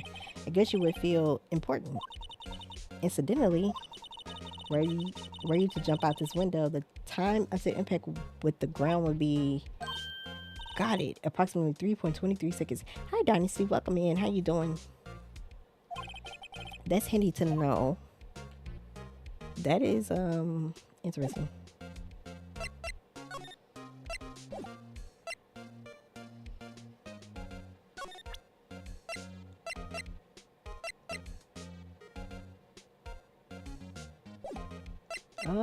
Okay.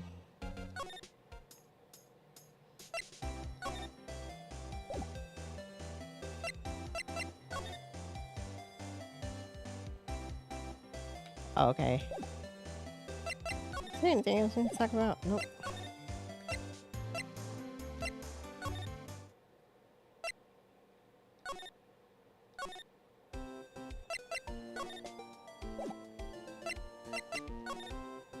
Okay, let's go back here.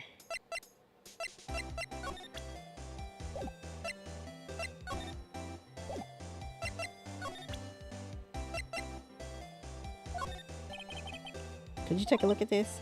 You. Yes. You said you wanted some hot tea, right? No, but thanks. She didn't even look at me. You must have to brew the leaves a long time to get rich flavor like this. We pre-infuse the leaves with steam before brewing. I knew it, so that's the secret to their aroma. Exquisite. The only thing I'm smelling here is wasted time. Okay. Let me go back up here.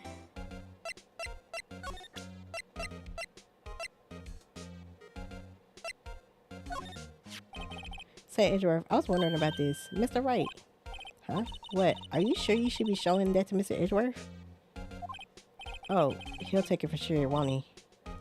I wish I could be on the same side as Mr. Edgeworth. But then my sister would be found guilty. If she sighs any deeper, I'm gonna start getting depressed. Oh, okay, well.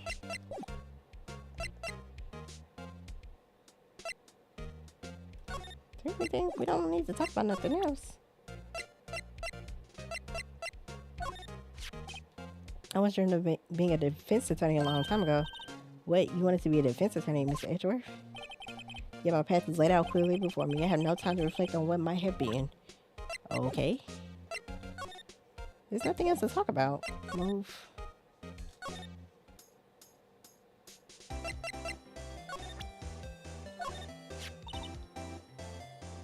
Okay, I already presented that to her before.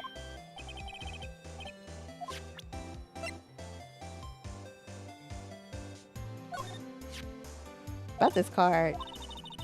Luncheon vendors only accept cash, no cards. Especially not a card belonging to someone else. No, this is a credit card. It's an ID card. It belongs to a detective. And you're showing this to me, the lunch lady. Why? That's like showing a fine honeyed ham to a detective. Why do I always feel like I'm being mocked? Could you take a look at this? You. Okay. She's talking about tea. Did you take a look at this? Okay, she doesn't care about this.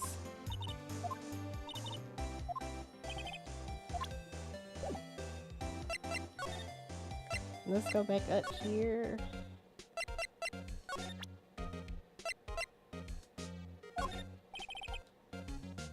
It's against my policy to discuss evidence with the defense, especially with you. He doesn't like you much, does he, Mr. Wright? Nah, with Edgeworth, it's never personal. It's all about winning tomorrow. Okay. So basically, this says you were the best of the best last year, huh? You could take that foolish grin elsewhere, right? I lost a day of work to receive that travesty. Huh? Why's that? I had to go to the police department to receive that broken shield. Police department?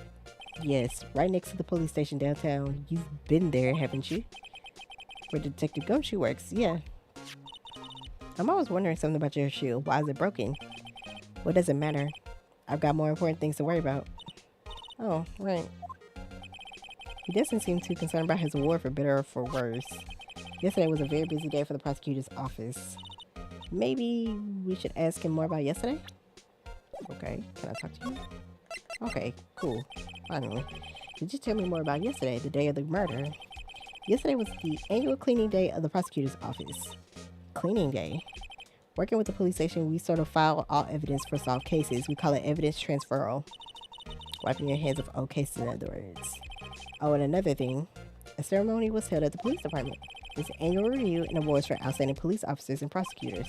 That's when you got the shield? I was at the police department yesterday afternoon. I got back here at 5:12. That's very precise.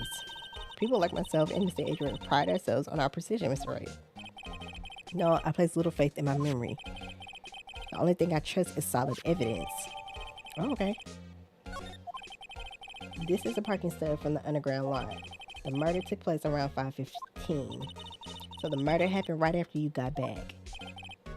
What, right? I'd appreciate it if you direct that suspicious glare elsewhere. Ooh. Excuse me, but is Mr. Edgeworth anywhere on the premises? I'm Edgeworth. What? Give me a second.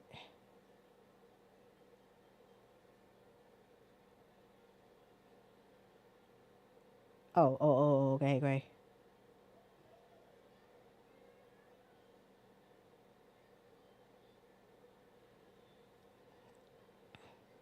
Boom, perfect. Okay. Sorry about that. I'm Edgeworth. What is it? I'm here, sir, at the request of the chief, sir. I've got your report, sir. Report? What? Did you find new evidence in the case against Chief Prosecutor Sky? I don't like the way this conversation is going at all. Sky, sir? No, sir. No name of that kind, sir. Not in this report, sir.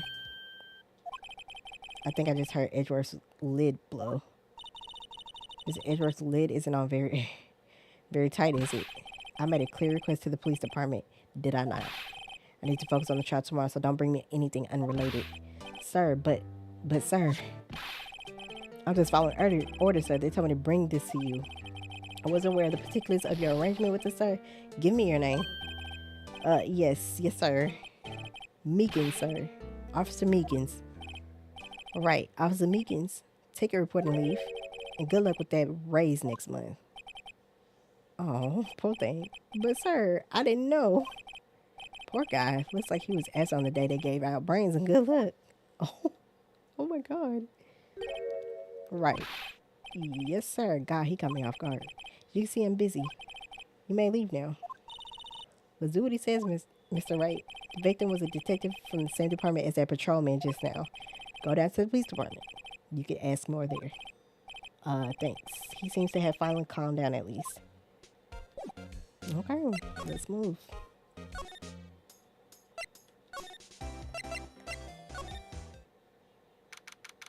February 22nd, police department entrance. Ooh, we're finally here. Why would they put the police department so far away from the prosecutor's office? Beats me.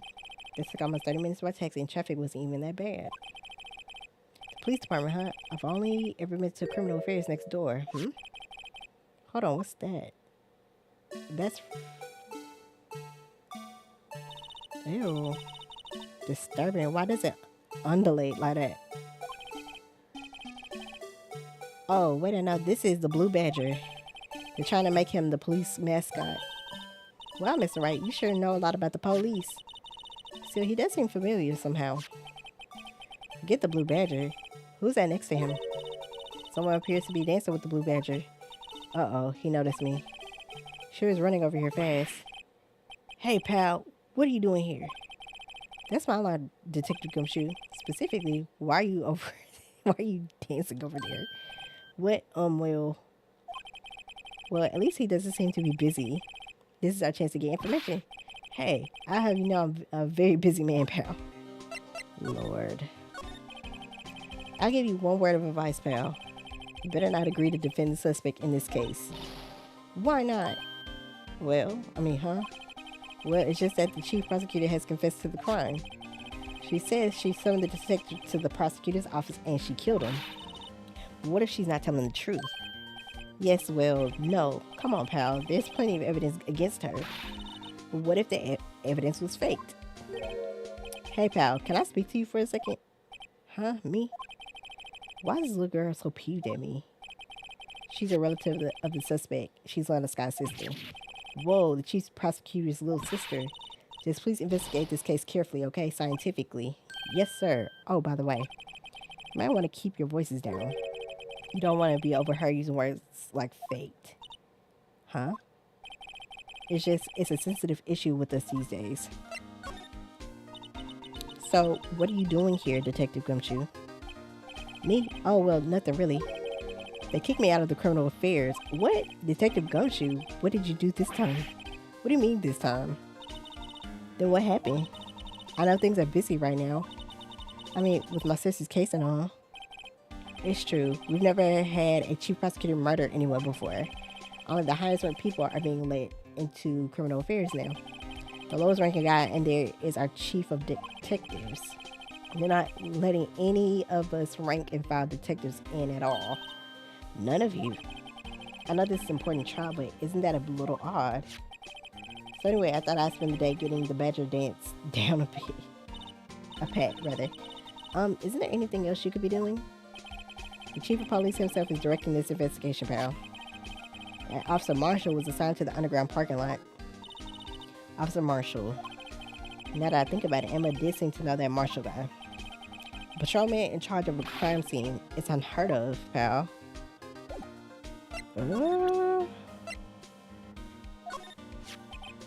Detective Gumshoe, what can you tell me about this?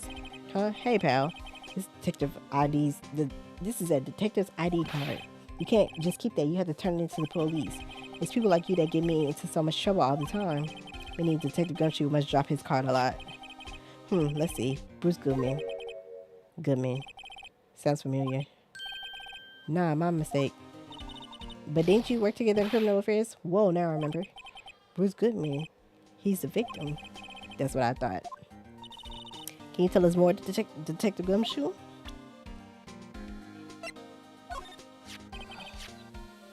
Found in Mr. Edgeworth's car, stabbed with Mr. Edgeworth's knife, huh?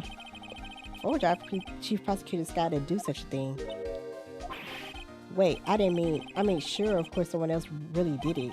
Someone who must have a grudge against Mr. Edgeworth. The car and the knife do seem a little too well organized to be a coincidence. Poor Mr. Edgeworth. What could have happened? We have to find out a little more about what's going on with Edgeworth. Hey, that's it. That's the King of Prosecutors Award that Mr. Edgeworth got yesterday. Were you at the award ceremony, Detective Gumshoe? Of course, pal. I got an award for diligence myself. Ah, congratulations. I was wondering, why is the award a shield? And why is it broken? Oh, there's a reason.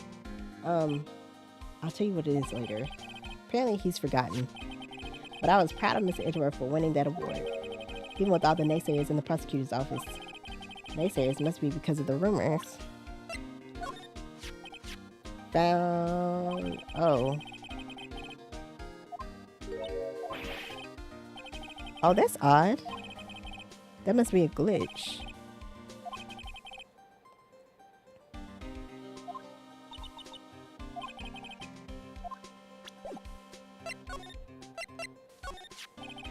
So the ID card belonged to the victim? He was a detective like myself. Detective Bruce Goodman. Don't you think it's strange? I mean, why would the victim's ID card be lying on the ground where we found it? Well, Detective Goodman should have been at the police department yesterday. There was an evidence transfer for a case he handled 2 years ago. Evidence transfer. Mr. Edgeworth mentioned that too. But Detective Goodman was killed at the prosecutor's office.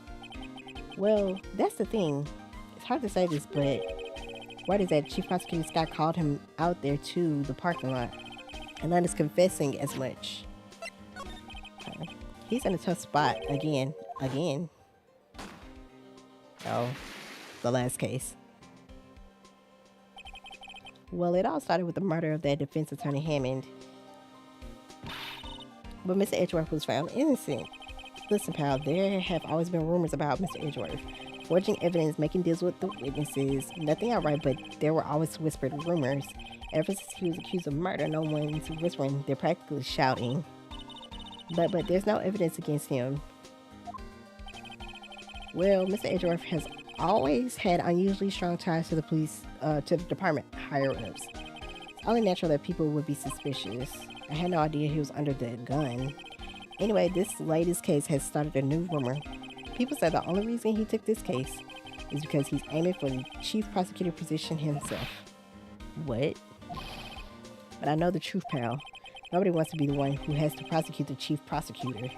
Mr. Edgeworth is biting the bullet on this one. He's doing this for all of us. Oh.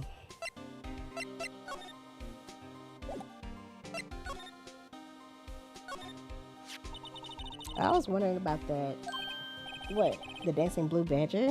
It's my masterpiece. Oh. You made this Detective Gumshoe? Chief threw together some designs and I just did my thing, pal.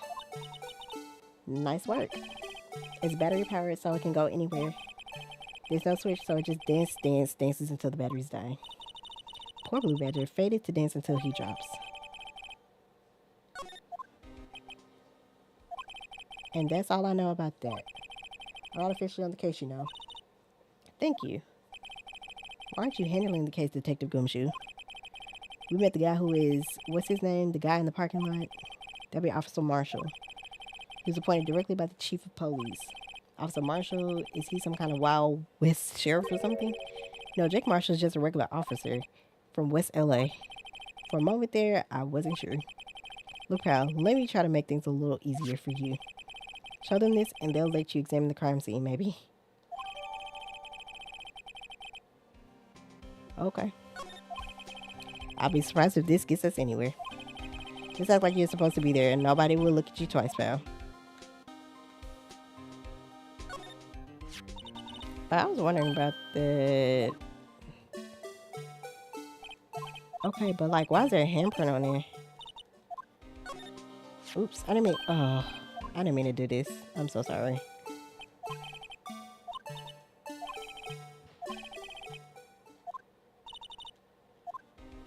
Okay, there we go. Texts in there look pretty busy. Just imagine right now, behind those doors, a police drama in action. Somehow the thoughts fails to excite me. With that patrolman saluting the other guy, he must be a detective. And then I said, hey, you do that, you're super good code, buddy. That's hilarious, sir. I laughed so hard I cried. I guess he wasn't saluting, he was wiping tears from his eyes. They make a good pair. Mr. Wright, do you know why patrol cars are painted black and white? No idea why. Well, I think they're designed after a panda. A panda? Not that I have scientific proof, it's just a theory. Do you mind me asking how you came up with that theory? It was when I was on a school trip. I saw a patrol car and it came to me.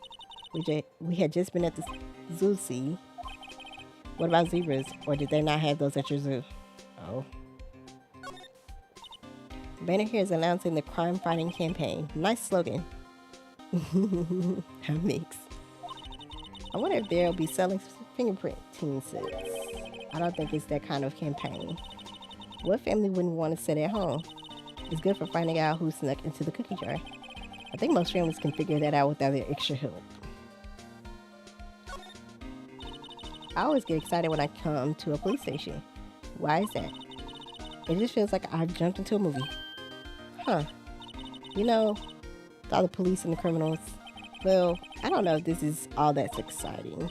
Sure it is. Look at those two officers over there. They're probably talking about the latest bust. Funny. I thought they were talking about the weather. I think this is it. Oh. Usual wanted posters are hanging up on the bulletin board here. Do you know this face? If you do, dial 911. You know, Mr. Wright, I've always thought it was kind of funny. I've never seen anyone who looked like the people in these posters. They hardly even look human. She has a point. Okay, I think this is it.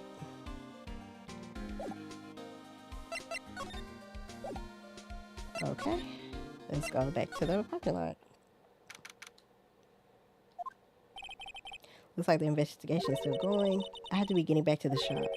Sorry, looks like I'll be stuck in this pit till the sun sleeps. I'll see you in my dreams tonight then, baby. Ugh. Oh, still here? Ah, hello. Why the surprise looks? Didn't I mention I've got a boyfriend in the criminal affairs too? What happened to the security guard? Oh, she's a whore. Hey, what's wrong, Bambina? You look like a doggy that's lost his hurt. Oh, a doggy?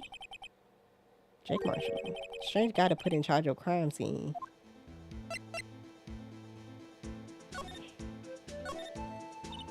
There's something I wanted to ask you. This scene of the crime, a cold grave for men who lost their dreams. And me, I watch over them as they sleep, dreaming of the, oh my god, desserts. Desert's harsh judgment. He's asleep. Well, should we show this hopeless case something to catch his interest? There's something I want to ask you. Okay. W test being done, mix.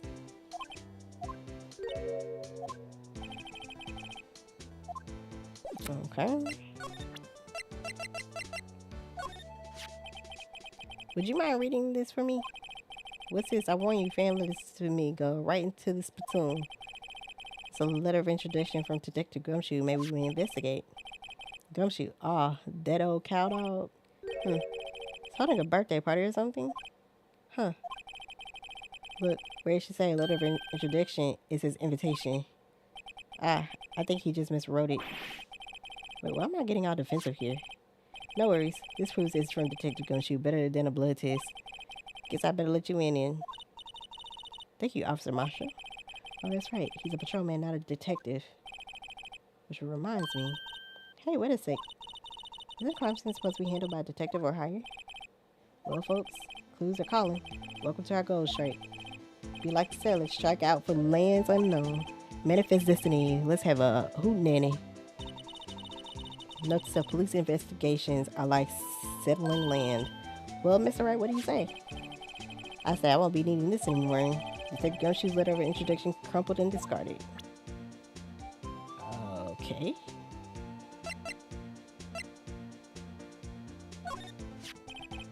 What's that? Some sort of police passport? This is Detective Goodman's ID card, strangely enough. We found it in a good distance away from this crime scene. Good distance in this rat hole.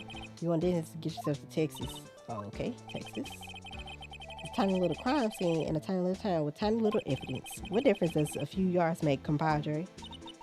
Note to self, you can't encounter suspicious evidence. Think of Texas. It's a better way to study than to hang out with the pros. Okay. Can I talk to you now? Can you tell us more about the victim? Good men always die young. Remember that, partner. Could you be a little more specific? Bruce Goodman. He was a detective, right? Well, aren't you a feisty doggy dear? Why did you call everybody a doggy? Detective Goodman was stabbed here at 5:15. The smiling Madonna told me to tell. I think he means a witness, Miss Angel Starr. One step to the chest, a fine piece of work. This here is an autopsy report. Ooh. Death due to a loss of blood, one knife wound, died within an hour and a half at 4 p.m. Oh, he be drinking. Was my sister involved with the victim in any way? Funny you should mention that, Bambita. Chief Prosecutor Scott and Detective Goodman had nothing in common at all. Oh. Nothing in common. They apparently worked together on a case a few years back. So there's no motive. Goodman wasn't a particularly gifted detective. There's one reason why he didn't do much work with the chief prosecutor. But my sister called the victim here on the day of the murder, right? Here to this parking lot? So it seems, like calling an unarmed man to a shootout at high noon. Oh my god. He's annoying. I don't mean any offense, but Officer Marshall, you're a patrolman, right? Not a detective. You calling me out? They shoot you for that in Texas. Go back to Texas then. Jesus. Sorry. I'm annoyed by him. Huh? I was one of them shiny shoe detectives till 2 years ago, to tell you the truth. I feel like he has a motive. Anyway. Oh, really? Now he tells me. But you're a patrolman now, so how can you be in charge of a crime scene? Nothing gets by you, does it, Bambino? So why are you in charge? No reason. We're just short on hands right now. I'm keeping an eye out in the meantime. That's odd, though. Detective Gunshoe was saying he had nothing to do. Nothing important, at least. He's nothing but a sad old cow dog that can't find his tail. Maybe it's because he runs with that Edgeworth, eh? Edgeworth. Cow dog's been kicked out of his cattle run by order of the chief of police. Just he don't realize it yet. Detective Gumshoe kicked out of the investigation. Okay. Is there anything else I can present to you? Alright, compadre, count to 3. Huh? You gotta do that if you're going to draw evidence on someone. That's what we do in Texas. Okay. Mommy never to visit Texas. Toy shield. Suits the boy well. What exactly could you shield with that? Toy knight, maybe? Also, Marsha, don't you have anything good to say about Mr. Edgeworth? You don't like him, right? We get the point. You know, when I was a detective, I got one of these. Let me guess. Did it have a K for King of Detectives on it? Hey, they could use the same shield over and over. Note to self, the prosecutor's office in criminal affairs are surprisingly cheap. You know what? They've gotten cheaper with every passing year, I tell you. Oh my god. Alright, compadre. Okay. Okay. 5:12 p.m. Prospector's bright red steed came in at a trot. Real slow like a trot. Mama Donna tells me the crime occurred 3 minutes later. So it seems the chief prospector was lying in wait. Maybe waiting for her prince to ride in on this bright red horse. But what you mean is, the killer intended to use Edgeworth's car all along. Okay. Okay.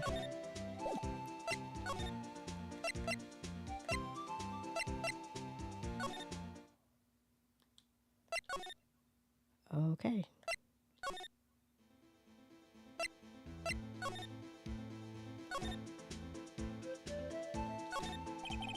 This appears to be the car where the body was found. Looks like the lock on the trunk is busted. The crime scene took place in the underground parking lot at the prosecutor's office. The body was found in the trunk of my subordinate's car. Okay. By the luxury car, it just screams I have money to burn. Your prosecutors get the big bucks. Okay. A block. This area is reserved for prosecutors. Defense attorneys are regulated to B block. I dream of the day when I will be able to park my car here. I'll go over to B block to buy my hamburgers from you, Mr. Wright. I'm not planning on giving up my job that soon. Ooh, what's that? This looks like a cell phone. Scientific analysis would suggest this belonged to the victim. I can't think of anyone else it could belong to. What's so scientific about that? Should we check it out? Yep. Right, let's check it out.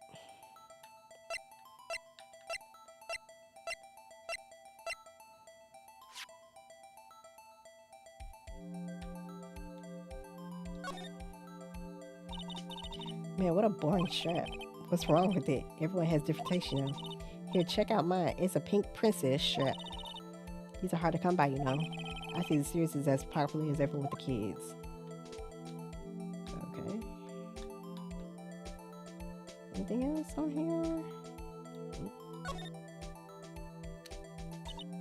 here? This one's still on the redial screen. Redial. Mr. Wright? Most phones keep a record of all the calls you made and received. You just press the blue button to display the last number you called. Convenient, isn't it? I'm surprised you didn't know about it. Sorry to disappoint you, but even I know about things like redial. Huh? Oh, I'm sorry. It's just you never know with people from your generation. Whatever, let's check this phone out.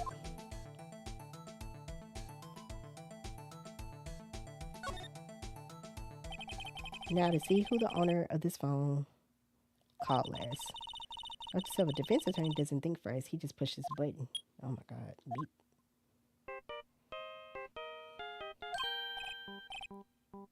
Hey, that song, I know that. Hey, what's going on over there? Sorry. I see you, partner. You pressed redial on their phone, didn't you? Right, Ashley.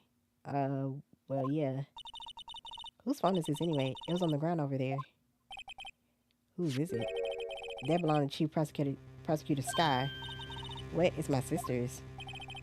She apparently dropped it when she was taken into custody right after the crime. Look, the last call was made right when the murder occurred. Looks like she was fixing to call someone. I'm okay. How are you? Come on.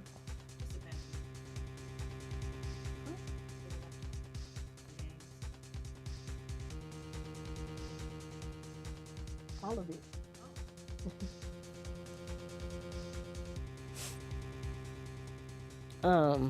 Looks like she was fixing to call someone, except she only spoke for a few seconds according to this. Who did she call? No idea. Sorry, partner. Now I got a question for you, partner. I heard a phone ring just now, one of those new fangled ringtones. Oh, that. Oh. I'm sorry, that was my phone. What? Your phone? Yeah, it's a kind of strange, but someone called me right as we picked up the other phone, a wrong number. I hope you're not lying. They cheat you for that in Texas, partner. Oh my god. He's so annoying. Uh-oh, I've decided to wrap the Lone Star Patrolman. Last call made at 5:18 on the day of the murder. Okay. Anything else? I think this is it. Oh. B-Block is through there. This is where visitors park. I can see the lunch lane car over there far in the distance. Hey, you're right. I like the cute design on the door. I can see a cartoon cow munching down on a juicy looking steak. Doesn't that strike you a little creepy? Just don't think too deeply about it and you'll be fine. Anything else? I don't think there's anything else I need to... Oh. This rope, is it? Yep, they laid it in the outline of the victim's body. So wait, the victim must have died when the killer closed a trunk on him. You have to be the only person I know that would come to that conclusion. Anything else? Oops. Yeah, whatever.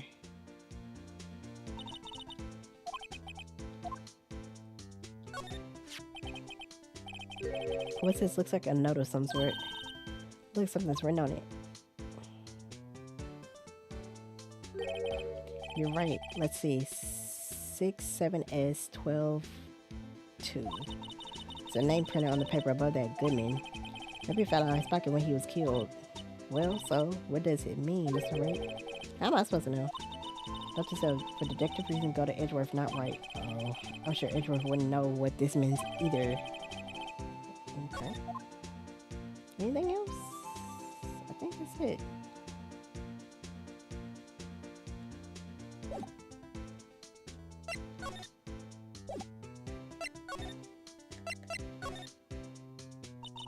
So there's no connection between Detective Goodman and my sister.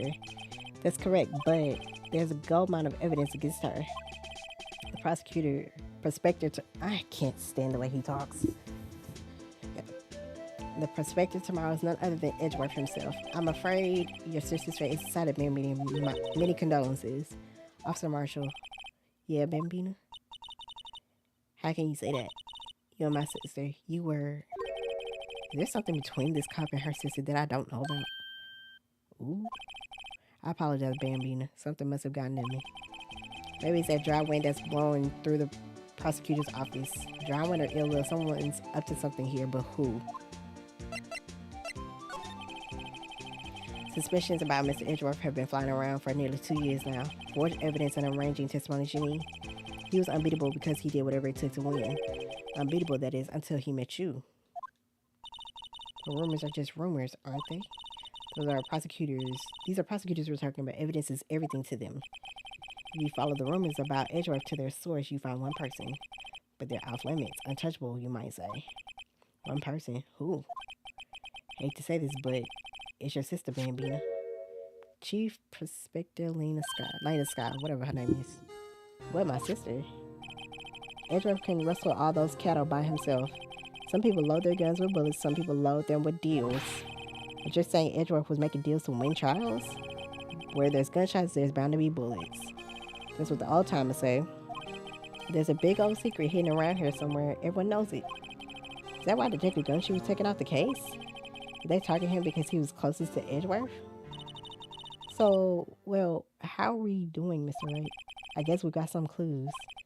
We have an autopsy report, a note from the victim, and a cell phone. So, you think we'll be okay? Well, the only thing still bothering me is that Lena is confessing to the crime. She says she did it. No problem. I can guarantee that she's not the criminal. Oh, by the way, Emma? Yes? I know that song your phone plays when it rings. What? It's the Steel Samurai theme song, isn't it? That popular TV show for kids? The phone that rang earlier wasn't mine. It was yours. At 5:18, just after the murder took place. Your sister called you, didn't she? I'm sorry. Can you tell me what you talked about? She hung up right away. I see. Ugh. A detective is murdered and the suspect is the top prosecutor in the district. I've got a bad feeling about this. Like, maybe I still don't know everything that went on here. Ooh, alright, well.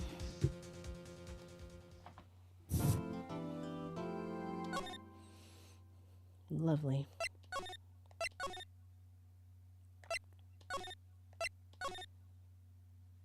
Okay, guys, well, we're gonna have to end here. So, YouTube, thank you so much for tuning in.